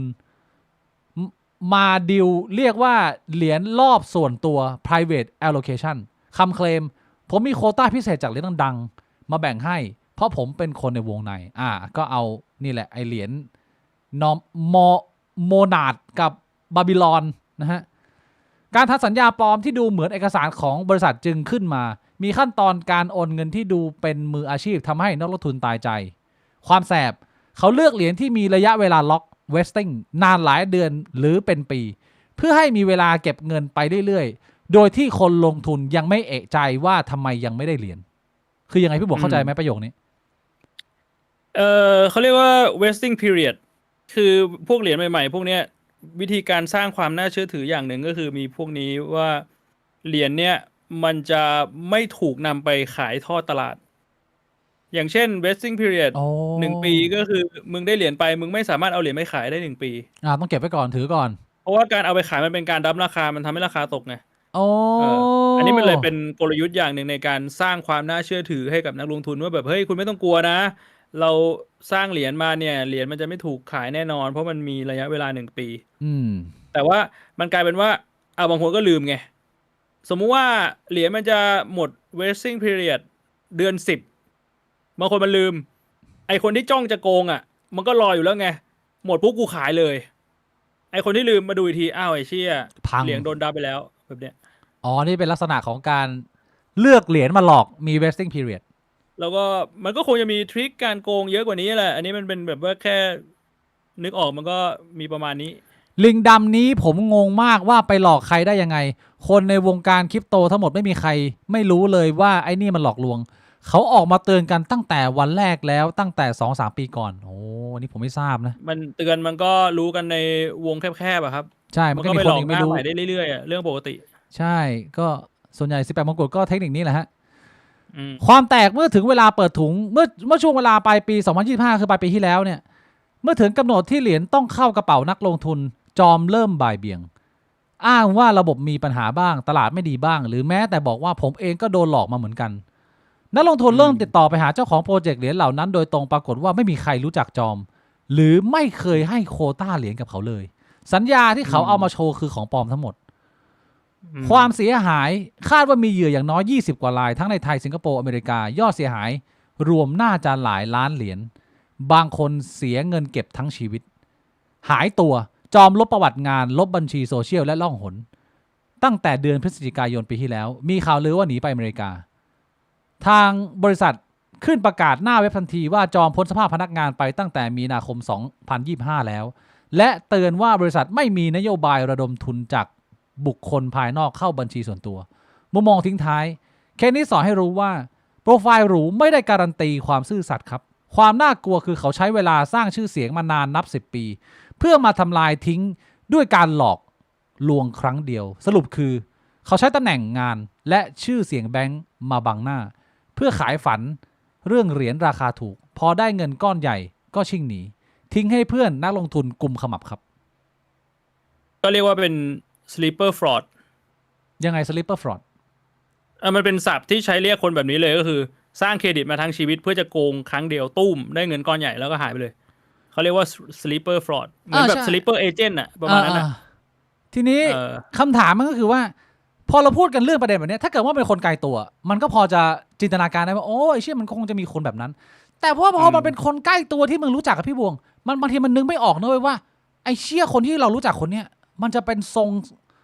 sleeper fraud แบบนี้เลยเหร ถึ อ งได้บอกไงพี่บิ๊กทางเดียวที่จะเคาน์เตอร์สลิปเปอร์ฟลอตได้คือมีอยู่แค่อย่างเดียวก็คือ มึงต้องประเมินไว้เลยว่าทุกคนมันจ้องจะเย็ดรูตูดมึงอยู่ตลอดเวลามันไว้ใจใครไม่ได้ เชี่ย ผมเคยหันหลังให้พี่บิ๊กเหรอเป็นเพื่อนกันมากี่สิบปี ไอ้เชี่ยพี่บวงคือแบบว่าเจอหน้าพี่บวงเจอหน้าผมก็คือแบบว่าหน้า ผมก็ นี่ บีบตูดอยู่ตลอดเวลา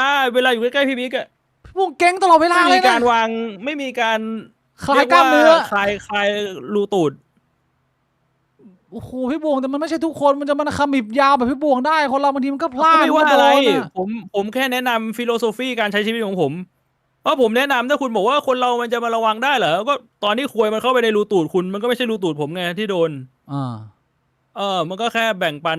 มุมมองเฉยๆแต่ละคนมันก็มีแนวทางการใช้ชีวิตเป็นของตัวเอง ก็เข้าใจได้นะเพียงแต่ว่าอย่างกรณีนี้เนี่ย ผมก็นึกไม่ออกเลยว่าพี่จอมอ่ะมันจะทำผมเลยคิดอย่างนี้พี่บวงผมพยายามมองโลกในแง่ดี คือผมพยายามจะคิดว่า ถ้าเราจะมีเพื่อนสักคนหนึ่งที่มันตัดสินใจทำอะไรแบบนี้เนี่ย มันมีเหตุผลอื่นไหมที่มันดูฟังดีขึ้นเล็กน้อย ซึ่งมันก็มีไหมพี่บวงยกตัวอย่างนะยกตัวอย่าง ถ้าให้พูดตรงๆนะพี่บิ๊กอันนั้นมันเป็นปลายเหตุ ปลายเหตุ ไม่ว่าปลายเหตุมันจะคืออะไรอ่ะสุดท้ายมันไปจบที่โดนโกงอ่ะเราก็ไม่จำเป็นต้องมานั่งคิดหรือบอกว่ามันจะมีเหตุผลอะไรที่เขาทำให้เขาต้องทำ เอ้าสมมุติว่าวันดีคืนดีอะพี่บวงบิ๊กบวงพอดแคสต์แม่งหายไปเลยคือผมติดต่อพี่บวงไม่ได้พี่บวงหายตัวไป ผมก็อยากจะรู้เหมือนกันว่าเพื่อนผมที่มันหายตัวไปเนี่ยมันทำอะไรอย่างน้อยเนี่ย ผมอาจจะช่วยอะไรไม่ได้ แต่ว่าความเข้าใจของผมในกับตัวพี่บวงเนี่ยมันลงล็อกไงว่าอ๋อไอ้เชี่ยมันสุดวิสัยว่าอะไรเงี้ยนึกภาพไหม คือถ้า พี่บว จะ ง ให้พูดตรงๆนะถ้าสมมุติว่ามันเกิดขึ้นแล้วอ่ะคำพูดอะไรที่ออกมาจากปากผมมันก็ไม่มีเครดิตแล้วปะ ก็ใช่ไง ถ้าผมจะไปโกงใครมาแบบเป็นสลิปเปอร์ฟลอร์จริงๆอะผมก็คงจะมาแบบสร้างเรื่องเรียกน้ำตาเรียกความสงสารจากคนรอบตัวได้อะ ได้ แต่มัน ใช่ ก็คือคำพูดของคนที่โกงคนที่ไม่มีเครดิตอยู่ดีอ่ะ แต่ว่าเรากำลังจะพูดถึงว่าอย่างกรณีนี้เนี่ยผมพูดแล้วนะพี่บวงณเวลานี้เนี่ย ผมว่าดีไม่ดีพี่จอมนั่งดูผมอยู่เนี่ยพี่จอมสวัสดีครับพี่จอม สวัสดีครับ อาจจะอยู่ที่ไหนสักแห่งอ่ะแล้วผมไปเช็คนะพี่บุ๋งก็คือ Facebook แกผมมีเฟรนด์ก็คือหายไปแล้วก็คือปิดทิ้งจริงก็คือ ตอนเนี้ยมันมีคนรู้จักผมที่มันใช้ชีวิตแบบว่า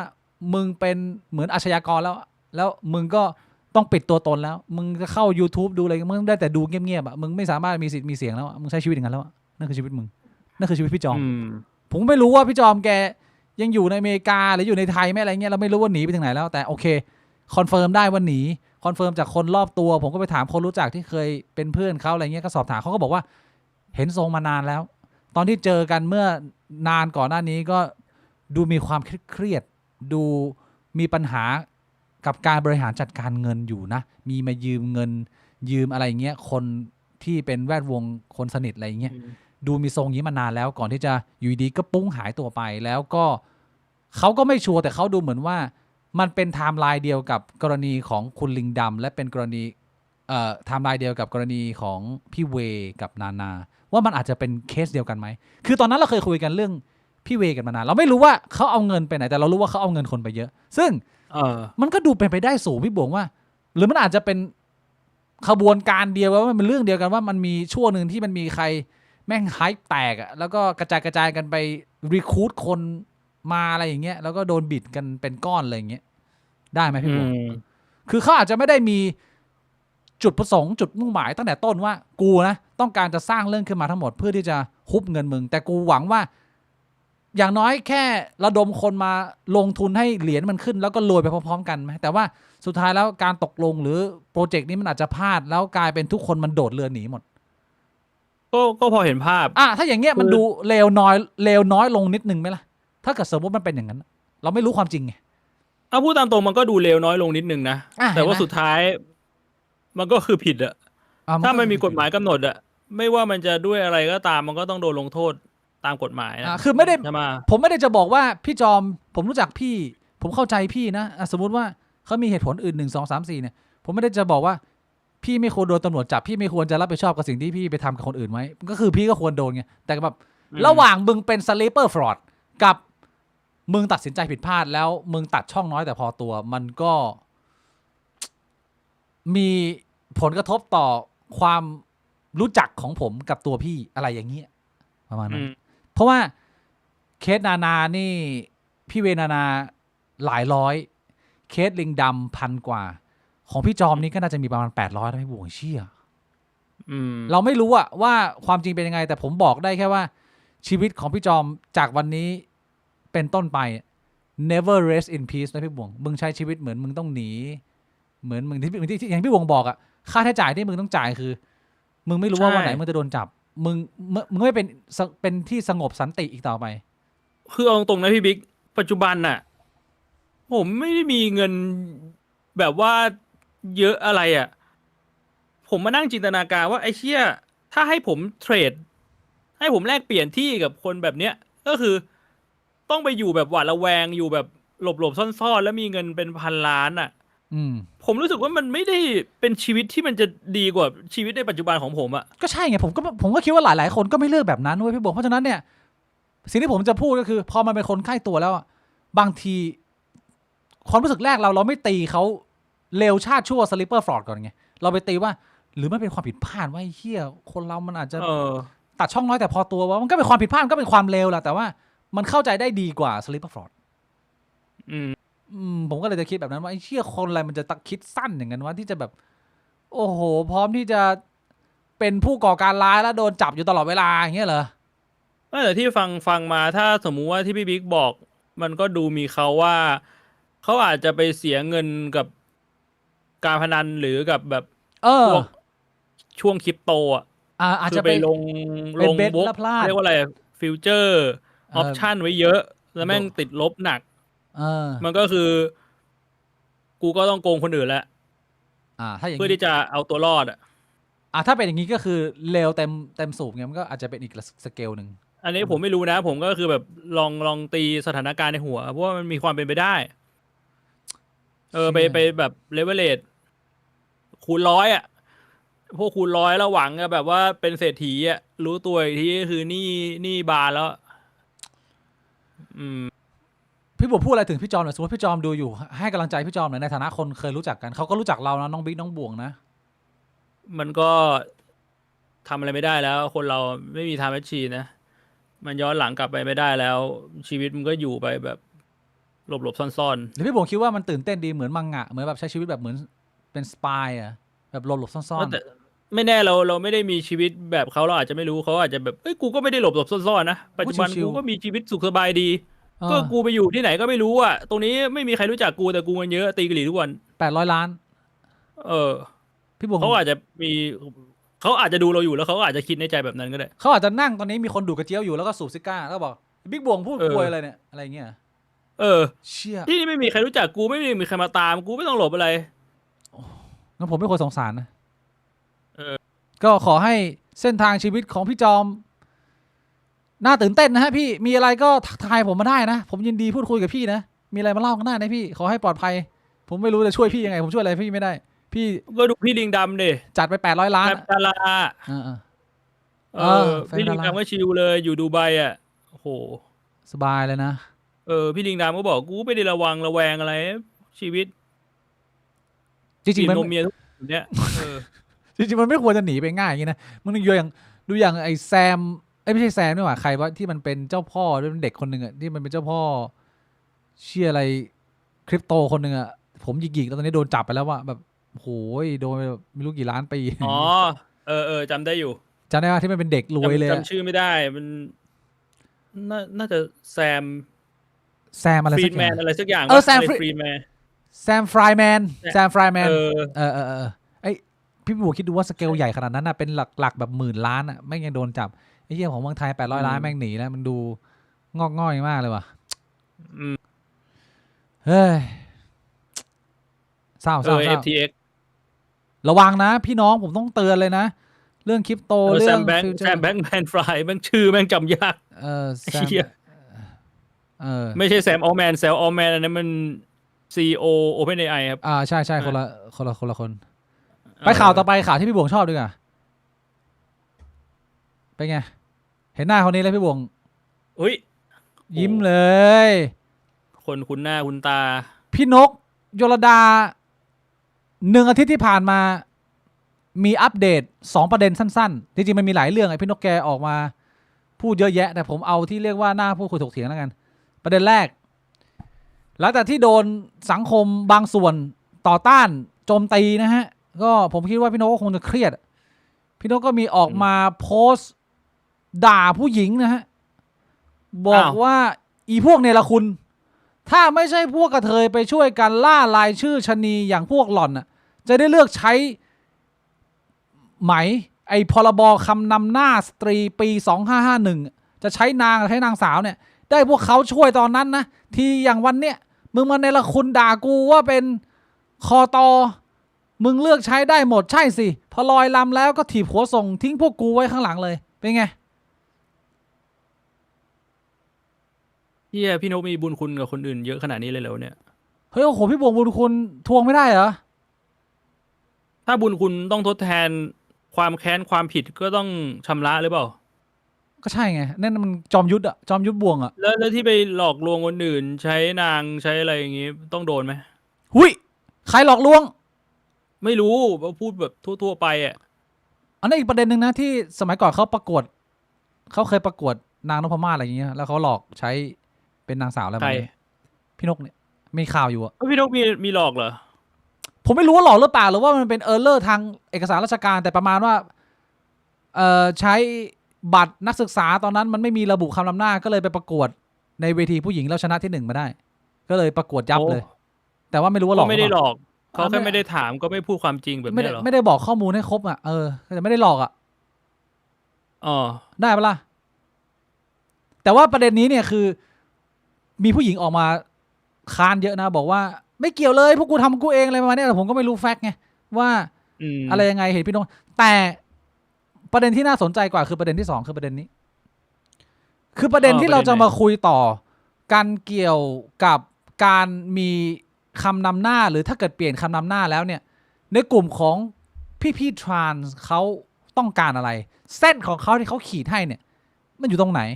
ผมไม่คิดว่าอันนี้จะเป็นคำตอบแทนคนทรานส์ทั้งสังคมแล้วกันนะเรียกว่าเป็นหนึ่งในข้อเสนอของพี่นกโยลดาพี่นกโยลดาเขาถ่ายรูปบัตรประชาชนของตัวเองมาแล้วพูดประมาณเหมือนกันว่าไหนมึงลองดูดิว่าถ้าเกิดว่าเป็นแบบนี้ใครมันจะตายไหมมันจะมีใครตายไหมก็คือใส่มิสให้ตัวเองทั้งไทยและอังกฤษบล็อกวันเกิดอะไรไปแล้วย้ายส่วนของศาสนาเนี่ยรวมถึงหมู่โลหิตเพศกำเนิดและโครโมโซมเนี่ยหรือว่าอันนี้อาจจะเป็นอันเดียวก็ได้เนี่ยเอาเข้าไปยัดอยู่ในชิปให้หมดพี่บวงหมายความว่าเพศกำเนิดก็เหมือนเดิมไม่มีปัญหาเป็นเมลไงเป็น XY ไงแต่ว่าศาสนาหมู่เลือดและเพศกำเนิดเนี่ยเอาไปใส่ในชิปได้ไหมแล้วเปลี่ยนคำนำหน้าได้ตามเพศสภาพไม่มีแฟกต์อันไหนโดนกระทบเปลี่ยนนอมของการที่ว่าการระบุเพศจากที่อยู่ที่คำนำหน้าเปลี่ยนมาเป็นเพศกำเนิดบรรทัดแยกแต่เอาไปซ่อนไว้ในชิปอย่างนี้ได้ไหมแล้วเวลาผมอยากจะรู้ว่าคนไหนจิ๋มจริงคนไหนจิ๋มกระโปกผมต้องพกเครื่องสแกนบัตรประชาชนปะเนี่ยอ้าวดมเอาไม่ได้เหรอ แล้วถ้าผมไม่เคยดมจิ๋มจริงแล้วผมจะแยกออกเหรอถ้ามันเป็นจิ๋มอันแรกที่ผมเคยดมในชีวิตอะแล้วผมก็ไม่รู้ว่าจิ๋มจริงแม่งกลิ่นยังไงเขาบอกกลิ่นนี้แหละกลิ่นจิ๋มจริงหอมเขาฉีดน้ำหอมมาแล้วผมก็แบบจินตนาการในหัวผมไม่เคยดมไงว่าจิ๋มแม่งก็น่าจะหอมไม่ดมไม่มันหอมเว้ยจิ๋มจริงไอ้ที่เรื่องนี้นะผมเห็นคนไปพูดใน Facebook อะมีอยู่โพสต์นึงอะบอกว่าไอ้พวกที่มึงแยกจิ๋มจริงกับจิ๋มกระโปรงไม่ออกอะมึงแยกไม่ออกได้ยังไงวะไอ้เหี้ยจิ๋มกระโปรงมันก็ต้องเบี้ยวข้างในมันก็เท็กเจอร์ไม่เหมือนกัน แล้ว ผมก็แบ ดู บ ถูก แล้วแบบไอ้เหี้ยก็มึงมีความรู้มึงเคยล้วงทั้งจิ๋มจริงล้วงทั้งจิ๋มกระโปรงมาแล้วมึงก็รู้ดิแล้วมึงไม่นึกถึงคนที่ไม่เคยล้วงเหรอคนที่ไม่เคยล้วงมันไม่รู้ว่าให้มันทำไงอะมึงจะให้แบบว่ามีคนมานั่งเอาจิ๋มมาให้มึงล้วงทุกคนมันจะได้รู้เหรอคนพวกนี้มึงพูดแล้วแบบมึง มึงแบบพูดจากรูตูดอะไม่ได้พูดจากสมองอะ สมมติว่าผมอยู่ฝั่งพี่นกนะ ผมต้องไฟนะเราจะได้มีไดนามิกของช่อง ผมบอกว่า ไม่แต่นี้อันนี้ผมต้องบอกก่อนว่าผมไม่ได้ต่อว่าพี่นกนะ แต่ว่าพูดในกรณีว่า practical อะเราใช้กันอะอันนี้ในกรณีของพี่นกอะมันก็ต้องเป็นพวกสถานพยาบาลหรือเป็นแบบว่าเป็นสถานที่ที่มันต้องใช้แบบประชาชนแล้วมีการสแกนบัตรอะไรอย่างนี้ได้ใช่ปะล่ะตรงนั้นผมไม่เถียงว่าตรงนี้มันก็เป็นประโยชน์มันเป็นแนวทางการแก้ปัญหาแนวทางหนึ่ง แต่ผมถามว่าแล้วไอ้ practical use เวลาแบบจะดูบัตรประชาชนเงี้ยขอถามบัตรประชาชนเนี่ยว่าคุณผู้หญิงจริงเปล่าแบบจีบกันเจอกันในร้านเหล้าเงี้ยแม่งยังไงวะมันก็ ปกติจีบเราก็ไม่ได้ยื่นบัตรอยู่ในนั้นนะพี่บวงเราก็ใช้วิจารณญาณในการตัดสินอยู่แล้วอะไม่เคย มัน มา ก็ นั่ง ส่วน ดู หนึ่งแต่ว่าถ้าปัจจุบันมันเนียนมากๆอ่ะมันก็ต้องขอดูบัตรประชาชนหรือเปล่า ก็เอาไปติดเลยเอาไปสแกนเลยสแกนบาร์โค้ดอะ สแกนที่ไหนอ่ะ ซื้อเค ก็ รื่อง มั ส น แก เงีย น บแล้วอ่ะจู่มันโดแล้วตอนนั้นน่ะมันจะต้องมานั่งเดินไปสแกนที่เซเว่นแบบเดินหำตุงๆเข้าไปเหรอ เอาก็ถ้าเกิดมึงโดนหลอกอะมึงจะเป็นความผิดระบบได้ยังไงพี่บวงก็มึงดูไม่ออกเองอะมึงก็เรียนหนังไข่ไป มัน ดิ มีสองระบบอ่ะมันมีระบบที่ดูง่ายกับระบบที่ดูยากทำไมมึงไม่ใช้ระบบที่ดูง่ายล่ะ ก็กูอยากให้หนังไข่กู แบบ โดน นี้ เรี มั ยน น ห มี น่อ ใคร ยอะ ตายเหรอแล้วกูต้องถามกลับไปว่าแล้วถ้าหน้ามึงมันเป็นนายมึงจะตายเหรอถ้าแค่คำนำหน้ามันทำให้มึงตายอ่ะมึงใช้ชีวิตอยู่บนโลกยังไงวะ จบเรื่องจบราวเชี่ยพี่บวง มัน คือ หนัก ถ้าแค่คำนำหน้าชื่อมันทำให้มึงตายเนี่ย มึงเดินออกไปนอกบ้านมึงสะดุดล้มก็คือมึงไม่มีแรงให้มึงจะลุกขึ้นมาแล้วเหรอไอ้เหี้ยกูก็นอนตายอยู่ตรงนี้แหละ มันไม่ ชี ใช่ วิต ประ มึ เด็น งทำนี่อะไรไม่ได้แล้ว มันไม่ ถ้างั้นน่ะ ตายมันจะเป็นที่เขานำเสนอมันก็คือมันเป็นเรื่อง ก็ ของ ถ้าอย่างนั้นมันก็เป็นคำตอบของพี่เขาก็มันไม่ตายแล้วพี่จะมานั่งขออะไรอีกอะก็มันไม่ตายไง แล้วสรุป เนี่ยเขายอมรับความจริงแล้ว แต่ว่าเอาไปไว้ให้มันดูบัตรมันสลีกอ่ะมันก็ไม่เป็นอะไรหรือเปล่าไอ้เรื่องข ก็ อง ถ้า คว สมมุติว่าคุณคิดว่ามันก็ใส่ไว้ในนั้นได้ แล้วทำไมไม่ใส่ข้างนอกให้มันดูง่ายแค่นั้นน่ะ พี่บวงคิดว่า เป็นคำถาม ของพี่บวงคือ ไม่แก้ดีแล้ว แต่ว่าไอ้คำว่าเพศกำเนิด ก็ อะ แก้ ใส่ ก็แก้ไงใส่นางสาวแต่ไอโครโมโซมก็ไม่ต้องไปใส่ในชิปก็ใส่ในบัตร ใส่ในบัตร ไม่ ไป ยัง เลย มีที่ว่างอยู่เลยมึงดูบนหัวพี่นกดิมันมี เออ ที่ว่างอะมึงก็ใส่ไปได้ตรงนั้นอะโครโมโซมใส่ได้ปะล่ะไม่ต้องมานั่งติดเหรอไอ้เหี้ยไปติดปุ๊บเครื่องติดพังอีกกูคุยโดอยู่โอ้ยขัดคนเงียบๆอยู่แม่งโมโหมึงเครื่องมึงมาพังอะไรตอนนี้วะกูอยากจะรู้ว่าหีเนี่ยของจริงหรือหนังไข่ บางที แบบเนี้ย พี่บวงจะเอาแบบว่าตรงใจพี่บวงตลอดไม่ได้บางทีพี่บวงไปสั่งข้าวผัดอ่ะมันก็ใส่แตงกวามาให้อ่ะมันก็แบบ ถ้ามันสั่งข้าวผัดหมูแล้วมึงได้ข้าวผัดกุ้งมาแล้วมึงแพ้กุ้งอ่ะ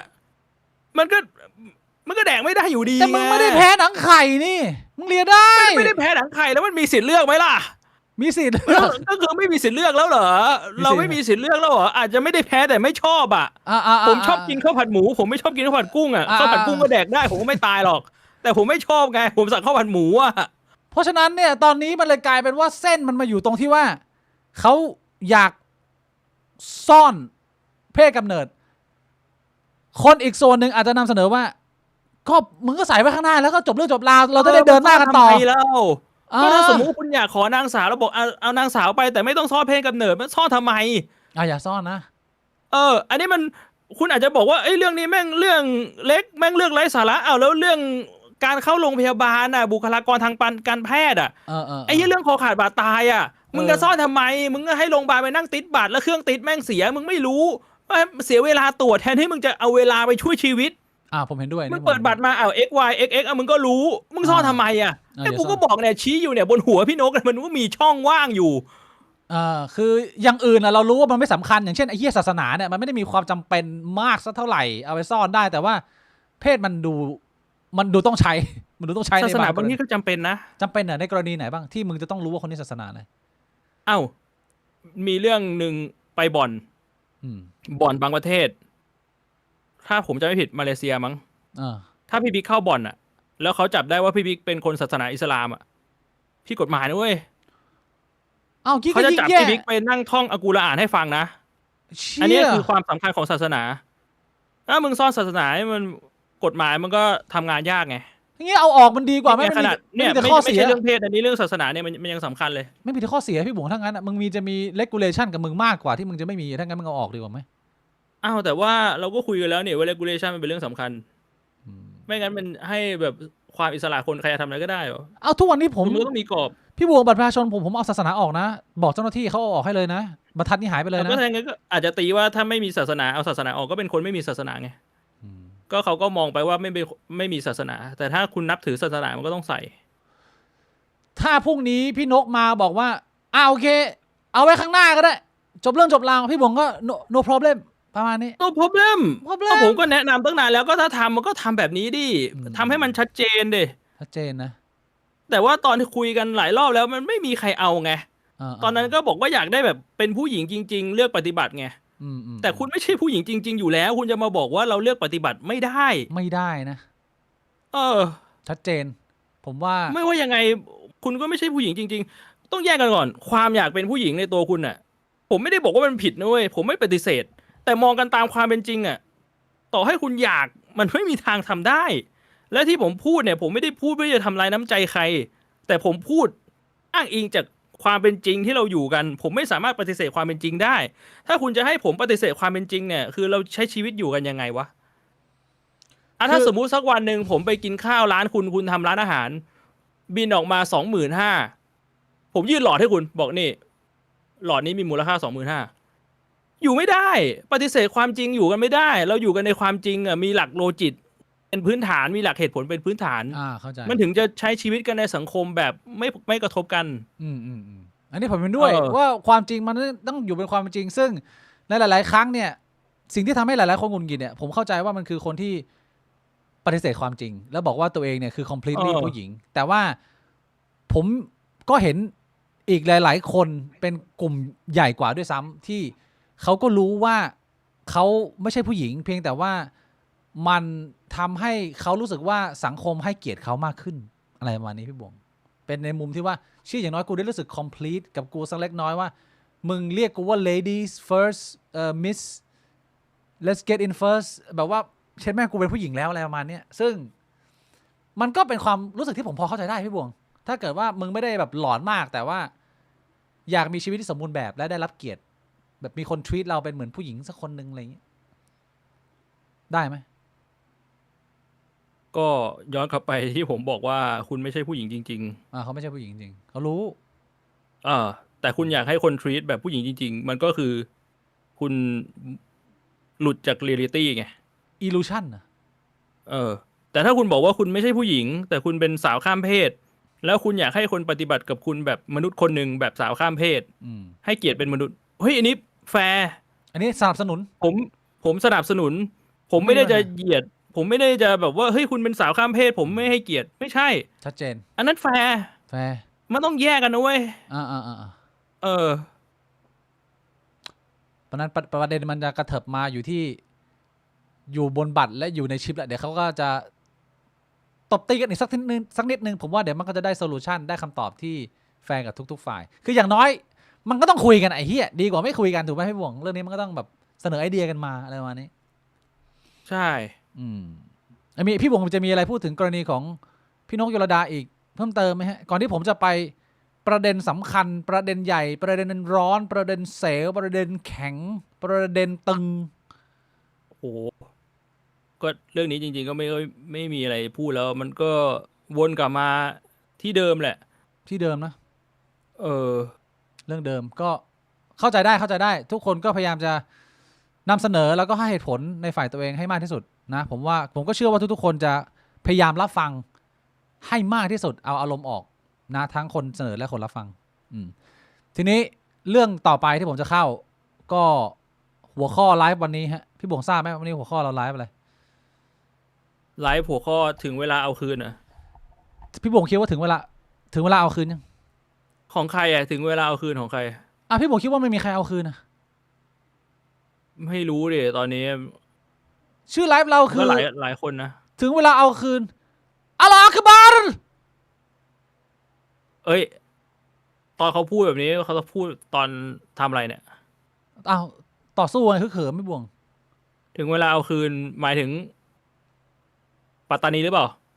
ไม่ใช่ปัตตานีไม่ใช่สยามไอ้นั่นคือยังไงก็คือเป็นกลุ่มคนที่เขาอยากจะแบ่งแยกดินแดนมาพ่นสีบนถนนใช่ไหมต้องการจะแยกปัตตานีออกอันนั้นเรื่องนั้นเหรอคือเรื่องถึงเวลาเอาคืนนะเราไม่ได้คุยถึงเรื่องนี้เรากำลังคุยถึงประเด็นสงครามใหญ่ต่อเนื่องจากอาทิตย์ที่แล้ว อ๋อ อัปเดตสำหรับคนที่ไม่ได้ติดตามสงครามระดับโลก ผมคิดว่ามันมีเรื่องที่น่าสนใจที่เราควรจะพูดคุยติดตาม แล้วก็ทำความเข้าใจไปพร้อมๆกันว่า ตอนนี้สถานการณ์มันถึงไหนแล้วเพราะว่าอันนี้ไม่ใช่เรื่องเล็กพี่บวงนี่เรื่องยาเลยนะ อืม เอานี้ก่อนเดี๋ยวก่อนว่า เห็นมีคนประเมินผมก็ไม่รู้ข้อเท็จจริงยังไง แต่หลายๆฝ่ายประเมินว่าสงครามนี้มันน่าจะไม่ได้ยืดเยื้อปะ เอางี้ผมถามพี่บวง ห กั รื น มันจะยืดเยื้อ ตอนนี้ในเราไม่รู้แฟกต์เลยพี่บวงสุดท้ายแล้วทุกมันยังอยู่ในช่วงเวลาที่ เรียกว่ามันเป็นการคาดคะเนแล้ว มันเป็นการคาดคะเนมันเป็นการนั่งเดานั่งดูหนังคุยเล่นกับเพื่อนโปกฮาล้วนๆเลยตอนเนี้ยคือมันไม่มีเชื่ออะไรที่มันเป็นแฟกต์ยืนยันได้เลยถ้าเกิดว่ามันเป็นเรื่องที่เกิดขึ้นมาแล้วอ่ะอย่างที่พี่บวงกำลังจะถามว่ามันจะนานหรือสั้นก็คืออย่างที่ผมบอกไปว่าทรัมป์มาอยากสั้น แต่ว่าอิหร่านน่ะอยากนานแล้วตอนนี้ เพราะว่าโดนแล้ว ก็ไม่อยากให้มันจบเร็วแล้วเพราะว่ายิ่งเวลามันยิ่งผ่านไปได้เรื่อยๆสหรัฐเจ็บหนักกว่าในทุกทางเขาโดนเด็ดหัวไปแล้วอ่ะที่เหลือเขาก็ไม่เหลือแล้วตอนนี้ก็สู้ขาดใจอ่ะเรียกอย่างนี้ดีกว่าพี่บวงตอนนี้พี่บวงมองสถานการณ์ได้ยังไงเอาแบบจากการคาดคะเนและการเสพข่าวจากพี่บวงก็ได้มันไม่ต้องถูกก็ได้ถ้าจากการคาดคะเนดูจากประวัติศาสตร์ที่เคยเกิดขึ้นผมว่าไม่น่าจะนานนะก็ทุกครั้งอิหร่านมันก็แนวเนี่ยว่ากูจะสู้จนตัวตายผ่านไปแป๊บหนึ่งยอมแพ้แล้วครับเจรจาเหอะใช่เหรอแบบนี้ทุกทีเป็นอย่างนี้เหรอหลายรอบแล้วแต่ว่าแบบเดสทูอเมริกาแล้วก็แบบโอเคเจรจาอันนั้นมันเป็นกลุ่มก่อการร้ายกลุ่มเล็กๆพี่บวงส่วนใหญ่มันจะเป็นหลายๆกลุ่มที่จะมีชื่ออัลคอยดาที่อะไรเงี้ยมันก็จะเป็นอีเวนต์เล็กๆแต่อันเนี้ยมันต่างกันนะพี่บวงอันนี้มันพูดถึงระบอบการปกครองของประเทศอิหร่านเป็นเดิมพันเลยนะอันนี้คืออีลีทของประเทศแล้วที่เป็นเฮดใหญ่อีกทีหนึ่งแล้วนั่นคือเส้นที่จะตัดว่าอเมริกาชนะหรือแพ้ซึ่งการที่มึงจะเปลี่ยนระบบการปกครองได้มึงต้องปล่อยให้ระบบรัฐบาลมันรันได้ตามปกตินั่นหมายความว่าประชาชนที่ทำการประท้วงที่ต่อสู้กันมาตั้งแต่ต้นปีที่แล้วเนี่ยจะต้องเป็นฝ่ายชนะแต่ในสถานการณ์ปัจจุบันเนี่ยเท่าที่ผมตามข่าวก็คือตอนนี้การประท้วงนี่ซาลงหลังจากที่อเมริกาเปิดฉากยิงเนี่ยผู้ประท้วงถอยแล้วกลับมานั่งอยู่ที่บ้านกลายเป็นว่าทรัมป์อยู่ในช่วงเวลาเขาเรียกว่าติดหล่มพี่บวงครึ่งกลางๆก็คือพยายามจะร่วมมือกับอิสราเอลในการปลุกระดมให้ผู้ประท้วงเนี่ยเข้าไปลุยจัดตั้งรัฐบาลเปลี่ยนระบอบให้ได้เพราะว่าทรัมป์มันเปลี่ยนระบอบจากข้างนอกไม่ได้มันต้องให้คนข้างในมันเซตกันเองทีนี้โทนของประชาชนอ่ะมันดูเหมือนมันจะสู้ฝั่งที่ยังกุมอำนาจหรือเป็นเผด็จการไม่ไหวเพราะว่าเขายังมีอำนาจกำลังทหารผู้ก่อการร้ายนักกลุ่มปฏิวัติอิสลามเงินทุนอยู่ฝั่งเขาเยอะมากพี่บงถ้าทรัมป์ปลุกระดมไม่ได้ก็ต้องส่งทหารของอเมริกันของตัวเองเนี่ยเข้าไปลุกแบบภาคออนกราวเลยแล้วคอยอยู่เป็นเบบี้ซิสเตอร์เซตอัพประเทศแต่นั่นหมายความว่ามึงต้องชนะทางการทหารออนกราวซึ่งหลายๆคนประเมินว่ายากเพราะว่าอิหร่านมีภูมิภาคที่ดูเป็นเหมือนทิวเขาในการที่สู้แบบกองโจรนี่ง่ายกว่าหมายความว่าอเมริกาถ้ามึงส่งมนุษย์เข้าไปนะยังไงมึงก็เละมึงทำได้เต็มที่คือมึงยิงอยู่ข้างนอกแล้วมึงเอาโดรนเข้าไปชนแต่ถ้าเกิดว่ามึงจะเอาทหารส่งไปออนกราวเนี่ยมึงมีโอกาสโดนตลบหลังแล้วตายเยอะกว่าแล้วสุดท้ายโดนคนในอเมริกาประณามตอนนี้ต้องเรียกว่าที่อเมริกาเนี่ยฝั่งฝ่ายค้านฝ่ายเดโมแครตเนี่ยตียับเลยนะการเมืองในอเมริกาก็เละเทะมากทรัมป์โดนเตรียมเรียกสอบสวนต้องมานั่งชี้แจงสาเหตุงบและแผนในการบุกครั้งนี้เยอะมากคืออเมริกาเหนื่อยมากแต่ว่าจะจบสั้นยังไงอะถ้าเกิดว่าอิหร่านไม่ยอมที่ผมตั้งชื่อไลฟ์ว่าถึงเวลาเอาคืนแล้วเพราะว่ามันมีมูฟสำคัญของอิหร่านในการเอาคืนพี่บวงทราบไหมว่าเขาทำอะไรในการเอาคืนหลังจากที่2 อาทิตย์ที่แล้วโดนเด็ดหัวผู้นำ49 คนไปแบบปึ๊บแล้วก็ไปหมดเลยอิหร่านเอาคืนยังไงพี่บวงอันนี้ผมยังไม่เห็นนี่การเอาคืนของอิหร่านคือเมื่อผู้นำไปหมดแล้วเขาไม่ยกธงขาวแต่เขาทำการปิดช่องแคบฮอร์มุสใครที่อ่านข่าววันนี้เยอะจะเห็นคำนี้บ่อยถ้าเกิดไปดูในแผนที่เนี่ยมันจะเป็นช่องแคบที่มันติดอยู่กับหลากหลายประเทศชั้นนำอย่างเช่น UAE อะไรอย่างเงี้ยแล้วก็ตัวอิหร่านด้วยแล้วช่องแคบเนี้ยมันจะเป็นอ่าวใหญ่ๆเลยพี่บงที่หลายๆประเทศเนี่ยใช้เป็นพื้นที่ในการสต็อกแล้วก็ขนส่งน้ำมันแล้วไอ้เหี้ยอ่าวที่มันเป็นรูปเหมือนเม็ดข้าวเนี่ยก็คือปลายทางนะมันมีทางออกทางเดียวแล้วอิหร่านเนี่ยคุมทางออกนั้นอยู่อ่าวเนี่ยใช้ดิวน้ำมันพลังงานเชื้อเพลิง 25% ทั่วโลกรวมถึงภูมิภาค Southeast Asia บ้านเราด้วยไทยเราจีนญี่ปุ่นก็มีซื้อน้ำมันจากตรงนั้นแล้วอิหร่านเนี่ยประกาศปิดหมายความว่าซัพพลายน้ำมัน 25% ของโลกตอนนี้ไม่สามารถเอาลำเลียงออกมาส่งได้แล้วเมื่อเช้าก็มีข่าวมาว่าหนึ่งในเรือขนส่งน้ำมันที่ออกมาจากฮอร์มุสเนี่ยเขาโจมตี3 ลำเขาประกาศปุ๊บอุตสาหกรรมของคนขนส่งน้ำมันเขายังไม่ทำตามเขายังเดินเรือต่อกลุ่มของเนี่ยนักสู้อิหร่านก็เลยโจมตีเรือ3 ลำหนึ่งในนั้นมีเรือขนส่งน้ำมันของไทยมีลูกเรือติดอยู่บนเรือ23 ชีวิตจะต้องช่วยสุดท้ายเรือก็ไม่ได้ถูกส่งน้ำมันมีของญี่ปุ่นโดนแล้วก็อีกประเทศหนึ่งผมไม่แน่ใจแล้วไอ้เกมนี้เนี่ยมันกำลังจะกระทบทั้งโลกคือหมายความว่าอิหร่านโต้กลับโดยการเอาเศรษฐกิจทั้งโลกเป็นเดิมพันให้สหรัฐโดนทุกคนบีบไปพร้อมๆกันนึกภาพออกไหมพี่บวงคือความเดิมคราวที่แล้วเด็ดหัวอิหร่านโจมตีกลับแต่ที่เขาโจมตีกลับคือเขาโจมตีฐานทัพอเมริกาที่ฝังอยู่ในประเทศตะวันออกกลางต่างๆแล้วในอาทิตย์หนึ่งที่ผ่านมาเนี่ยอิหร่านทำลายยับเลยพี่บวงทำลายคลังอาวุธหลายจุดหลายพื้นที่ทำลายเรดาร์อะไรเงี้ยก็เรียกว่าเอาคืนอ่ะแล้วก็ป่วนเศรษฐกิจโลกเก็บน้ำมันตรงนี้ไว้เป็นของตัวเองแล้วตอนนี้เราก็เริ่มประสบปัญหาแล้วเนี่ยหลากหลายประเทศเริ่มพูดคุยกันถึงการสต็อกน้ำมันการหาพลังงานทดแทนอะไรเงี้ยแล้วแน่นอนว่าอิหร่านก็ไม่รีบคนที่จะต้องรีบแก้ปัญหานี้คือสหรัฐอเมริกาว่าอ้าวแล้วมันยังไงคือมึงก็ต้องไปบวกกับมันหน้างานไหมมึงต้องส่งคนลงไปอีกฝั่งหนึ่งแล้วก็ยิงกันอุตลุดเลยเพื่อเปิดให้น่านน้ำมันยังใช้ได้หรือเปล่าก็เป็นภาระหน้าที่ของอเมริกาที่ต้องจัดการตอนนี้แต่คือผมกับมองว่า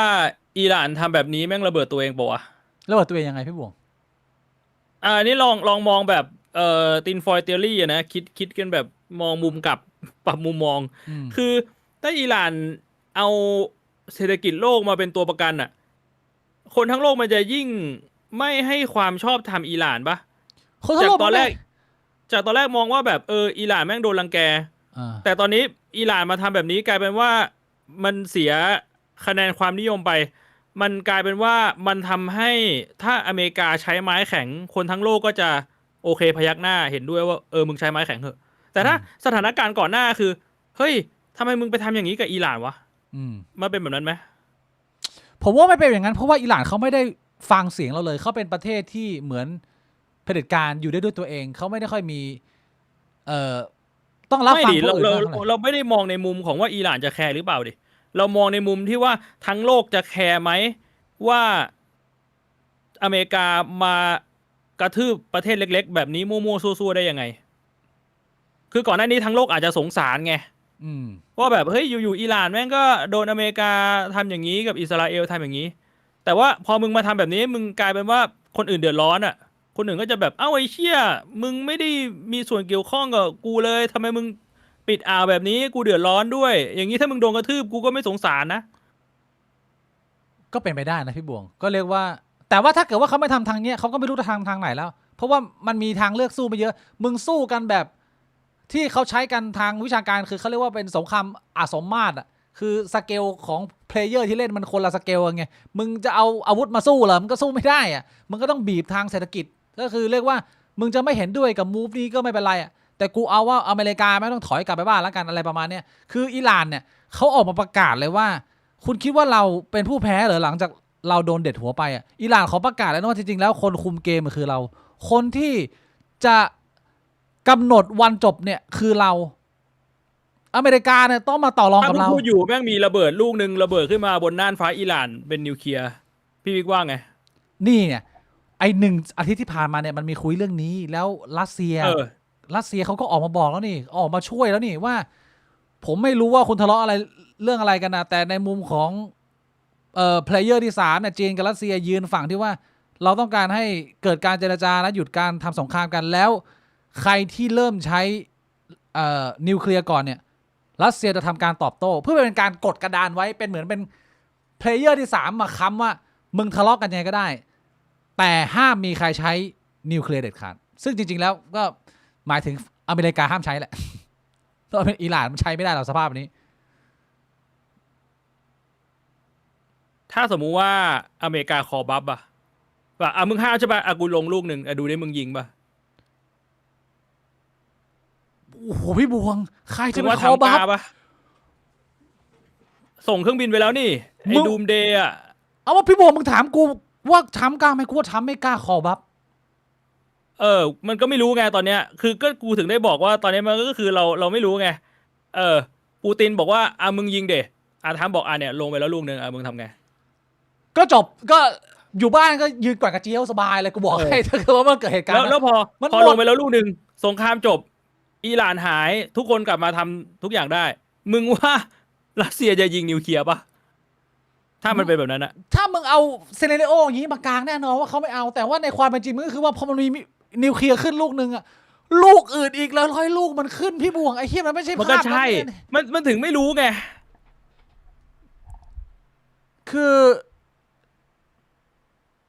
พี่บวงมองว่าสั้นแต่ผม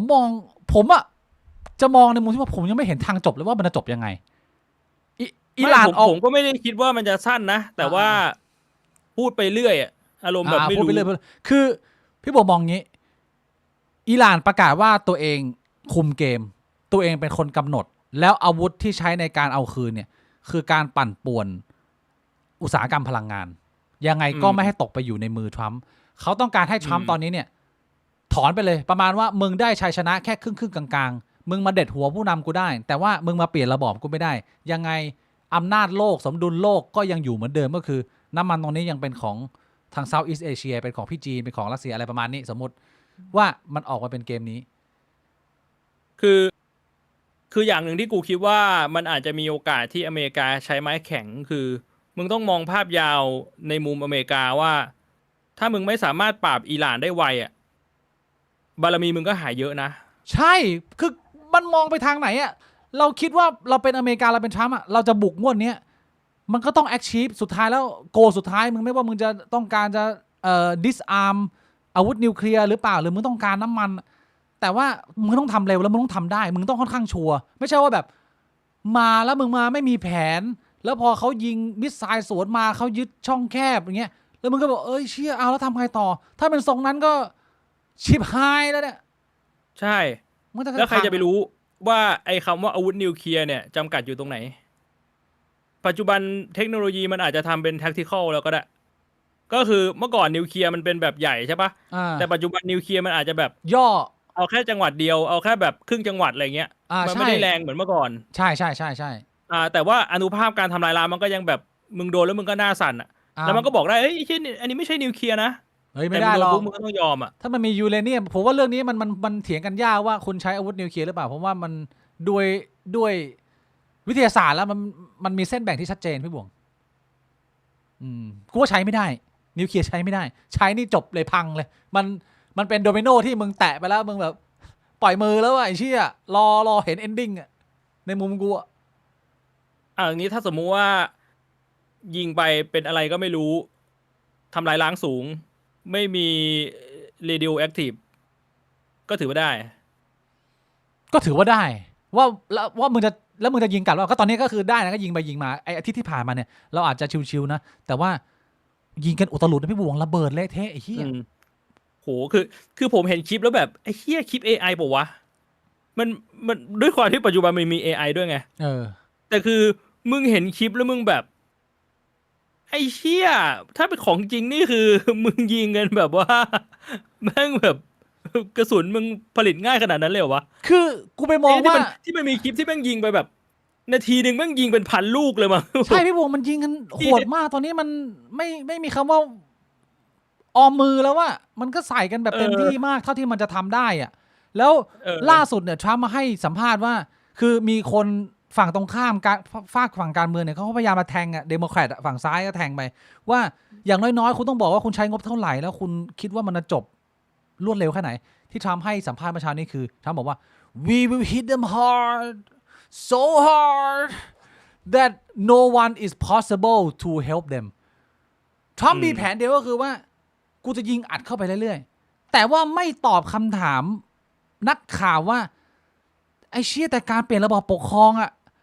มึงไม่สามารถแก้โดยการ hit them hard เข้าไปเรื่อยๆไอ้เชี่ยมึงต้องปล่อยให้ระบบมันรันได้มึงนึกภาพออกไหมมันเป็นงาน on ground อ่ะเหมือนที่ตอนนี้จำได้ไหมเราเคยคุยเรื่องไอ้ปฏิวัติเนปาลที่มันไปเนปาลก็เพิ่งมีเรื่องปัจจุบันนี้เนี่ยเนปาลกำลังเข้าสู่สเต็ปของการจัดการเลือกตั้งแล้วนะเขาเซตเทิลแล้วเลิกเอานักการเมืองมานั่งยางเผากันแล้วนะตอนนี้เขาพยายามจะให้รัฐบาลทหารเนี่ยfacilitate การเลือกตั้งแล้วก็มีคนจากประชาชนมีแรปเปอร์อะไรเงี้ยเข้าไปแล้วแต่ว่าสภาพในอิหร่านเนี่ยมันแตกต่างจากที่อื่นตรงที่ว่าถ้ามันเป็นอย่างยูเครนอย่างเงี้ยกูคิดว่ายูเครนเซเลนเดอร์เลยพี่บวงถ้าเกิดเหมือนกับว่าประจันหน้ากับยักษ์ใหญ่อย่างอเมริกาแต่อิหร่านเนี่ยมันไม่ใช่ประเทศทั่วไปมันเป็นประเทศแบบว่ามีความคุ้นชินกับการสู้แบบกองโจรแล้วมึงยังมีอัลลอฮ์อักบาร์อีกมึงมีความเกลียดยิวทุกอย่างมันสั่งสมให้มึงเห็นว่าต่อให้มึงไม่มีตัวใหญ่ถ้าการเจรจาและผลประโยชน์บนโต๊ะเนี่ยดีลแล้วอิหร่านไม่แฮปปี้อิหร่านก็ยอมกองโจรแล้วก็เสียไปเรื่อยคนไทยอย่างเราไม่สู้พี่บุ๋มก็เลยบอกว่าเราไม่สู้หรอกแต่ความแตกต่างก็คือว่าคนอิหร่านมันสู้พี่บุ๋มมันเลยไม่เห็นไงว่ามึงจะไปจบตรงไหนมึงจะยิงมึงจะเด็ดมันยังไงถึงได้บอกไงว่าถ้าดูจากประวัติศาสตร์เนี่ยมันก็มีชาติหนึ่งที่สุดกว่าอิหร่านนะซึ่งก็คือก็โดนไปไง2 ลูกญี่ปุ่นก็ตอนญี่ปุ่นก็แบบไอ้เชี่ยเพื่อจักรพรรดิเพื่อจักรพรรดิฮิโรฮิโตะคามิคาเซ่กูไม่ยอมนั่นก็หนักกูว่าเอาจริงกูว่าญี่ปุ่นสุดกว่านะญี่ปุ่นสุดกว่าถ้าแบบว่ามองกันในมุมของความสุดโต่งเพียงแต่ปัจจุบันมันมีเงื่อนไขได้ว่ามันลงนิวเคลียร์แล้วมันก็เสียวว่ามันจะโดนสวนหรือเปล่าเงื่อนไขคือมึงลงนิวเคลียร์แรนดอมแบบตอนนั้นแบบเทสโปรดักต์ไม่ได้แล้วตอนนั้นเขาเทสโปรดักต์ในมุมกูคือถามว่าอิหร่านแม่งมีโอกาสยอมไหมก็ถ้ามันโดนแบบญี่ปุ่นกูว่ามันก็ยอมแต่ต้องใช้เวลานานยังยอมถ้ามึงจะยิงคนประเทศหนึ่งที่มันกระจายตัวอยู่กันไปแบบกองโจรมาแบบ40 ปีมึงจะเอาให้ทั้งประเทศมันสิโลล่ามึงทำไงมึงยิงจากระยะไกลมันก็ยากถูกป่ะพี่บวงถ้าเกิดว่ามึงเอาเอ็นไลน์คือเปลี่ยนระบบการปกครองมึงไม่ใช้ทหารภาคพื้นดินมึงทำไงทำไม่ได้มันมีอย่างเดียวคือสงครามนี้จบก็คืออเมริกาไม่ชนะในสิ่งที่ตัวเองต้องการได้เต็มที่ก็คือเด็ดหัวผู้นำที่มึงเหม็นหน้ากันระหว่างยิวไซออนิสกับ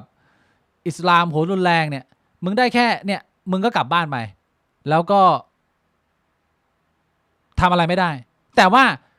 อิหร่านยังมีความชอบธรรมในการปิดยึดช่องแคบฮอร์มุสต่อแล้วบอกว่าถ้าอยากจะให้เราเลิกปิดช่องแคบฮอร์มุสอเมริกาต้องชดใช้และชดเชยค่าเสียหายจากสงครามทั้งหมดที่มึงทำกับประเทศกูมึงต้องจ่ายมาให้หมดไม่แต่ว่ามันก็มีอีกวิธีหนึ่งป่ะอเมริกาก็เอาเรือเอาทหารไปอยู่ตรงช่องแคบแล้วก็แบบมึงจะปิดมึงเอาอะไรมาปิดใครยิงปุ๊บอเมริกาก็ยิงสวนอันนี้ก็คือปิดไม่ได้แล้วป่ะก็หมายความว่ามึงต้องส่งทหารมึงเข้าไปลบภาคพื้นดินภาคพื้นน้ำนะนี่มีการสูญเสียแล้วอันนี้ก็เป็นอีกวิธีหนึ่งอันนี้มึงโดนนะก็คือมึงโดนล่อแทรปให้มึงเอามนุษย์เข้ามาสูญเสียแล้วมันก็จะเป็นเรื่องที่ในอเมริกามันจะตีกันเองอีกเพราะว่าพอมึงส่งคนไปตายมึงส่งลูกหลานเข้าไปตายเนี่ยมันเป็นหนึ่งในไดเลมม่าในทรมาที่เขาคุยกันมาตั้งแต่ยุคสงครามเวียดนามว่าแบบไปเชี่ยมึงส่งลูกหลานเราไปตายเพื่ออะไรวะแค่มึงต้องการจะเปลี่ยนระบอบเหรออะไรอย่างเงี้ยแต่กูอันนี้มันก็วัดที่เทคโนโลยีแล้วป่ะคือถ้าสมมุติว่าเทคโนโลยีมันห่างชั้นกันบ้างมันอาจจะแบบแทบจะไม่สูญเสียไง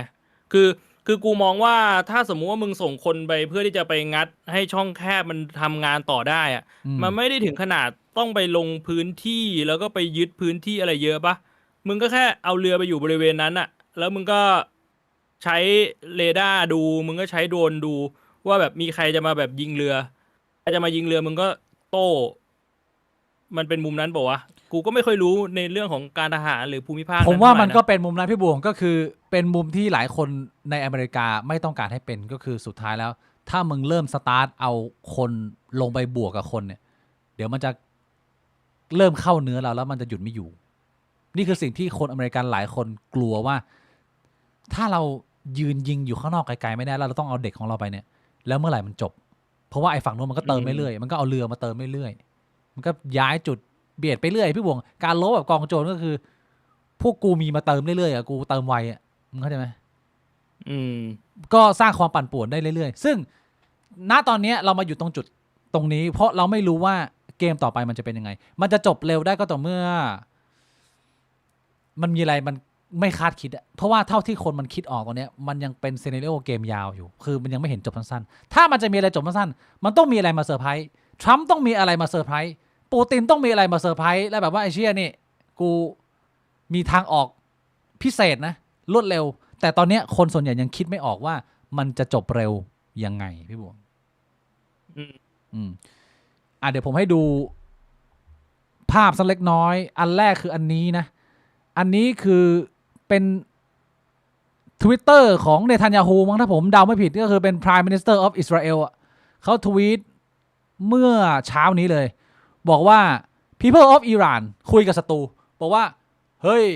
ผู้คนแห่งอิหร่านจงฟังเรากำลังทำสงครามเพื่อปลดปล่อยให้พวกคุณเนี่ยเป็นอิสระ for liberty นี่เป็นโอกาสครั้งเดียวในชีวิตที่พวกคุณเนี่ยจะออกถอยห่างออกมาจากระบอบของอายาตอลละก็คือผู้มีอำนาจในอิหร่าน and gain your freedom ได้อิสรภาพของคุณ together with United States we are hitting tyrants of Tehran harder than ever เราก็จะร่วมมือกับอเมริกาในการช่วยพวกคุณอยู่ไกลๆก็คือเป็นเหมือนทวีตในการปลุกระดมคนอิหร่านให้อย่าสู้นะแต่สภาพเนี่ยที่เขารายงานจากพี่กรุณาบัวคำศรีคือมันแผ่วพี่บวงประชาชนมันค่อนข้างแผ่วมันทำให้อเมริกาเริ่มโดดเดี่ยวว่ามึงจะต้องแก้ปัญหาเองคนเดียวแล้วเพราะว่าประชาชนข้างในมันไม่ไหวอะไรประมาณนี้อีกอันนึงที่น่าสนใจที่จะเอามาอ่านก็คืออันนี้พี่บวงผมไม่รู้พี่บวงเห็นหรือเปล่าอาจารย์คนจีนคนนี้อันนี้เห็นแล้วอันเนี้ยเป็นคลิปหนึ่งที่ฮือฮาแล้วก็เป็นไวรัลในช่วงอาทิตย์ที่ผ่านมาสำหรับใครที่ไม่ได้เห็นเนี่ยผมอยากเอามารีรันเพราะว่ามันน่าสนใจมากมันเป็นไวรัลเพราะอะไรมันเป็นไวรัลเพราะอาจารย์เชื้อสายจีนแต่ไปเติบโตที่แคนาดาคนนี้เนี่ยน่าจะชื่อว่าเจียงซื่อควินอะไรเนี่ยผมอ่านไม่ออกนะอ่านไม่ได้เขาเคยน่าจะเป็นนักเขียนเป็นอาจารย์ประวัติศาสตร์อะไรประมาณนี้เขาเคยพูดเรื่องอิหร่านแทรปเอาไว้เมื่อ2ปีที่แล้วพี่วงคลิปเนี่ยตั้งแต่ปี2024แล้วมันเพิ่งมาเป็นจริงวันนี้มันเลยเป็นเรื่องฮือฮาอันนี้ไม่ใช่นักเวทนักลางสังหรณ์ไม่ใช่นะอันนี้ด้วยความรู้และประสบการณ์ทางวิชาการในการกั่นกรองออกมาว่าเขาอ่ะเป็นคนหนึ่งที่มองว่าเหตุการณ์อเมริกาบุกอิหร่านเด็ดหัวผู้นำเด็ดหัวงูเนี่ยมันเป็นเหตุการณ์ที่จะต้องเกิดขึ้นและหลีกเลี่ยงไม่ได้เขาพูดมานานแล้วแต่ไม่มีใครเชื่อเขาหรือไม่มีใครสนใจเพราะว่ามันยังไม่มีแฟกต์ไงแล้วพอมันเกิดขึ้นจริงมันก็เลยเป็นไวรัลสิ่งที่เขาบอกคืออะไรหนึ่งเบื้องหลังการผลักดันสู่สงครามมีกลุ่มอำนาจ3กลุ่มหลักที่กำลังผลักดันให้สหรัฐทำสงครามกับอิหร่านได้แก่ล็อบบี้ยิสต์อิสราเอลที่มีอำนาจทางการเงินและการเมืองสูงกลุ่มทุนในอเมริกาวอลล์สตรีทที่เสพติดการแสวงหาผลกำไรจากระบบจักรวรรดินิยมของอเมริกาแล้วก็ซาอุซึ่งมองว่าอิหร่านเป็นภัยคุกคามต่อความอยู่รอดของตนเอง3กลุ่มนี้โดนัลด์ทรัมป์เป็นตัวแทนคนสำคัญและหากทรัมป์ได้กลับมาเป็นประธานาธิบดีอีกครั้งมีแนวโน้มสูงมากที่เขาจะทำสงครามกับอิหร่าน2ความมั่นใจที่ผิดพลาดของกองทัพสหรัฐนับตั้งแต่ปี2003สหรัฐเปลี่ยนไปพึ่งพายุทธวิธีช็อคแอนด์ออก็คือทำให้พวกเขาเนี่ยละทิ้งหลักการลบพื้นฐานและมีความหยิ่งพยองคิดว่าตัวเองเอาชนะได้ทุกสงครามทั้งที่ในความเป็นจริงสหรัฐเพิ่งแสดงให้เห็นข้อจำกัดจากการที่ไม่สามารถปราบปรามกลุ่มกบฏฮูตีได้ในทะเลแดงเพราะขาดกำลังทหารราบและเรือรบที่เพียงพอข้อ3ฉากทัศน์สงครามและกับดักในอิหร่านสหรัฐบุกอิหร่านโดยใช้ข้ออ้างเรื่องการสร้างประชาธิปไตยหรือการขัดขวางการสร้างอาวุธนิวเคลียร์สหรัฐจะเผชิญกับหายนะเพราะภูมิประเทศเป็นภูเขาอิหร่านเป็นเหมือนป้อมปราการ สหรัฐจะส่งทหารนับแสนเข้าไปทหารเหล่านั้นจะถูกบดขยี้ประมาณนี้ ขาดการส่งกำลังบำรุงการส่งเสบียงหรืออาวุธผ่านช่องของเขาทำได้ยากเครื่องบินโดรนจะถูกยิงตกได้ง่ายข้อ 4 บทเรียนประวัติศาสตร์ซ้ำรอยผู้บรรยายเปรียบเทียบการบุกอิหร่านเหมือนความพ่ายแพ้ในประวัติศาสตร์เช่นเอเธนบุกซิซิลีการส่งกองทัพขนาดใหญ่ไปแดนไกลสุดท้ายขาดกำลังบำรุงและถูกทำลายล้างจนอาณาจักรล่มสลายสงครามเวียดนามสหรัฐส่งทหารเข้าไปแม้จะรู้ว่าชนะไม่ได้แต่ก็ไม่ยอมถอยเพราะกลัวเสียหน้าและเสียทรัพยากรที่ลงทุนไปทำให้ต้องติดหล่มอยู่ในสงครามหลายปีข้อ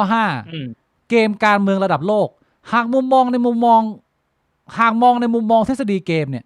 ผู้ที่ได้ประโยชน์สูงสุดจากการที่กองทัพสหรัฐและอิหร่านติดหล่มทำลายล้างกันเองคืออิสราเอลและซาอุเพราะจะทำให้2ประเทศนี้กลายเป็นมหาอำนาจที่ควบคุมตะวันออกกลางได้โดยไร้คู่แข่งข้อที่ 6 พ่ายตายและทางตันของสหรัฐหากทหารสหรัฐติดกับดักสหรัฐอาจพยายามขู่ว่าใช้อาวุธนิวเคลียร์เพื่อบังคับให้อิหร่านยอมปล่อยทหารของตนแต่อิหร่านสามารถแก้เกมได้ด้วยการจับมือกับรัสเซียและให้รัสเซียประกาศล่วงหน้าว่าหากใครใช้อาวุธนิวเคลียร์ก่อนรัสเซียจะยิงนิวเคลียร์สวนกลับทันทีเมื่อเป็นเช่นนั้นสหรัฐจะไม่กล้าใช้นิวเคลียร์และถูกขังอยู่ในหลุมดำของสงครามตามแบบที่ตนเองไม่มีทางชนะและในปัจจุบันสหรัฐย้ายการผลิตไปอยู่จีนหมดแล้วจึงไม่มีศักยภาพในการผลิตอาวุธหรือกระสุนปืนเพื่อรองรับสงครามระยะยาวได้เลยสิ่งที่อาจารย์เชื้อสายจีนคนนี้พูดมาเนี่ยกลายเป็นว่ามันเกิดขึ้นจริงเยอะมากแล้วพี่บ่วงแล้วมันก็ดูเหมือนว่าเนี่ยมันจะมาตกลมว่า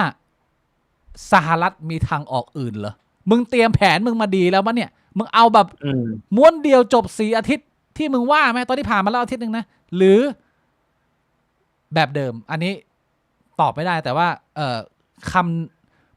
ำทำนายหรือคำวิเคราะห์ของอาจารย์แบบนี้มาเนี่ยมันก็เลยเป็นคลิปที่มันไวรัลพี่บวงพี่บวงว่าไงก็ถ้าผมจะไม่ผิดนี่เขาบอกว่าสหรัฐจะแพ้ด้วยใช่ไหมเขาบอกว่าสหรัฐอาจจะแพ้ได้เพราะว่าถ้าหาทางแก้เกมยาวที่โดนอิหร่านดึงไว้แบบนี้ก็คือมึงไม่แอคชีฟในการเปลี่ยนระบบ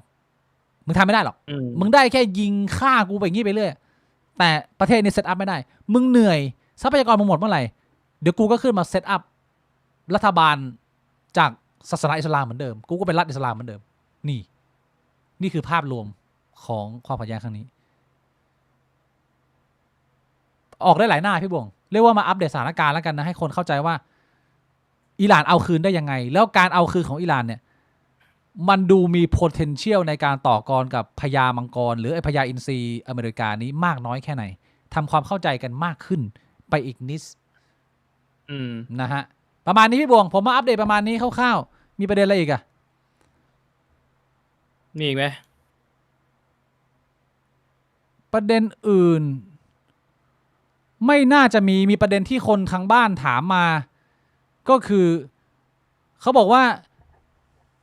ไม่ใช่โทรทางบ้านผมเห็นโพสต์หนึ่งลอยๆแล้วคนก็เข้าไปถกเถียงกันเยอะเขาถามว่าถ้าทรัมป์ทำแบบนี้ได้กับอิหร่านเราทำแบบนี้กับเขมรได้ไหมไหนๆก็มีสงครามกันอยู่แล้วนี่มึงเอาจังหวะเนี่ยฉวนเด็ดหัววุนเซนจบเรื่องจบราวจะได้ไม่ต้องมีคนมาตายเพิ่มขึ้นเราเด็ดหัวไปเลยแล้วเดี๋ยวค่อยมาเจรจากันต่อไม่ทำไปเลยให้มันแบบว่ารู้แล้วรู้รอดจะได้แก้ปัญหาระยะยาวพี่บอกว่าทำได้ไหมเราน่าจะทำไม่ได้นะทำไมอะศักยภาพทางการทหารเราพอหรือเปล่าผมว่าศักยภาพศักยภาพทางการทหารเราอะพอแต่ว่ามันจะเด็ดหัวไม่ได้เพราะว่า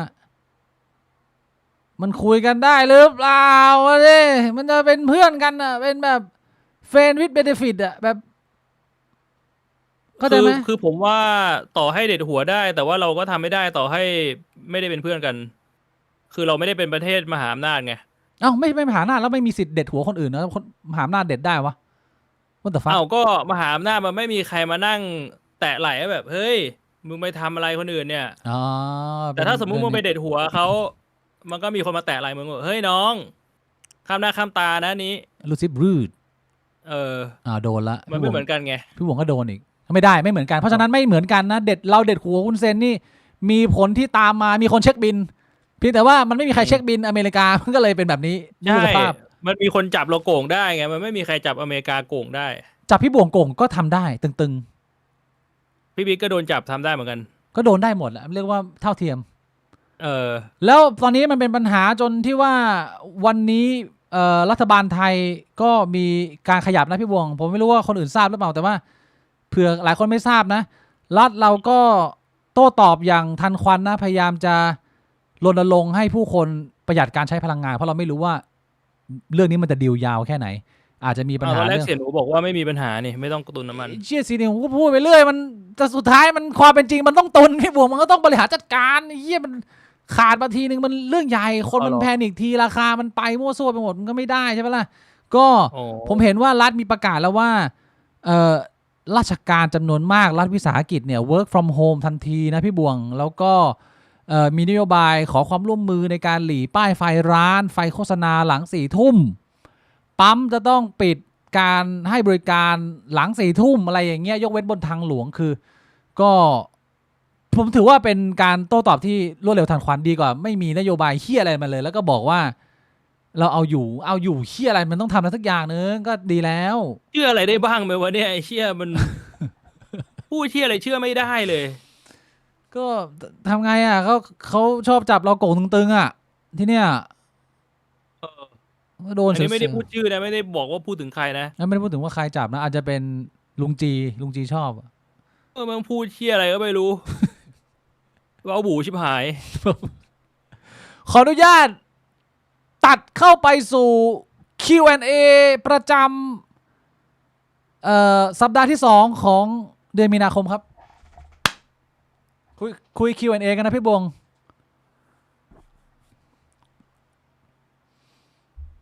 เป็นไงฮะทางบ้านยังฟังกันอยู่ไหมเนี่ยมีคนฟังไหมเนี่ยคุยกัน2 คนอุ้ยคนเยอะอยู่นะพี่บวง ใช่เหรอ เชื่อ 45 คน 45 คนนะ Q&A มาไหมฮะ พอละ Q&A พี่ว่าการให้ลูก 3-6 ขวบช่วงที่พัฒนาได้ดี ฝึกทักษะดนตรีศิลปะกีฬาเป็นเรื่องที่ดีไหม เพราะคนไทยมักจะมองว่าเร็วไปทั้งที่เป็นช่วงที่ดีที่สุดในต่างชาติ ฝึกทักษะลูกดีมากเด็ก3 ขวบเล่นเปียโนเก่งแล้วผมว่าควรฝึกนะ เอาจริงๆควรฝึก ใช่ผมก็ว่าเป็นช่วงนั้นเป็นช่วงเวลาที่เด็กเรียนรู้ได้ดีนะ เด็ก1 ขวบอะผมมีญาติหลายคนอะบ้านแฟนอะที่คลอดลูกกับพี่บวง คือเริ่มจากศูนย์เหมือนกันนะภาษาจีนเนี่ยกูก็เจอหน้าแม่งตอนที่หน้าแม่งยังเขียวๆอยู่อะตอนนี้แม่งพูดจีนป๋อแล้วกูยังพูดจีนไม่ได้เลยกูอยู่ไต้หวันมา5 ปีเด็กแม่ง5 ขวบแม่งวิ่งแล้วแม่งพูดจีนได้กูยังพูดไม่ได้เลย คือ จริงๆแล้วการเรียนรู้กูมันควรจะดีกว่าเด็กนะแต่ว่าอาจจะการฝึกใช้มันอาจจะไม่เยอะมากเด็กเรียนรู้ดีนะผมว่าให้ได้ลองอะไรหลายๆอย่างเราก็จะเห็นแววเขาเยอะแต่ว่ามันก็ไม่จำเป็นต้องใช้เงินเสมอได้บางที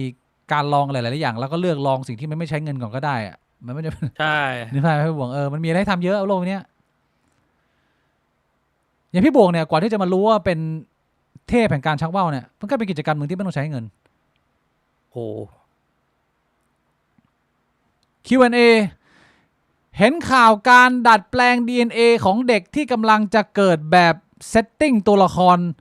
ก่อนเริ่มเกมเยอะขึ้นเรื่อยๆพี่มีความเห็นยังไงบ้างเราจะได้มนุษย์พันธุ์ใหม่กันไหมได้ดิผมว่าเรื่องนี้ที่เราคุยกันไปก็คือเราอาจจะเกิดไม่ทันนะแต่คนในสมัยหน้าแม่งน่าจะแบบสวยหล่อเพอร์เฟกต์กระเจียวยาวกันหมดนะพี่บวงเชื่อความป่วยหรือว่าความไม่เพอร์เฟกต์มันจะไม่ใช่ปัญหาอีกต่อไปนะพี่บวงแล้วพอคนเรามันจะแข่งอะไร ใช่ กัน มันจะลดลงเรื่อย การแข่งขันมันจะยิ่งเข้มข้นขึ้นไปเรื่อย ๆ นั่นคือสิ่งที่เราจะเห็นก็คือความแข่งขันที่ก้าวกระโดดและความยากในการใช้ชีวิตที่มาพร้อมกับความง่ายในการใช้ชีวิตที่เราก็จะยิ่งไม่เข้าใจกันไปเรื่อยๆว่าไอ้เชี่ยคนอีกหน่อยนะมึงอาจจะชีวิตมึงอาจจะง่ายมากอ่ะมึงอาหารมึงทั้งมื้อมึงกินเป็นแบบแคปซูลเล็กๆอ่ะไอ้เชี่ยชีวิตมันง่ายไงแต่ความยากมันไปผ่องถ่ายออกทางอื่นในการที่มึงจะมีชีวิตรอดในสังคมนึกภาพไหม มึงลองนึกภาพว่าอนาคตคนรวยแม่งมี7 นิ้วอ่ะ เอาไปทำเฮียอะไรเยอะขนาดนั้น เอ้ากูว่าถ้าสมมุติมึงสามารถสร้างมือให้มีนิ้วเยอะกว่านี้ แล้วแม่งเป็นโครงสร้างที่แบบมันมันไม่ใช่ อ๋อ นิ้วแบบพิการอ่ะ เออ เรื่องกีฬามันก็ได้เปรียบปะ มันก็ยิ่งโหดขึ้นไงคุณภาพ คนรวยแม่งตัดแต่งพันธุกรรมให้ลูกแม่งมีมือข้างละ7 นิ้วได้อะมึงสู้แม่งไง โหยมันแฟนตาซีเลยมันต้องกำหนดกันเลยว่าอะถ้ามึงไม่อยากให้ลูกมึงไม่เป็นมะเร็งได้ มึงอยากให้ลูกมึงหล่อได้ มึงอยากให้ลูกมึงสูง180ได้ แต่ถ้าเกิดว่ากูรีเควสว่าขอเจียว15 นิ้วอย่างเงี้ยกฎหมายห้ามไหมเมื่อไหร่ห้าม ขอปีกงอกเงี้ยได้ไหมมันได้ถึงไหนอ่ะมันก็ต้องไปคุยกันในยุคนั้นอะ กูว่าปีกมันอาจจะดูแบบว่าเกินจริงไป แต่กูว่าเพิ่มนิ้วหรือเพิ่มขนาดจูเนี่ยน่าจะอยู่ในแบบความเป็นไปได้ คือเก็บยีนของผมเป็นตัวอย่างไว้อะไรเงี้ยนะประมาณนั้น โอ้โห ถ้าเก็บยีนของพี่บิ๊กเป็นตัวอย่างอาจจะได้มา5 นิ้วอะไรเงี้ยเต็มที่ พี่บวงเคยเห็นหรือเปล่า ผมให้5.5เต็มที่แบบเดา ผมบอกเลยว่ายังไงก็ผิดเพราะผมเคยวัดแล้วเลขเนี้ยผิด ๆไม่เอาวัดตั้งแต่แบบว่าปลายหมอยตรงกระโปรงนะพี่บิ๊ก ไม่ทีอันนี้คือไม้บรรทัดชัดเจน กดสุ ว่า ด ตรง โค โคนแบบ น กดโหนกไปแบบว่าโอ้โหเจ็บ โอ้ย แบบ เลือดออกอะ ช้ ผมกดไม้บรรทัดเข้าไปเลือดออกอ่ะหัวผมอะอยู่ที่ประมาณ 7.8 ผมบอกเลย ำก็มันกดไปแบบว่าโหยโหนกมึงลงไปถึงกระดูกแล้วไง คำถามต่อไปเดี๋ยวพี่บวงยังไม่อ่านคำถามเลย เออ Q&A ครับ ตอนนี้27มีความต้องการความรัก เออเคยเรียนรู้ แต่ว่าไม่มีมานานแล้วครับ อยู่บ้านกับพ่อแม่ เออตอนนี้บอกตัวเองว่าไม่เป็นไรอยู่ได้ แค่คิดภาพถึงตัวเองตอนแก่แบบโดดเดี่ยว จะตัดความกลัวยังไงครับ เออตัดความกลัวยังไงเหรอ ก็ต้องพัฒนาตัวเองนะ ผมว่า ถ้าอยากจะมีความรัก อยากจะมีครอบครัว อาจจะต้องลองมองถึงเรื่องของการย้ายออกมาจากบ้านพ่อแม่ มาอยู่คนเดียว อืม แล้วก็เริ่มมองหาสร้างความสัมพันธ์อะไรแบบนี้ ผมไม่อยากให้หลาย ๆ คนที่ฟังอยู่อะมีความคิดว่าแบบ กูหาคู่ไม่ได้ มีนะ ผมมีเพื่อนพอสมควรนะพี่บวงทั้งที่หน้าตาความคิดพื้นฐานอะไรหลาย ๆ อย่างในชีวิตอะมันก็ไม่ได้แย่มาก แต่ชีวิตอาจจะเจอการเปรียบเทียบ เจอการดูถูก เจอการล้ออะไรเยอะ จนกลายมาเป็นไอเดียที่ว่ามันคงไม่มีใครต้องการเราหรอก เพราะว่าเราไม่ได้หน้าตาดีแล้วไม่ได้มีของอะไรเงี้ย ผมโคตรอยากให้หลาย ๆ คนเอาความคิดนี้ออกจากหัวเลยเพราะว่าแม่งโคตรไม่อิงตามความเป็นจริงเลย ในความเป็นจริงที่ผมเห็นนะเว้ยไม่ใช่โลกโซเชียลหรือที่เราคุยอะไรกันอย่างเงี้ยไอ้เชื่อคนมันมีหลากหลายมากแล้วคนมันเลือกจับคู่กันน่ะ มันจับคู่กันได้เยอะมาก ถ้าเกิดว่าคุณไม่ได้มองแค่โลกแคบๆว่าเราต้องหน้าตาดีอะไรเงี้ยโอ้โหการหาคู่มันไม่ได้เป็นเรื่องยากขนาดนั้น ผมว่าอย่างที่พี่บวงบอก คือถ้าความเหงาและความโดดเดี่ยวในอนาคตมันหลอนเราขนาดนั้นนะผมว่าเริ่มค่อยๆเป็นเพื่อนที่ดีกับตัวเองแล้วสร้าง mindset ให้ดี พัฒนาตัวเองในมุมที่ว่าเราจะเป็นพาร์ทเนอร์ที่ดีให้กับคนอื่นได้มุมหนึ่งแล้วก็พัฒนาแนวคิดของการอยู่ได้ด้วยตัวเอง การเป็นเพื่อนตัวเอง การเอาชนะลูปชีวิตโดยการที่เราไม่ต้องพึ่งพา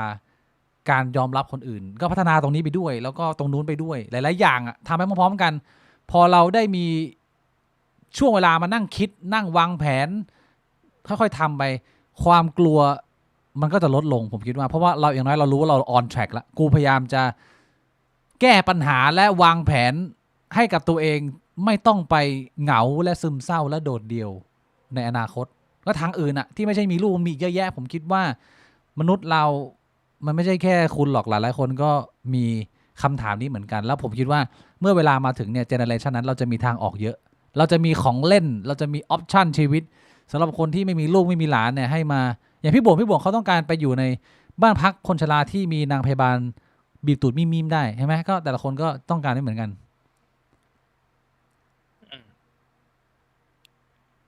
เกิดเรื่องอะไรขึ้นเกี่ยวกับแอดมินกุ่นเหรอครับ โอ้ขอบคุณคุณแอดมินแซกด้วยครับสำหรับ40 โด ขอบคุณครับ ก็มันก็ไม่มีอะไรป่ะฮะแอดมินมันก็มีผมกับพี่บิ๊ก2 คน ไม่มีอะไรนะ เออ ผมอ่านคำถามต่อไป มุมมองของดร.โสพลต่อทิศทางตลาดอสังหาในช่วงนี้เป็นอย่างไรบ้าง ดรเขาก็บอกว่าก็โอเคนะช่วงนี้จะซื้อบ้านก็ไม่แย่ที่พี่บิ๊กถามพี่บิ๊กไม่ได้ถามเรื่องจะถามคร่าว ใช่คือผมไม่ได้ถามเรื่องที่ดินหรือคุยเรื่องวิชาการเยอะ แต่จากที่ผมคุยกับดร.คราวที่แล้วเนี่ยหรือเคยแบบว่าคุยกันเนี่ย ผมเข้าใจว่าดร.เขารู้สถานการณ์ของอุตสาหกรรมอสังหาเป็นอย่างดี แล้วเขาไม่วอลลี่เขาเป็นเหมือนนักลงทุนยาวที่ไม่ได้เข้ามาเอาฉาบฉวยหรือมาเอาเก่งกำไรอ่ะก็หมายความว่าตราบใดที่คุณมีอินโฟเมชันหรือคุณรู้ว่ามันมีของถูกที่เอาไปขายแพงได้อะยังไงคุณก็ทำกำไรได้เสมอในอุตสาหกรรมอสังหาคือต้องเรียกว่าเวลาด็อกเตอร์เขามองในฐานะของ professional กับเรามองเป็นคนธรรมดาทั่วไปอยากลงทุนอยากซื้อเองเนี่ยเรามองต่างกันมากผมว่าภาพมันจะวิชั่นอะไรมันจะต่างกันเยอะเลย แต่ว่าโดยเนื้อผ้าก็เห็นชัดเจนว่าอุตสาหกรรมอสังหาราคามันสตั๊กมาอยู่นานโอเวอร์ซัพพลายในระดับหนึ่งก็ต้องรอให้ทุกๆอย่างมันดี เรียกว่าถ้าให้ผมเดาเนี่ยดร.ก็บอกว่าก็ทำได้แค่รอครับคุณก็หาของต่อไปใช้ชีวิตแล้วก็หาของดีหาของถูกไปเรื่อยๆอะไรประมาณเนี้ยน่าจะประมาณนั้นอันนี้คือเดาๆนะ Q&A ผมอายุ27แต่ยังไม่ได้ลงทุนเลยถือว่าเป็นความคิดที่ผิดไหมแล้วถ้าเริ่มตอนนี้ยังทันไหมเริ่มตอนนี้ยังทันครับ27ก็ยังทันนะครับส่วนถามว่าเป็นความคิดที่ผิดไหมผมไม่อยากให้คุณคิดว่ามันเป็นความคิดที่ผิดหรือถูกนะการเริ่มลงทุนเนี่ยคือไม่มีผิดหรือถูกให้คุณทำความเข้าใจก่อนว่าเราในฐานะคนไทยเนี่ยมีตัวเลือกในการลงทุนเยอะมากไม่ว่าจะเป็นลงทุนในอสังหาริมทรัพย์ก็คือพวกที่ดินพวกที่อยู่ใช่ไหมหรือว่าแบบในพวกแร่หายากแร่เหล็กแร่ทองอะไรพวกเนี้ยหลักๆก็จะเป็นทองแหละเป็นทองเป็นเงินใช่ปะหรือว่าในตลาดทุนอย่างเช่นก็คือหุ้นตราสารหนี้อะไรพวกเนี้ยมันคร่าวๆมันจะมีประมาณนี้แล้วก็เรื่องของอัตราแลกเปลี่ยนในการเงินซึ่งแต่ละคนเนี่ยมันก็มีความถนัดแต่ละแบบต่างกันตรงนี้มันขึ้นอยู่กับความรู้เนาะเรื่องของการลงทุนเนี่ยผมแนะนำว่าพื้นฐานมันคือคุณต้องเริ่มหาความรู้ก่อนนะครับคุณไม่จำเป็นต้องรีบก็ได้ผมบอกเลยว่า27นี่ถือว่ายังน้อยนะแล้วก็พอคุณมีความรู้แล้วก็ค่อยเลือกลงทุนโดยที่อย่าให้ความโลภเข้ามาครอบงำถ้าจะให้ผมแนะนำคร่าวๆเนี่ยคือคุณทำความเข้าใจเกี่ยวกับตัวเลขคร่าวๆง่ายๆก็คือคุณใช้หลักง่ายๆเลย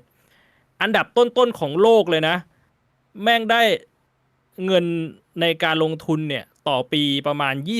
20% อันนี้คืออันดับแบบท็อปโลกแล้วคือมึงรวยจนแบบว่ามึงใช้ชีวิตไปอีก 10,000 ชาติมันก็ยังเงินไม่หมดอ่ะคุณจำตัวเลขนี้ไว้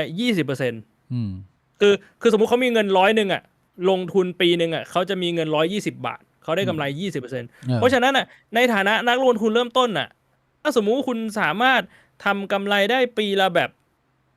3% แบบก็คือคุณลงทุน100แล้วคุณจบปีคุณมี103 บาทอันนั้นก็ถือว่าคุณเก่งมากแล้วเพราะฉะนั้นถ้าคุณใช้หลักการคอนเซปต์ตัวเลขง่ายๆแบบเนี้ยมาเปรียบเทียบเนี่ยมันจะตัดเรื่องความโลภไปได้เยอะเลยคุณอย่าเอาความโลภเข้ามาเป็นตัวตัดสินคุณเอาตัวเลขเข้ามาเป็นตัวตัดสินไอ้พวกที่มาแนะนำการลงทุนว่าแบบเฮ้ยคุณมาลงทุนกับผมดิได้3 เด้ง5 เด้งภายใน3 เดือน5 เดือนผมคืนทุนให้คุณอะไรแบบเนี้ยคุณจะไปฟังไปพี่จอมคุณเนี่ยใช่คืออันเนี้ยมันคือความโลภนำคุณอย่าไปฟังแล้วคุณฟังแค่คนที่แบบเขาลงทุนมาระยะยาวเรื่องของการลงทุนมันเป็นเหมือนกับวิ่งมาราธอนเนาะมันไม่ใช่แบบวิ่งแข่งระยะสั้นมันสู้กันในเวลาที่มันนานก็ค่อยๆหาความรู้ไปครับก็ไม่ผิดล่ะก็หลายๆคนเขากลัวว่าเขาจะเป็น fear of missing out ไงพี่บ่งเคยได้ยินไหม FOMO เขากลัวว่ากูอายุขนาดนี้แล้วกูยังลงทุนไม่เป็นนะผมบอกเลยว่ามันไม่ใช่เรื่องที่ผิดมันแค่ว่ามันเสียโอกาสชีวิตแต่ว่าไม่ต้องรีบเพราะว่าถ้ารีบแล้วโลภเนี่ยหลายคนแทนที่ว่ามึงจะเข้ามาแล้วมึงได้เงินเพิ่ม มึงรู้สึกแย่มึงขวนขวายแล้วเข้ามาแล้วเงินมึงน้อยลงอีกนี่คือสิ่งที่หลายคนประสบ ซึ่งมันไม่สนุกมันไม่แฮปปี้เพราะฉะนั้นมันจะดีก็คือคุณเรียนรู้ศึกษาแล้วคุณใช้ประโยชน์จากมันได้มันไม่ใช่เรื่องผิดที่คุณไม่ลงทุนตอนนี้ เอาว่าชีวิตคุณพร้อมที่จะ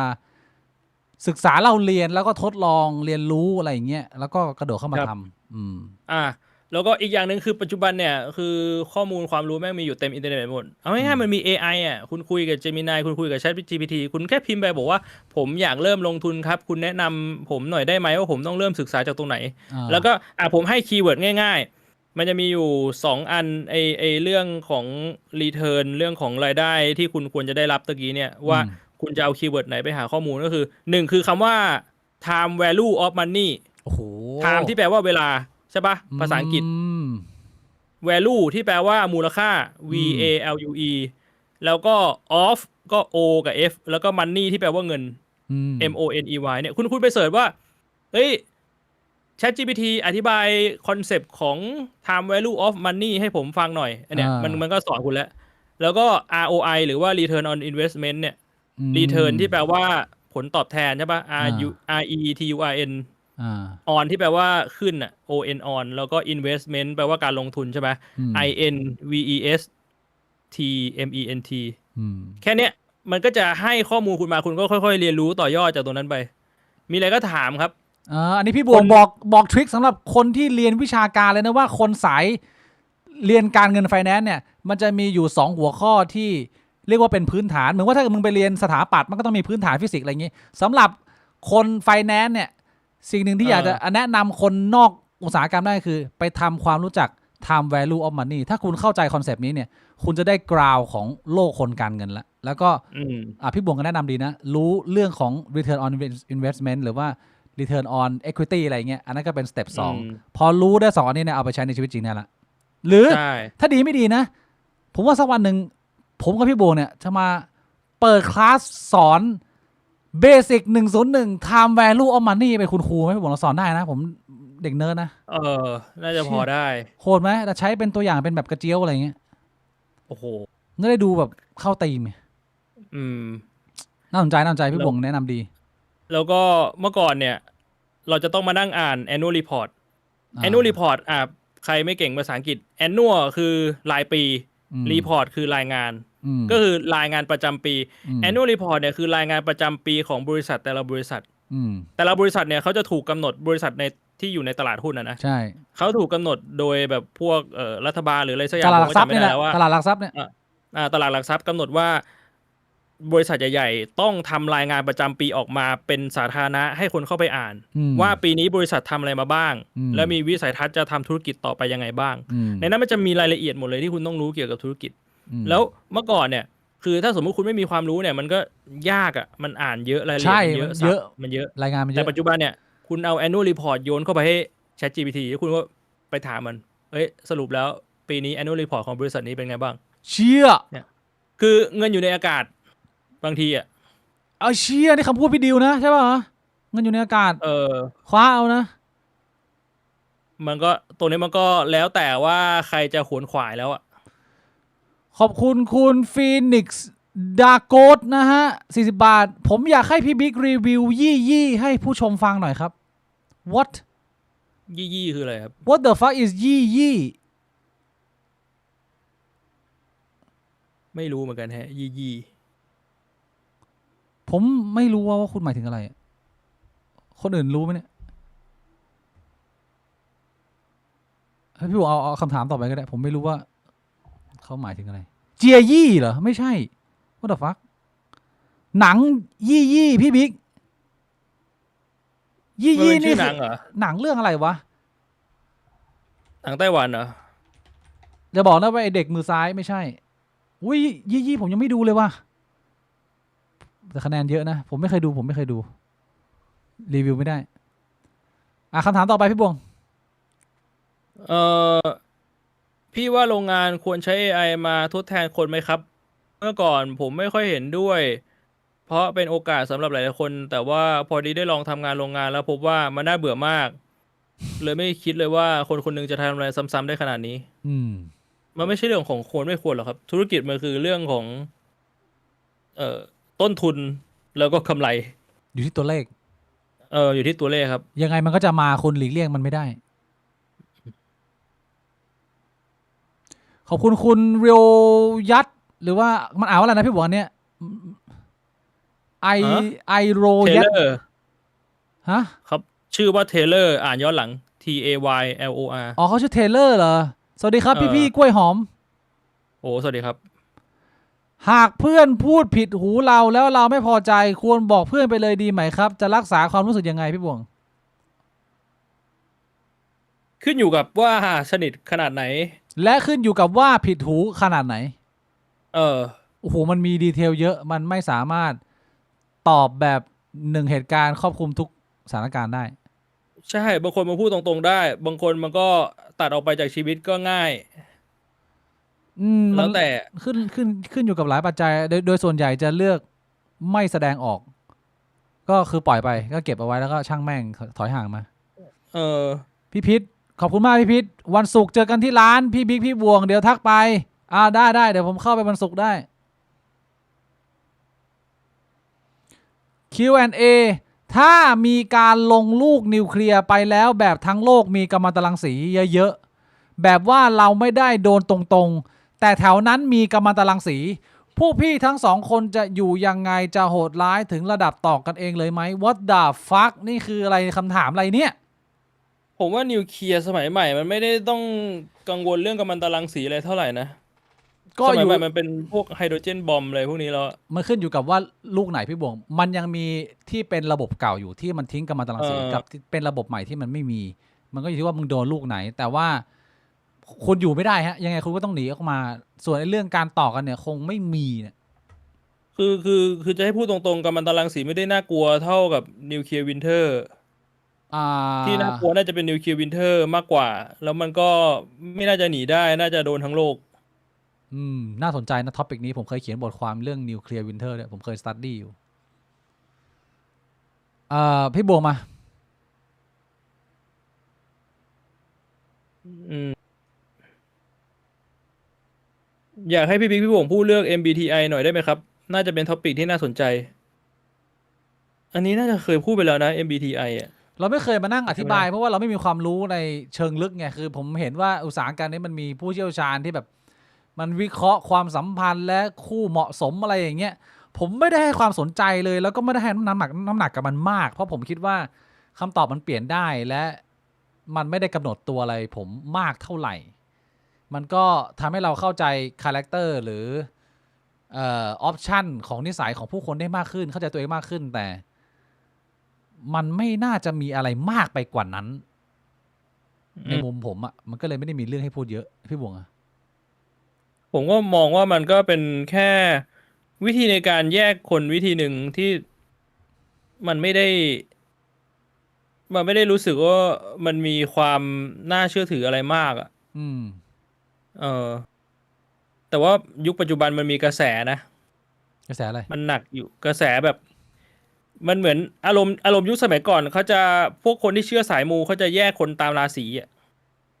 แบบอารมณ์ไปดูดวงว่าเราราศีนี้ แล้วแฟนเราราศีนี้ไม่น่าจะเข้ากันได้ ก็ต้องเลิกกันอะไรเงี้ยคนที่อินมากๆอ่ะเขาจะมองในมุมนั้นเลย ก็คือปัจจุบันวัยรุ่นปัจจุบันเขาจะมองว่าเอ้ยเราเป็น MBTI type นี้คน type นี้เข้ากับเราไม่ได้เขาก็จะแบบถ้ารู้เขาก็จะไม่ยุ่ง ซึ่งผมคิดว่าในส่วนใหญ่เนี่ยมันอาจจะพอใช้ได้แต่ผมก็ไม่แนะนำให้เอาไปใช้ในความเป็นจริงเพราะว่าคุณไม่มีทางรู้เลยว่าคุณ MBTI อะไรจริงๆแล้วคุณจะเปลี่ยนไปเป็นอะไรแล้วไอ้คนนั้นที่คุณคิดว่าคุณเข้าไม่ได้ปัจจุบันมันเป็นอะไรแล้วอนาคตมันอาจจะกลายไปเป็นอีกอันหนึ่งมันอาจจะเป็นเนื้อคู่คุณก็ได้ที่ตอนนี้คุณยังไม่รู้คุณยังเด็กอยู่ใช่คนเราหนึ่งคือคนเรามันเปลี่ยนตลอดสองคือไอความแม่นยำมันก็ไม่ได้แม่นยำมากเวลาคุณตอบคำถามเนี่ยคุณจะรู้ได้ไงว่าคุณเป็นไทป์ไหนจริงๆแบบแม่นยำแต่ต้องอย่าลืมว่า MBTI มันเป็นข้อมูลของนักจิตแพทย์เมื่อแบบหลายสิบปีที่แล้วผมมันเก่ามากเลยนะข้อมูลมันแบบว่ามันไม่ได้รับการอัปเดตขนาดนั้นอ่ะมันก็ใช้ทำความเข้าใจได้ระดับหนึ่งแต่ใช้นำชีวิตนี่ไม่แนะนำว่ะขอบคุณพี่พิษนะพี่พิษบอกว่าอยากให้สักไลฟ์บิ๊กเล่าเรื่องวีรกรรมญี่ปุ่นที่นานกิงสักไลฟ์เดี๋ยวเอามาเล่าสนุกมากพี่บวงโคตร อืม โคตรเถื่อนโคตรโหดพี่บวงพอจะทราบไหม ก็พอจะทราบอยู่ ผมว่าถ้าจะมีอะไรสูสีกับนาซีทำกับยิวเนี่ย ก็คนญี่ปุ่นทำกับคนจีนในนานคิงแหละที่เรียกว่า สเกลแม่งใกล้ๆกันแล้วอาม่าผมก็เป็นคนหนึ่งที่วิทเนสการยึดครองประเทศไทยของทหารญี่ปุ่นนะอาม่าผมนี่เป็นคนจีนคนหนึ่งที่เกลียดคนญี่ปุ่นมาก ตอนที่รู้ว่ากูจะไปเดินทางไปญี่ปุ่นใหม่ๆโอ้โหอาม่ากูด่ากูยับตอนนั้นนะนานละ อืม ก็เขาคงฝังแค้นกันจริงๆอ่ะมันทำกันหนังจริงช่วงนั้น อืม เล่ายาว Q&A ถ้าพี่บิ๊กกำลังจะตายเพราะโรคเครียด ทางเดียวที่จะรักษาชีวิตพี่บิ๊กได้คือการที่พี่บ่วงต้องดูดกระเจี๊ยวพี่บิ๊กเพื่อช่วยชีวิต พี่บ่วงจะยอมไหมครับ คุณค่าของชีวิตที่มีค่าขนาดไหน ยอมดูดกระเจี๊ยวไหม คนเราเกิดมาก็ต้องตายให้บิ๊ก แล้วพี่บ่วงจะดูดไหม ไม่ดูด ไม่ช่วยชีวิตผมเหรอ่ะ ผมไม่คิดว่าจะมีมนุษย์คนไหนที่จะมีชีวิตที่มีคุณค่ามากพอที่จะยอมให้ผมดูดกระเจียวเพื่อรักษาชีวิตเอาไว้ ถ้ากลับคำถามกัน พี่บ่วงนอน พี่บิ๊ก ใกล้ จะยอมดูดกระเจียวไหม พี่บ่วงนอนใกล้ตาย ผมดูดกระเจี๊ยว ทีเดียว พี่บ่วงขึ้นมาฟื้นแข็งปัง ผมจะดูดกระเจี๊ยวพี่บ่วง เพื่อให้พี่บ่วงเนี่ยได้ลุกขึ้นมาใช้ชีวิตต่อ ผมจะพยายามปัด ต่อให้แบบนอนใกล้ตายอย่าดูดทำไมอ่ะ ผมอยากตาย ทำไมอยาก ปล่ผไปเถอะถ้า ถ้า ถึงเวลามันต้องไปมันก็ต้องไปพี่บิ๊ก พี่บ่วงพูดมั่วพูดโกหกนะพี่บ่วงโอนเงินทั้งหมดที่มีพี่บ่วงอยากตายแล้วไงโดน ไม่หมายถึงถ้าเป็นตอนนั้นเด้มัน อ๋อ แบบ ต้อง มัน อยู่ใน ไม่อยาก สภาพ อยู่ นั้น แล้วอะ ต้องอยู่ในสภาพ ส นั้น ถานการณ์ตอนนั้นกับตอนนี้มันไม่ใช่เลยตอนนี้มันก็ยังแบบปึงปัง เอาเรียกว่าพี่บ่วงแฟร์นะก็คือ ผมไม่ดูดให้คุณแต่คุณก็ไม่ต้องให้มาดูดให้ผมไงเขาเรียกว่าแฟร์ๆไม่รบกวนใครเป็นโลนวูฟรอวันหอนเหรอ ก็แฟร์ เชี่ยบ่วงรอวันหอน เอาคำถามมาพี่บ่วง เราจะคุยกันจนถึง5 ทุ่มอ่ะ เรามีเวลาอีก10 กว่านาทีวันเนี้ย ๆเดี๋ยวดูกันโอ้มีคำถามอะไรอีกไหมเนี่ยขอวิธีลัสคอนโทรลของผู้ชายหน่อยครับบางทีรู้สึกไม่มีสมาธิโดยเฉพาะเวลาเห็นสิ่งกระตุ้นก็ ตัดกระดอครับ ก็อาจจะเป็นวิธีหนึ่ง พี่บ่วงแนะนำของพี่บ่วงไป คือมันเป็นวิธีที่มันแก้ไขแบบระยะสั้นไงซึ่งในระยะยาวจริงๆผมก็เริ่มประสบปัญหาแล้วก็คือก็ว่าวเวลาประมาณ2-3 รอบเงี้ย นะนั่นคือวิธีการคอนโทรลลัสของพี่บ่วงเหรอคือว่าววัน แต่ ละ มั 2-3 เป็น ร แบบ อบ ระยะสั้นไงก็คือว่าวเวลา2-3 รอบตัดปัญหาเลยชีวิตไม่มีความอยาก ผมไม่ได้ว่าวตอนอยากนะเว้ยผมว่าวเวลา2-3 รอบไม่อยากผมก็ว่าว เชี่ย แต่ ค มันกลายไปว่ามันเสพติด มันติดมือไปแล้วมันติดหนังโปไปแล้ว ปัจจุบันผมถึงได้บอกไงระยะยาวมันก็ต้องมาหาทางแก้ไขอยู่เนี่ย พี่บ่วงคิดว่ามันสามารถแก้ปัญหาคอนโทรลลัสได้ในเชิงดีฟไหมแบบว่า มึงสร้างความลุ่มลึกทางความคิดมึงเพื่อทำให้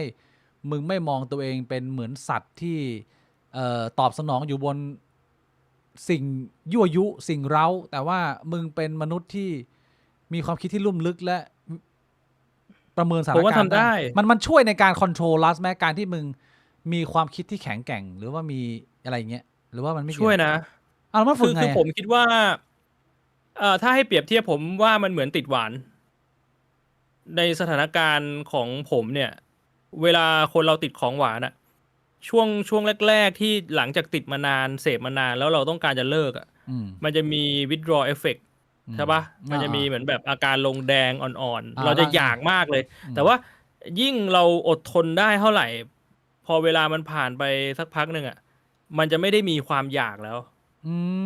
มันเหมือนกันคือผมรู้สึกว่าไออาการติดมือติดหนังโป๊เนี่ย ถ้าสมมุติว่าแบบสังเกตได้เลยตอนแบบทำโนนัทโนเวมเบอร์ช่วงอาทิตย์แรกๆมันจะรู้สึกแบบมันจิตหงุดเงี้ยวมันหงุดหงิดงุนง่านมันรู้สึกมันอยากดูหนังโป๊มันอยากแบบว่า ที่บอก ด้วยตัว บี เองอะไรเงี้ย บีเล่นไหมมีบีเล่นไหม มีบีเล่นบ้าง มีบี แต่ว่าพอมันผ่านไปสักพักพอมันเริ่มเข้าอาทิตย์ที่2อาทิตย์ที่3คือความต้องการมันก็จะน้อยลงใช่ไหมแล้วก็ถ้าสมมุติเราสามารถอดทนไปถึงจุดนั้นได้มันก็จะไปต่อได้เรื่อย เขาเรียก ๆประ ว่า มาณนี้แหละมั้ง หาอะไรทำเพื่อ distract เราแล้วพอเราอยู่ในสภาวะที่เราไม่ได้แบบว่าสปอยตัวเองจนเกินไปเดี๋ยวคอนโทรลมันก็จะดีขึ้นเองมันก็จะง่ายขึ้นเองประมาณนี้ อืม ดีนะ แล้วก็อีกอย่างหนึ่งก็คือ หาแฟน ผมว่ามันเป็นวิธีแก้อย่างหนึ่งนะคือ โอ้ คือคุณต้องมองงี้ การที่เรามีแฟนเรามีคนที่เราสามารถมีเพศสัมพันธ์ด้วยได้แบบแฮปปี้ทั้งสองฝ่าย มันก็เป็นวิธีการแก้ปัญหาเป็นการควบคุมเรื่องอารมณ์ทางเพศอย่างหนึ่งนะ เราก็ปลดปล่อยในทางที่มันถูกต้องตามทำนองครองธรรมไงนึกออกปะ ก็ได้ มันก็ไม่ได้ทำอะไรแย่ แต่อันนั้นมันไม่เหมือนคอนโทรลมันเหมือนแบบว่า Jesus take the wheel มากกว่า ก็คือแบบ มัน ว่า ก็เป็นวิธีการคอนโทรลวิธีหนึ่ง กระห ผมว่า น่ำ yes อะมันจะเป็นลักษณะนั้นมากกว่าพี่บวง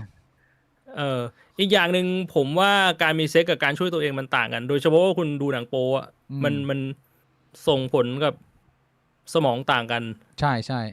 ในระยะยาวมันก็ต่างกัน ขอบคุณคุณแอดมินแซกอีกหนึ่งครั้งนะฮะ มีใครแตกแล้วปวดไหมครับ ต่อไปต่อไม่ได้ต้องนอนให้มันฮิวแตกแล้วปวด ไม่รู้เหมือนกันแฮะ ปวดอะไรฮะ ปวดจูเหรอ ไม่เป็นนะผมอะ Q&A อยากถามพี่บิ๊กว่าพี่เคยเจอปัญหาอะไรเกี่ยวกับการแต่งงานระหว่างประเทศบ้างไหมครับ ผมว่าปัญหามันคือมันมีสองครอบครัวอยู่ต่างที่กัน แล้วคุณหลีกหนีไม่ได้ที่ชีวิตคุณจะต้องมีการบริหารจัดการเรื่องการเดินทางและที่อยู่อาศัยมากกว่าคู่อื่นเป็นพิเศษ อันนี้เป็นปัญหาที่เพิ่มขึ้นมา ส่วนปัญหาความต่างของ culture เนี่ย มันก็เป็นปัญหาหนึ่งที่เกิดขึ้นเยอะกับหลาย ๆ คู่ แต่ว่ามันไม่เกิดขึ้นกับคู่ผม แต่ไม่ได้บอกว่ามันไม่ใช่ปัญหาไง คือความต่างของ culture เป็นหนึ่งในปัญหาใหญ่มากที่สุดของคนที่แต่งงานต่างประเทศกันนะ แต่ว่ามันไม่ได้มีในคู่ผม แต่เป็นปัญหา ที่ผมเจอคือเนี่ยแหละต้องไปบินมา เรื่องอื่นไม่มีนะ เพราะว่าผมก็คนไทยแต่ลูกหลานคนจีนเขาเจอจีน แฟนผมก็เขาเจอจีนมันไปด้วยกันได้ ไม่มีปัญหาเลย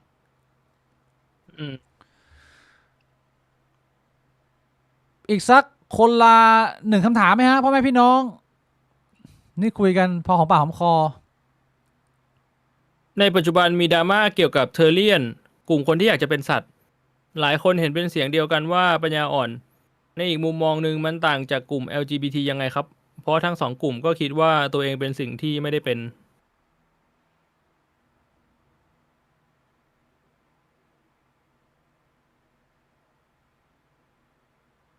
โอ้โหคำถามยากเว้ย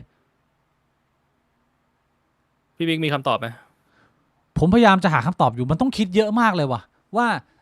มันการที่มึงรู้สึกว่ามึงเป็นผู้หญิงเนี่ยกับการที่มึงรู้สึกว่ามึงเป็น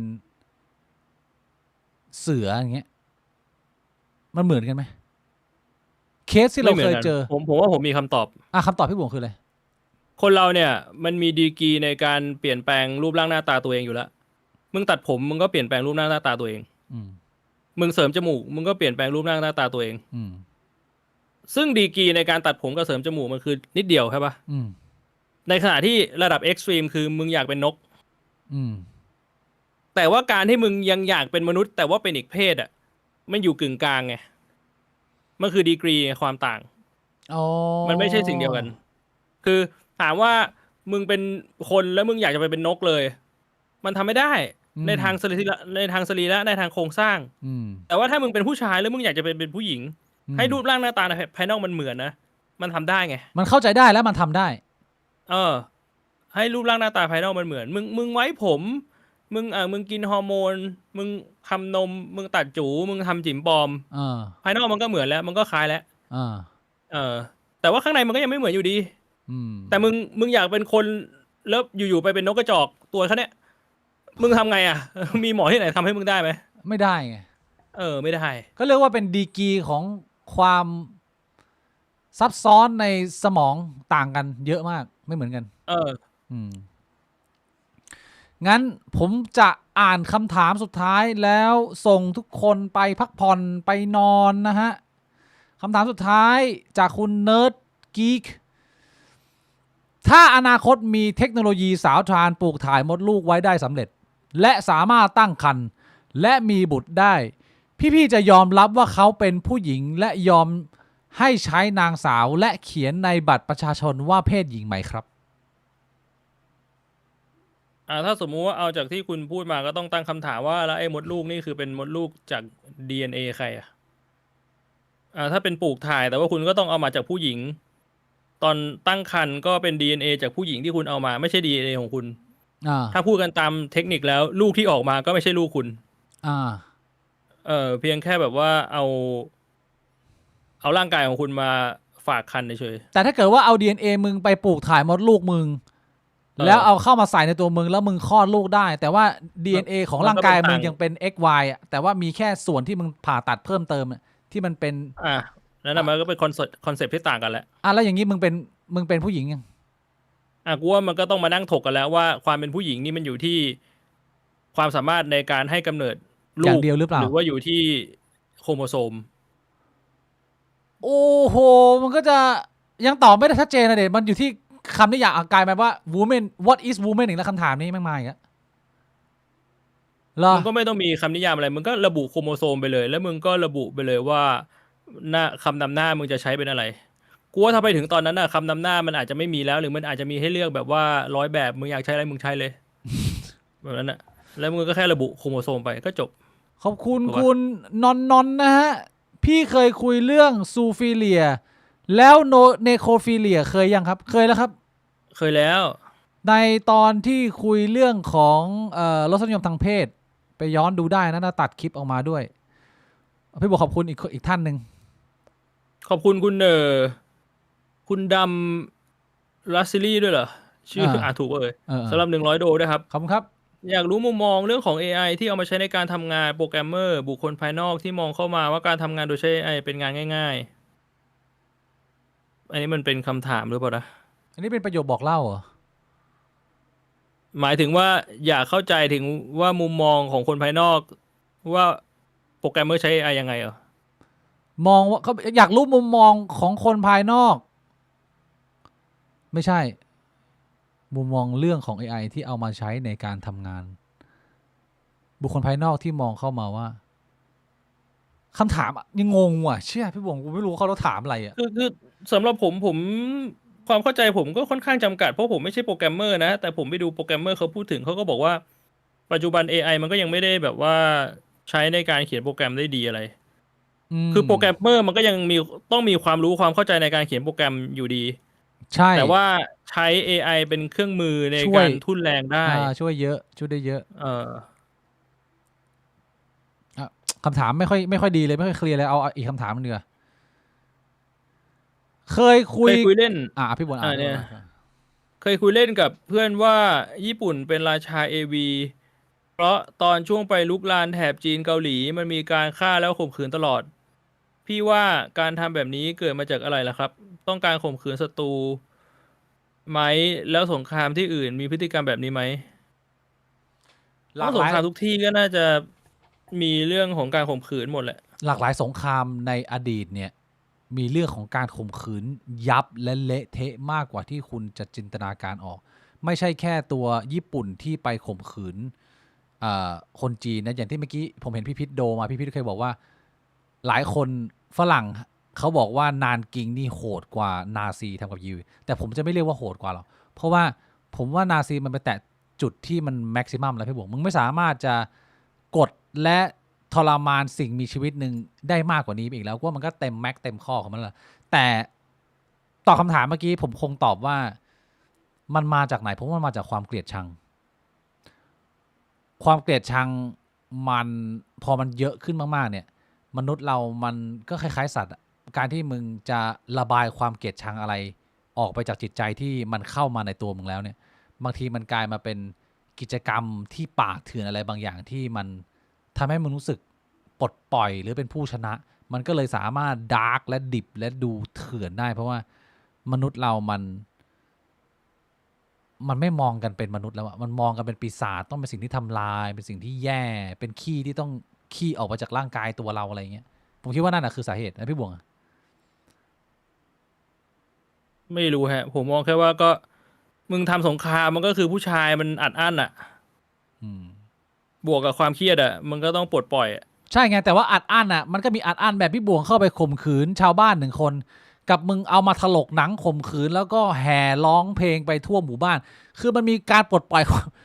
ความโรคจิตและความหนักอะมันมีหลายสเกลไงผมว่าเขาน่าจะถามสเกลที่ว่าบางครั้งมันดูไม่จำเป็นต้องทำขนาดนั้นมึงจะบ้าโรคจิตไปขนาดนั้นทำไม มึงก็แบบว่าข่มขืนตามปกติสิอันอย่างเงี้ยถ้าใครที่ทราบประวัติศาสตร์อย่างสงครามโลกครั้งที่2เนี่ยตอนที่เยอรมันใกล้แพ้นะพี่บวง ตอนที่ทุกประเทศมหาอำนาจรัสเซียอเมริกาอังกฤษฝรั่งเศสเนี่ยเขาส่งกองกำลังเขาแล้วพยายามไล่ต้อนนาซีเข้ามาสู่เมืองหลวงเพื่อที่จะจับตัวฮิตเลอร์เนี่ยระหว่างทางนั้นน่ะมีหลากหลายภาพยนตร์ที่คุณไปกดดูได้ทหารรัสเซียเนี่ยแม่งไล่ข่มขืนคนเยอรมันนะตามทางแบบยับเละมากจนมันต้องเกิดมาเป็นวัฒนธรรมของผู้หญิงเยอรมันในการเอาตัวรอดมีภาพยนตร์หนึ่งที่ชื่อว่าอะไรA Woman in Berlin มั้งผมแนะนำให้ไปดูคือมันแทบจะเป็นเรื่องปกติไปแล้วเว้ยที่